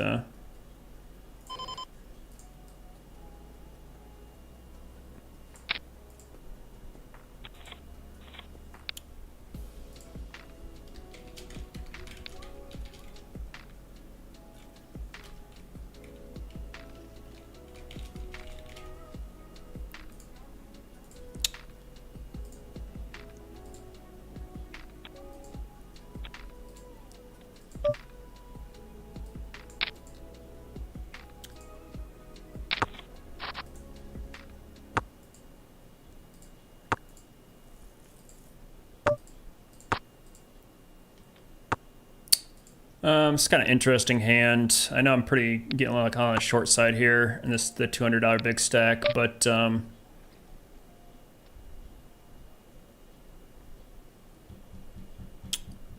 this is kind of sick. Oh my god, this kind of puts me in a really awkward spot. I don't know what to do here. I limped. He limped under the gun, and I over limped. I think over limping with suited connectors on the button's fine.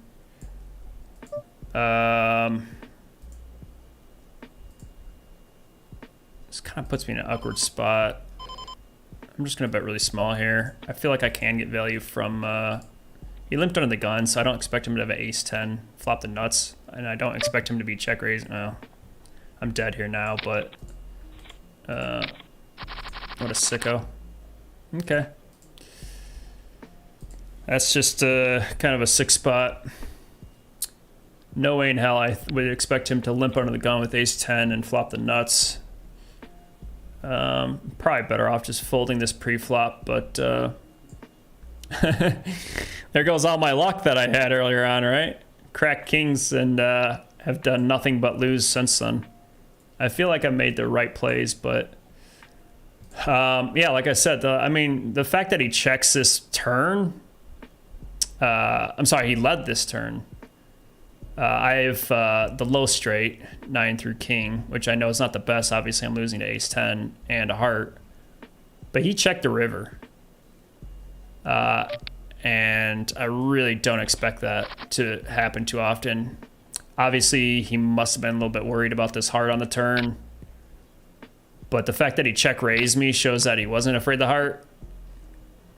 I was going for a thin value bet, and I think I got punished for it. So that was definitely my mistake for going for thin value in a hand that I probably shouldn't have possibly been in. I think calling's fine, but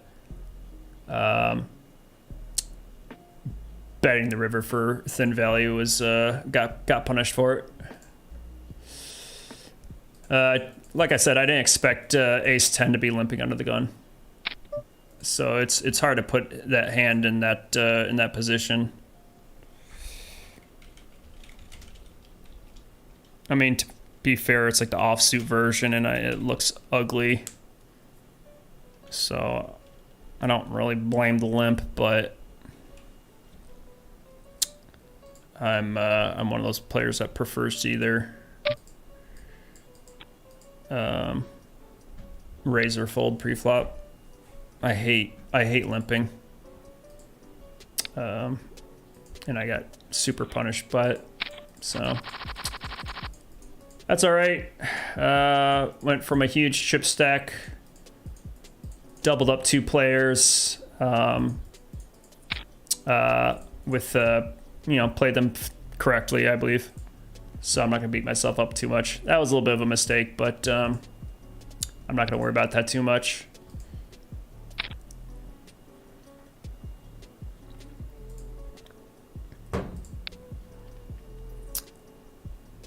But that's poker. I mean, it goes go from small stack to big stack to small stack is not too uncommon. Poker is a very dirty game, so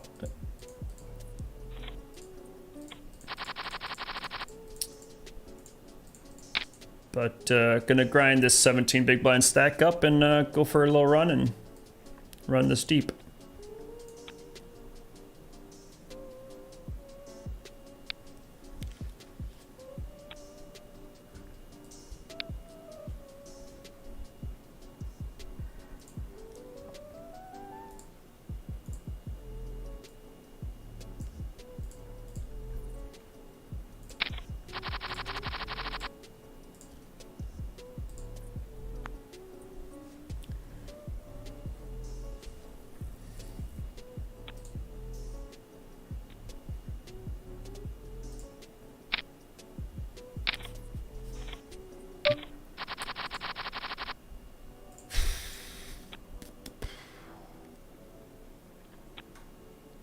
What did I say? 27 got paid, yeah. 50 players to get knocked out first.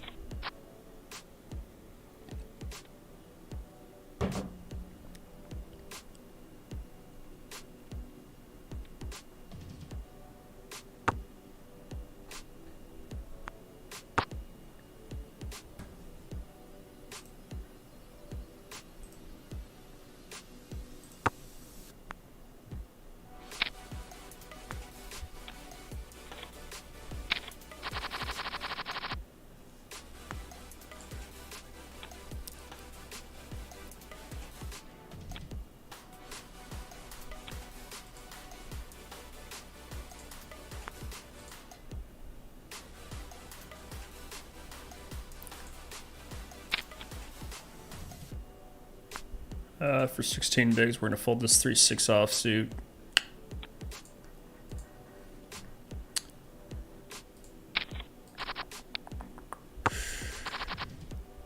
Did pick up kings on the other table. Got 20 big blinds, so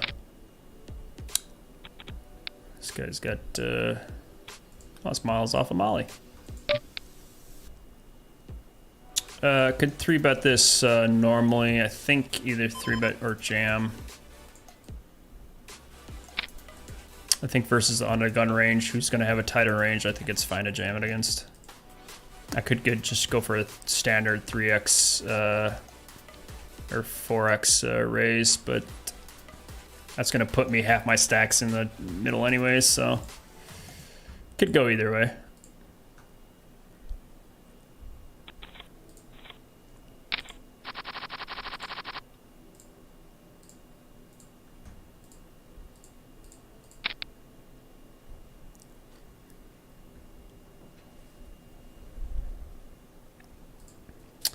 Got Perry here raising under the gun.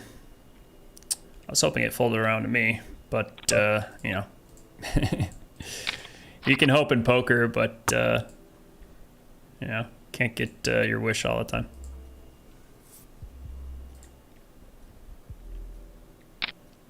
Perry's definitely a solid player.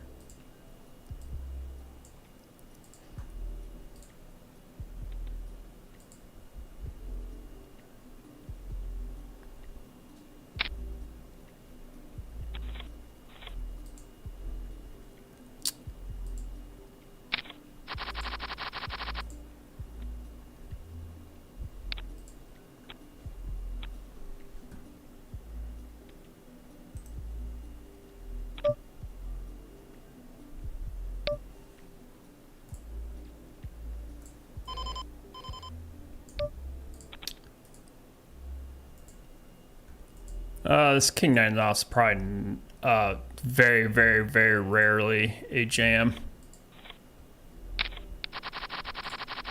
It's probably not a jam.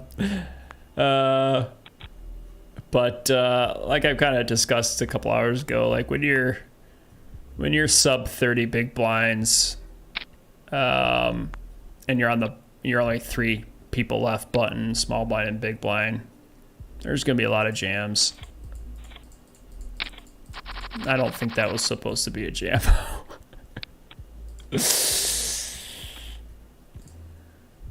I think the suited variation could probably jam, but for 20 bigs, like I don't mind just putting in a normal size raise. But with Perry's stack there, he only had 9 bigs, and I was kind of thinking, well, I definitely don't want to. I mean, it's fine too, obviously. If you just go put in a min raise and then he jams and then you fold.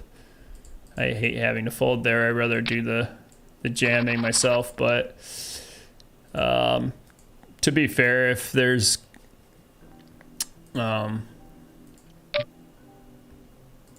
see, I have about 25 bigs, so I can definitely afford more standard open at this size. 20 bigs just so close. It's like I'm gonna be jamming most of my range anyways.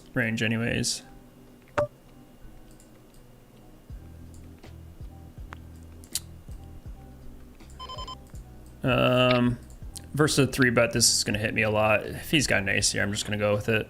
I had the king of diamonds as a backup plan. And thank God he didn't hit the ace. But yeah, with the king of diamonds, I'm just not going anywhere. If he jams there, it's just a cooler. If I had like 40 bigs, you know, it's a different story. But again, around the 20 big blind mark, you have a big pair, you're going with it.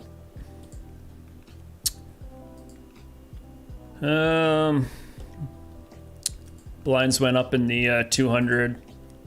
All of a sudden, I'm all the way down 11 big blinds. That happened really quick. Poker is a brutal game. Can't do much about that, though. Just try to play your best poker, and hopefully you get lucky. I've definitely gotten lucky plenty of times tonight, and I'd say pretty just as equally unlucky. Lost a pretty big coin flip for 60 big blinds. Definitely got to win your coin flips to win tournaments.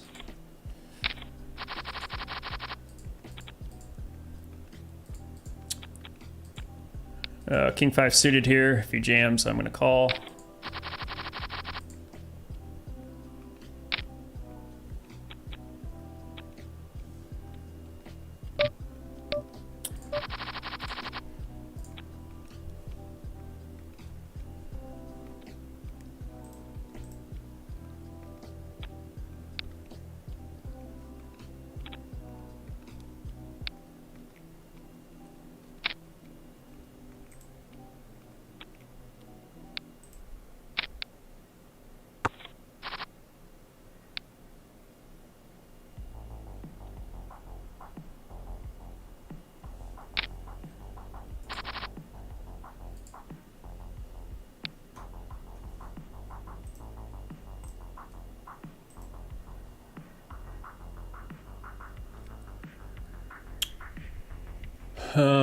Eight, 9 suited. If it folds around to me, I'm gonna jam. 12 big blinds. These suited connectors, higher suited connectors, 7, 8 of spades probably is a fold. But for 12 big blinds, you're so darn short. And higher suited connectors have enough equity. So hopefully we, well, prefer to get lucky and get a double.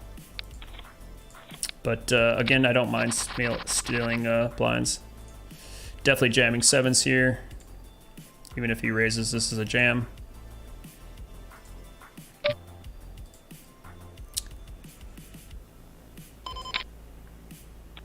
This guy's got fairly active stats, so it's definitely going to be a jam. And pick up those. So just with those 2 steals right there, we're up to 19 big blinds from that nasty 11 big blinds that we were at.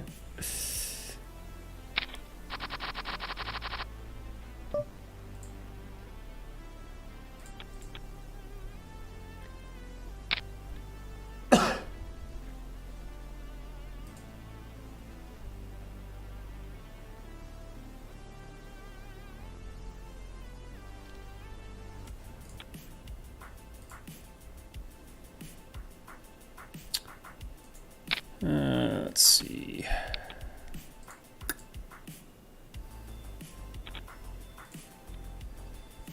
We mob. Ryan, I'm back. What's up? I missed you. Had to go to the gym. Hey, man, good for you, man. I haven't been in the gym in way too long. It's been horrible. I'm getting fat. I've been sitting on my ass playing way too much poker.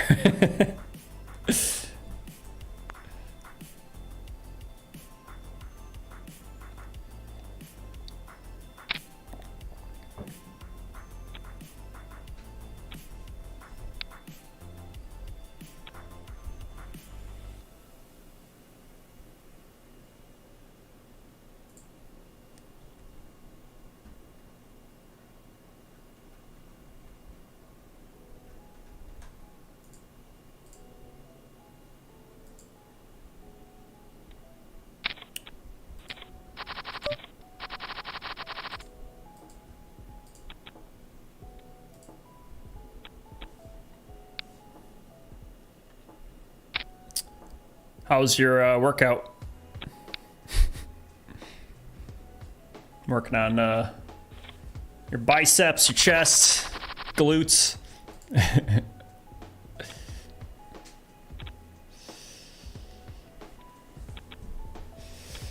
said, and yeah, I watched the movie Casino. It's an epic, and no one took me to the back room so far.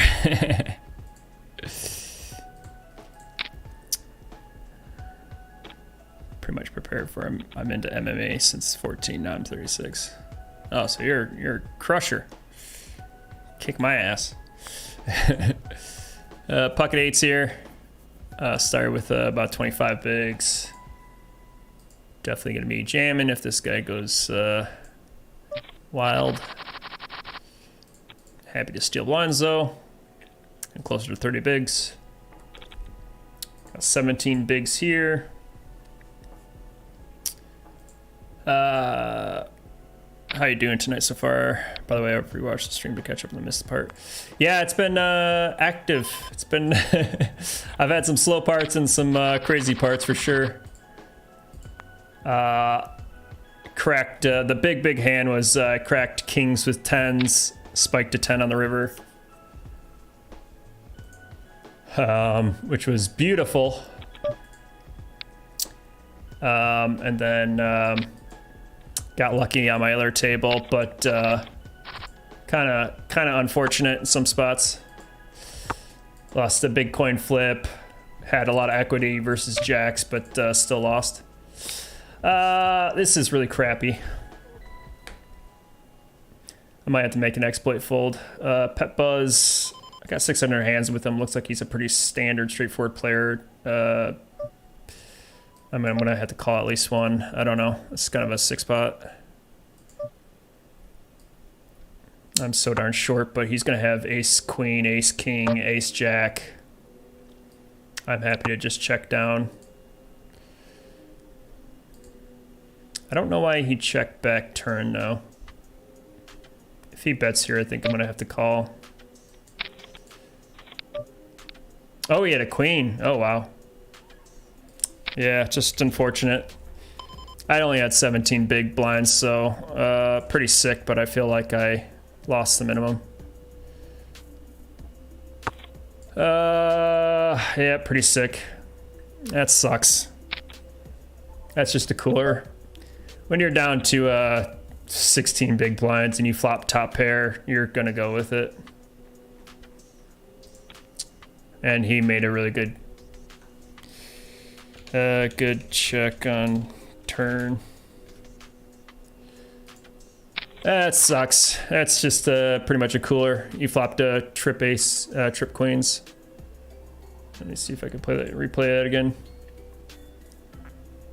I mean, I almost jammed this. I should have jammed this all in to begin with, but I'm not gonna get it under the gun raise or tighter player to fold anyways. So this hand just kind of played itself, and I really even shouldn't be in this tournament right now, to be honest. Just another kind of cooler.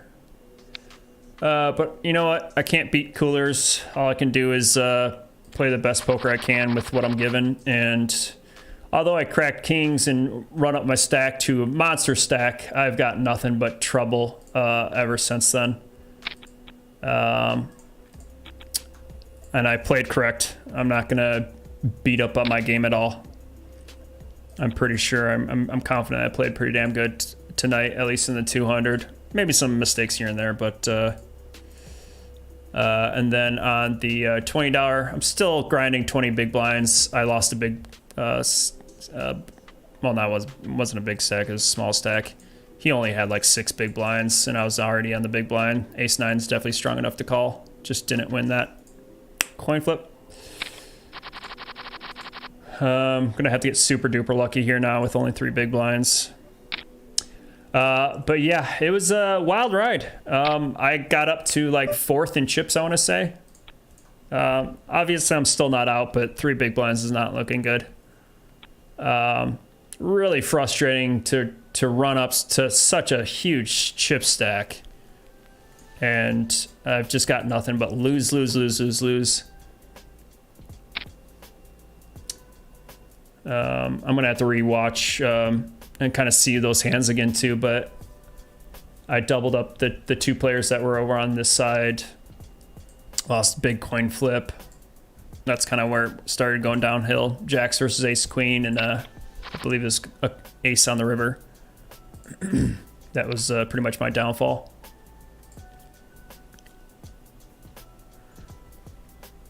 But like I said, that ace-10 I probably should have just jammed, but it's very minimal. It's not going to make that much big of a difference at the end here.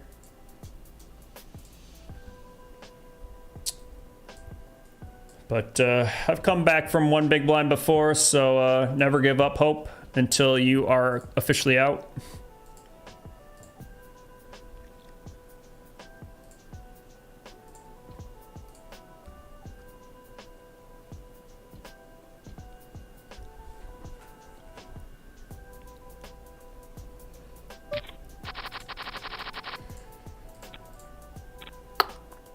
Workout was awesome. Sore legs. Nice, man. Keep it up.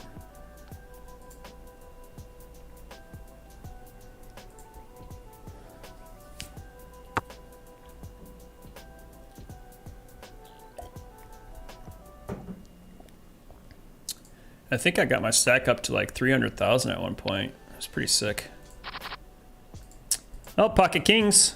That's a perfect way to start the comeback, of course. Like I said, never give up. I mean, we've got to win the hand first, but before we celebrate. But especially with 3 big blinds, you're going to get so many calls. You're going to have to dodge so many outs, but anything's possible. I've definitely learned to respect the short stack over the last year or so. I've come back from 4 big blinds, 6 big blinds, 7 big blinds so many times. And even 1 big blind once to cash in a tournament. Oh my god, those queens are sick. Yeah, that's just a straight up cooler. Flopping an excellent, nice little ace there. Pretty sick to run into a queen. He could have went for max value too. I'm surprised he didn't. All right, this is our first double up. If we got to avoid a queen or a 10, and we do. See, 8 bigs, no big deal. I'm gonna jam this too. This is pretty close, but for 8 big blinds, any high suited, medium suited king is gonna be really strong, even under the gun. 7 big blinds is just so freaking short. Just gonna run into kings and queens, but we can hit some clubs and some outs, and we freaking nail it. Let's go. Let's go. Whee.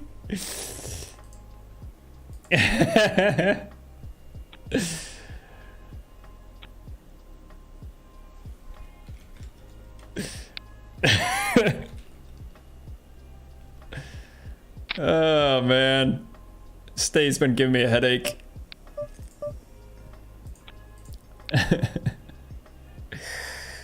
Jeez, oh Pete's.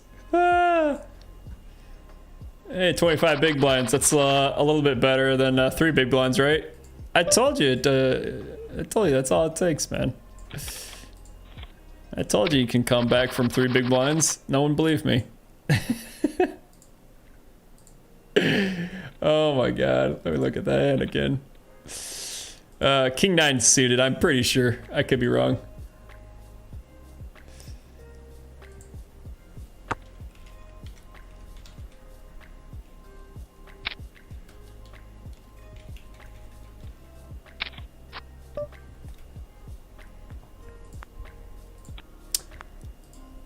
Oh man, that's crazy. What I jams? 8 big blinds. Alright, so here's the hand again. I was under the gun. Suited king, 8 big blinds. That's pretty close, but I'm pretty sure these high suited kings are gonna be jams. I gotta double check that, but I'm usually pretty good with the push shove charts that you should definitely look up and find. Poker coaching, pretty sure they have pretty good push shove charts. Speaking of, I know pocket kings are a shove for 11 big blinds.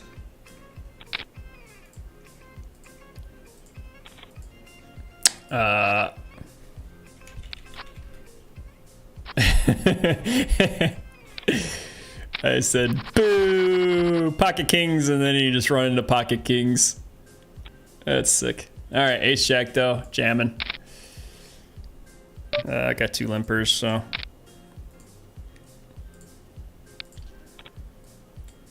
Hey, and 3 folds. Got 3 free big blinds there. It's been a pretty limp heavy table, but again, this is only a $20 tournament, so it's gonna be as expected. Hopefully folds around me, so I can jam this.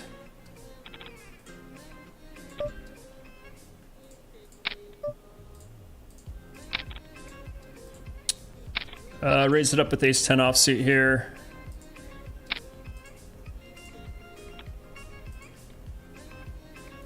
These guys are scared of me because I just cracked queens and kings simultaneously.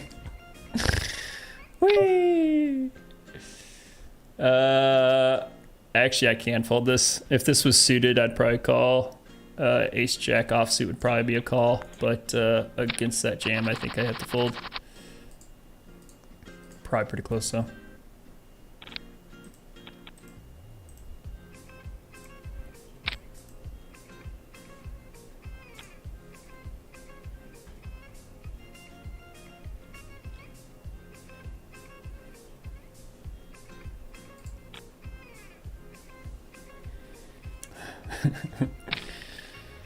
Oh, yeah, this game's fun. This game is so fun.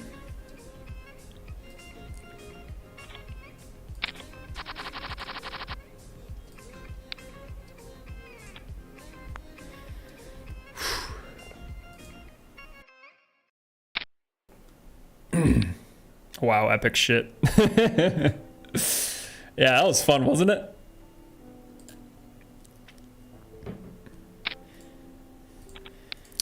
Let's go. Yeah, it's the times when it sucks that the chat's, you know, such a delay. Because I would love to celebrate this live with you guys. Ace jack suited here, raising it up. Only had 17, 18 big blinds to start the hand, so this hand's gonna go all in, even if I get re-raised on. Do get to spike an ace, so this is definitely gonna go all the way if this guy has any piece of this. Looks like he didn't. Back up to 20 bigs. Sitting at 20 bigs at both tournaments right now.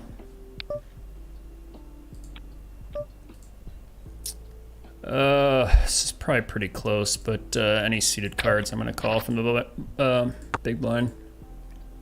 Just whiff, so Just gonna check fold this.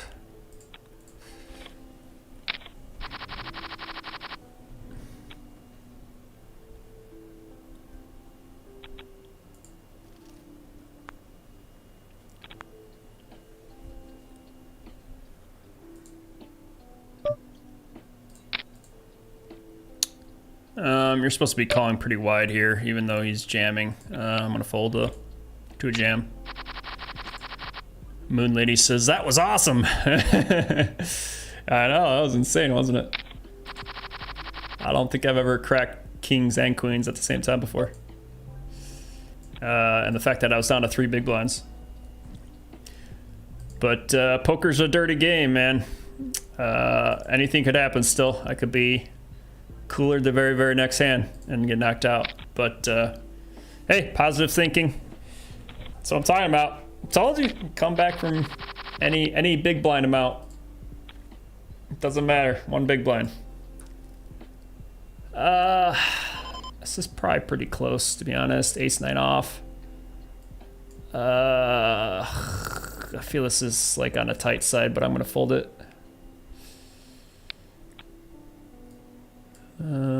Looks like he is pretty active raising pre-flop. But I don't think this is strong enough to rejam. Ace-9 suited probably would rejam. I hate folding that strong of a hand, but Ace-9 off isn't really that strong. Ace-10 I would call, I think. More of that. Nice, yeah.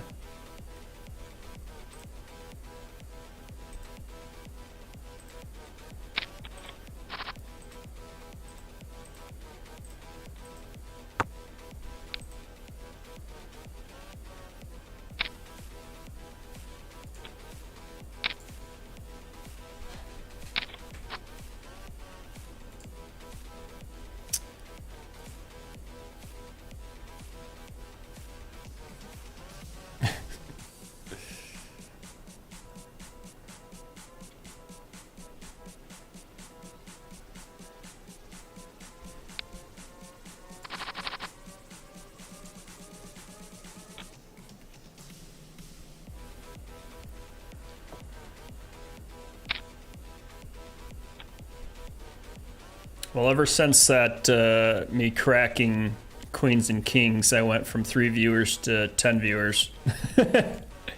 So I must have pissed off somebody. All right, well, still on the 3 big blind comeback trail. Good start at 17 big blinds here. Definitely better than 3 big blinds for sure. But see how we're doing anyways. Obviously still pretty close to the bottom, 39th out of 48. 20, oh, looks like 31 to get paid. So getting closer to the money, but still a while to go. Still anything could happen. As for the $20 main event trainer, let's see, I'm 96 out of 146 and 80 places get paid. So again, very far from the money, but yeah, break time. So I'll see you guys here in a second.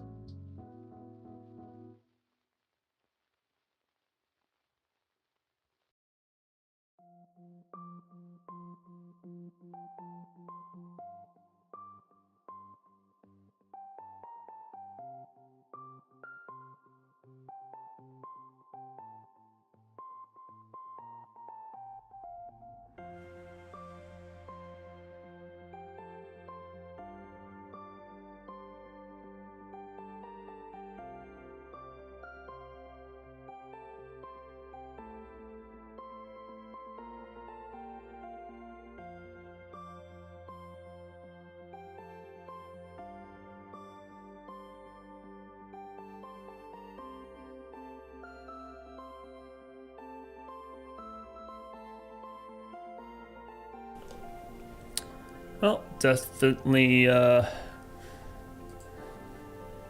been pretty entertaining for me. Hope it's been entertaining for you guys. Hopefully we can do something with this little bit of a comeback. Still pretty short, so anything can happen. Could go either way. But like I said, when I jam with that King 9 suited, let's see if we can find the hand. I was actually practicing last night. I couldn't sleep well last night for some reason. I was up to like 4.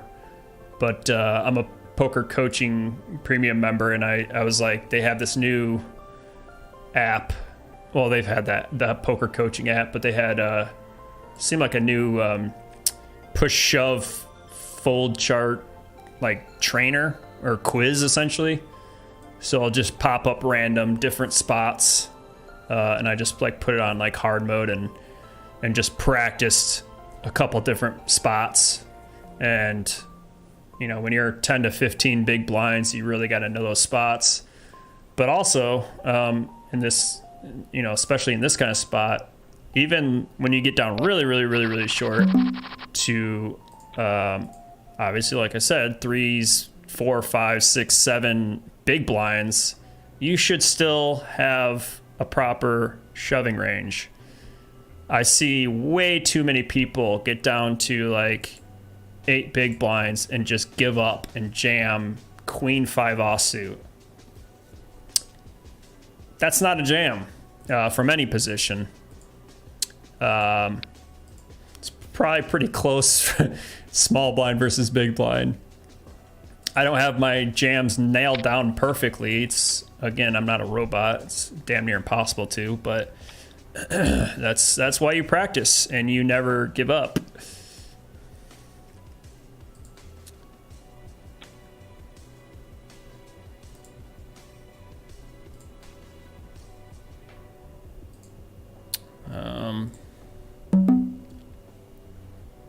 Like I said, anything could happen here, but let's keep it going.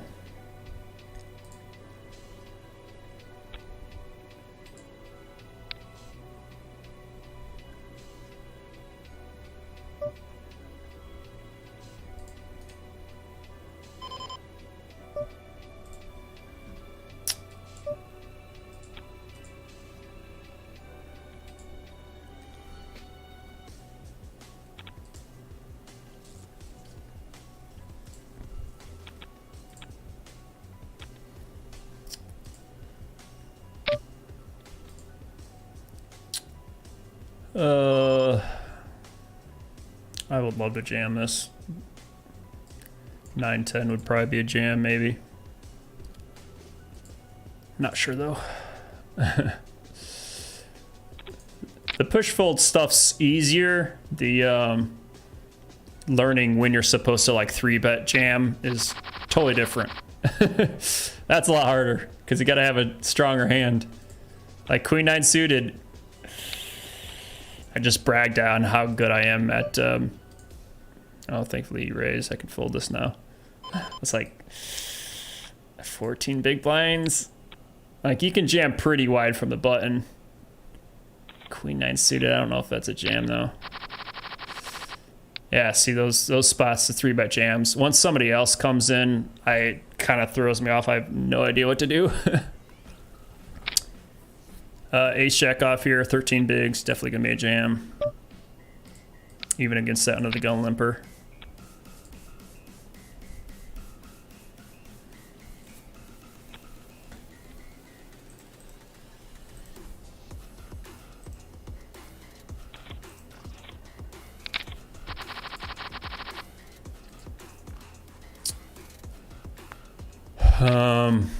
Yeah, I was gonna say this might be.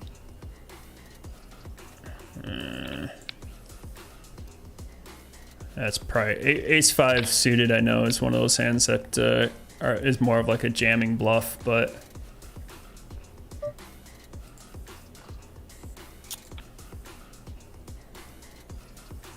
I don't think I'm getting any fold equity. He's only got 13 bigs. Oh, wow, I've had him crushed. Spade or six or king. Oh my god. Wow, that was surprising. That was ugly. That was really, really ugly. That's the very first hand that I played with this guy, but I can tell you from experience that, what was that, king six suited under the gun is not a limp or an all-in call.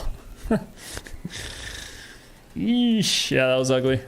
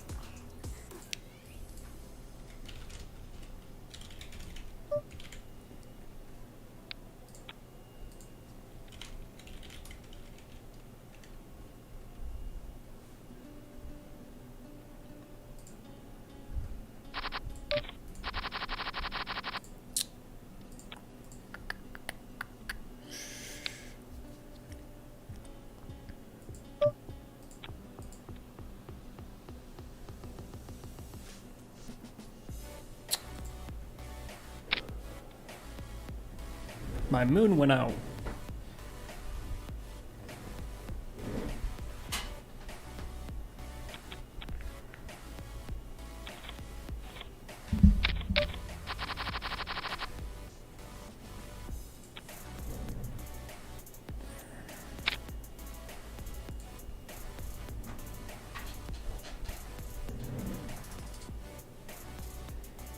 Oops, wrong button. Queen nine off for 3 big blinds. Probably is a call.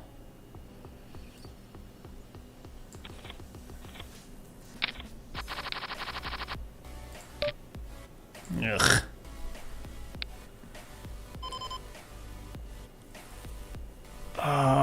You're supposed to be calling so freaking wide on the big blind. It's like I don't want to hit it. I'm just gonna fold. This is super tight, but of course I would have flopped a 9. That was a bad fold. But my 13 bigs, my queen is gonna be dominated by so many hands. That's why you're supposed to call wide, because you're supposed to hit wide too. But I would have jammed the flop. Want to see if I would have see if I get punished for my bad mistake. And this guy's jamming. This king obviously hits everybody. Oh wow, he flopped a set of 6s. Oh my god, I would have been knocked out. Phew.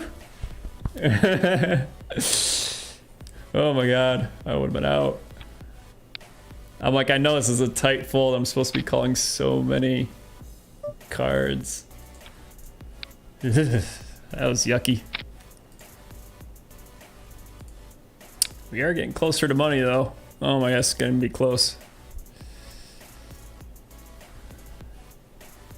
Ace queen versus queens, need a diamond.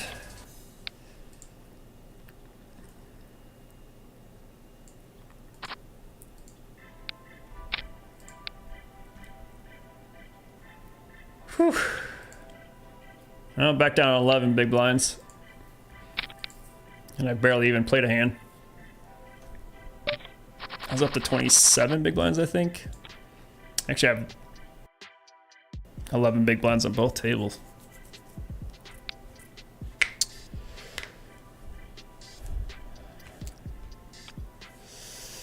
I'm more like that. You said I jam pretty much anything as soon as I'm lower than 8 or 7 blinds. Yeah, I mean, I definitely get like where that's coming from. It's like, well, I'm not gonna win this game. You know, screw it. I mean, albeit like it's super low odds of, you know, comeback. You have to get pretty lucky. Obviously, like I did, I had to get super lucky to even make it this far. And you know, obviously, the smaller amount of blinds you have, the lower and lower odds you have of winning, obviously. But you never count yourself out. I've seen just so many things happen in poker over the years. The craziest comebacks, the biggest blow-ups, the coming back from one big blind to win a tournament kind of thing.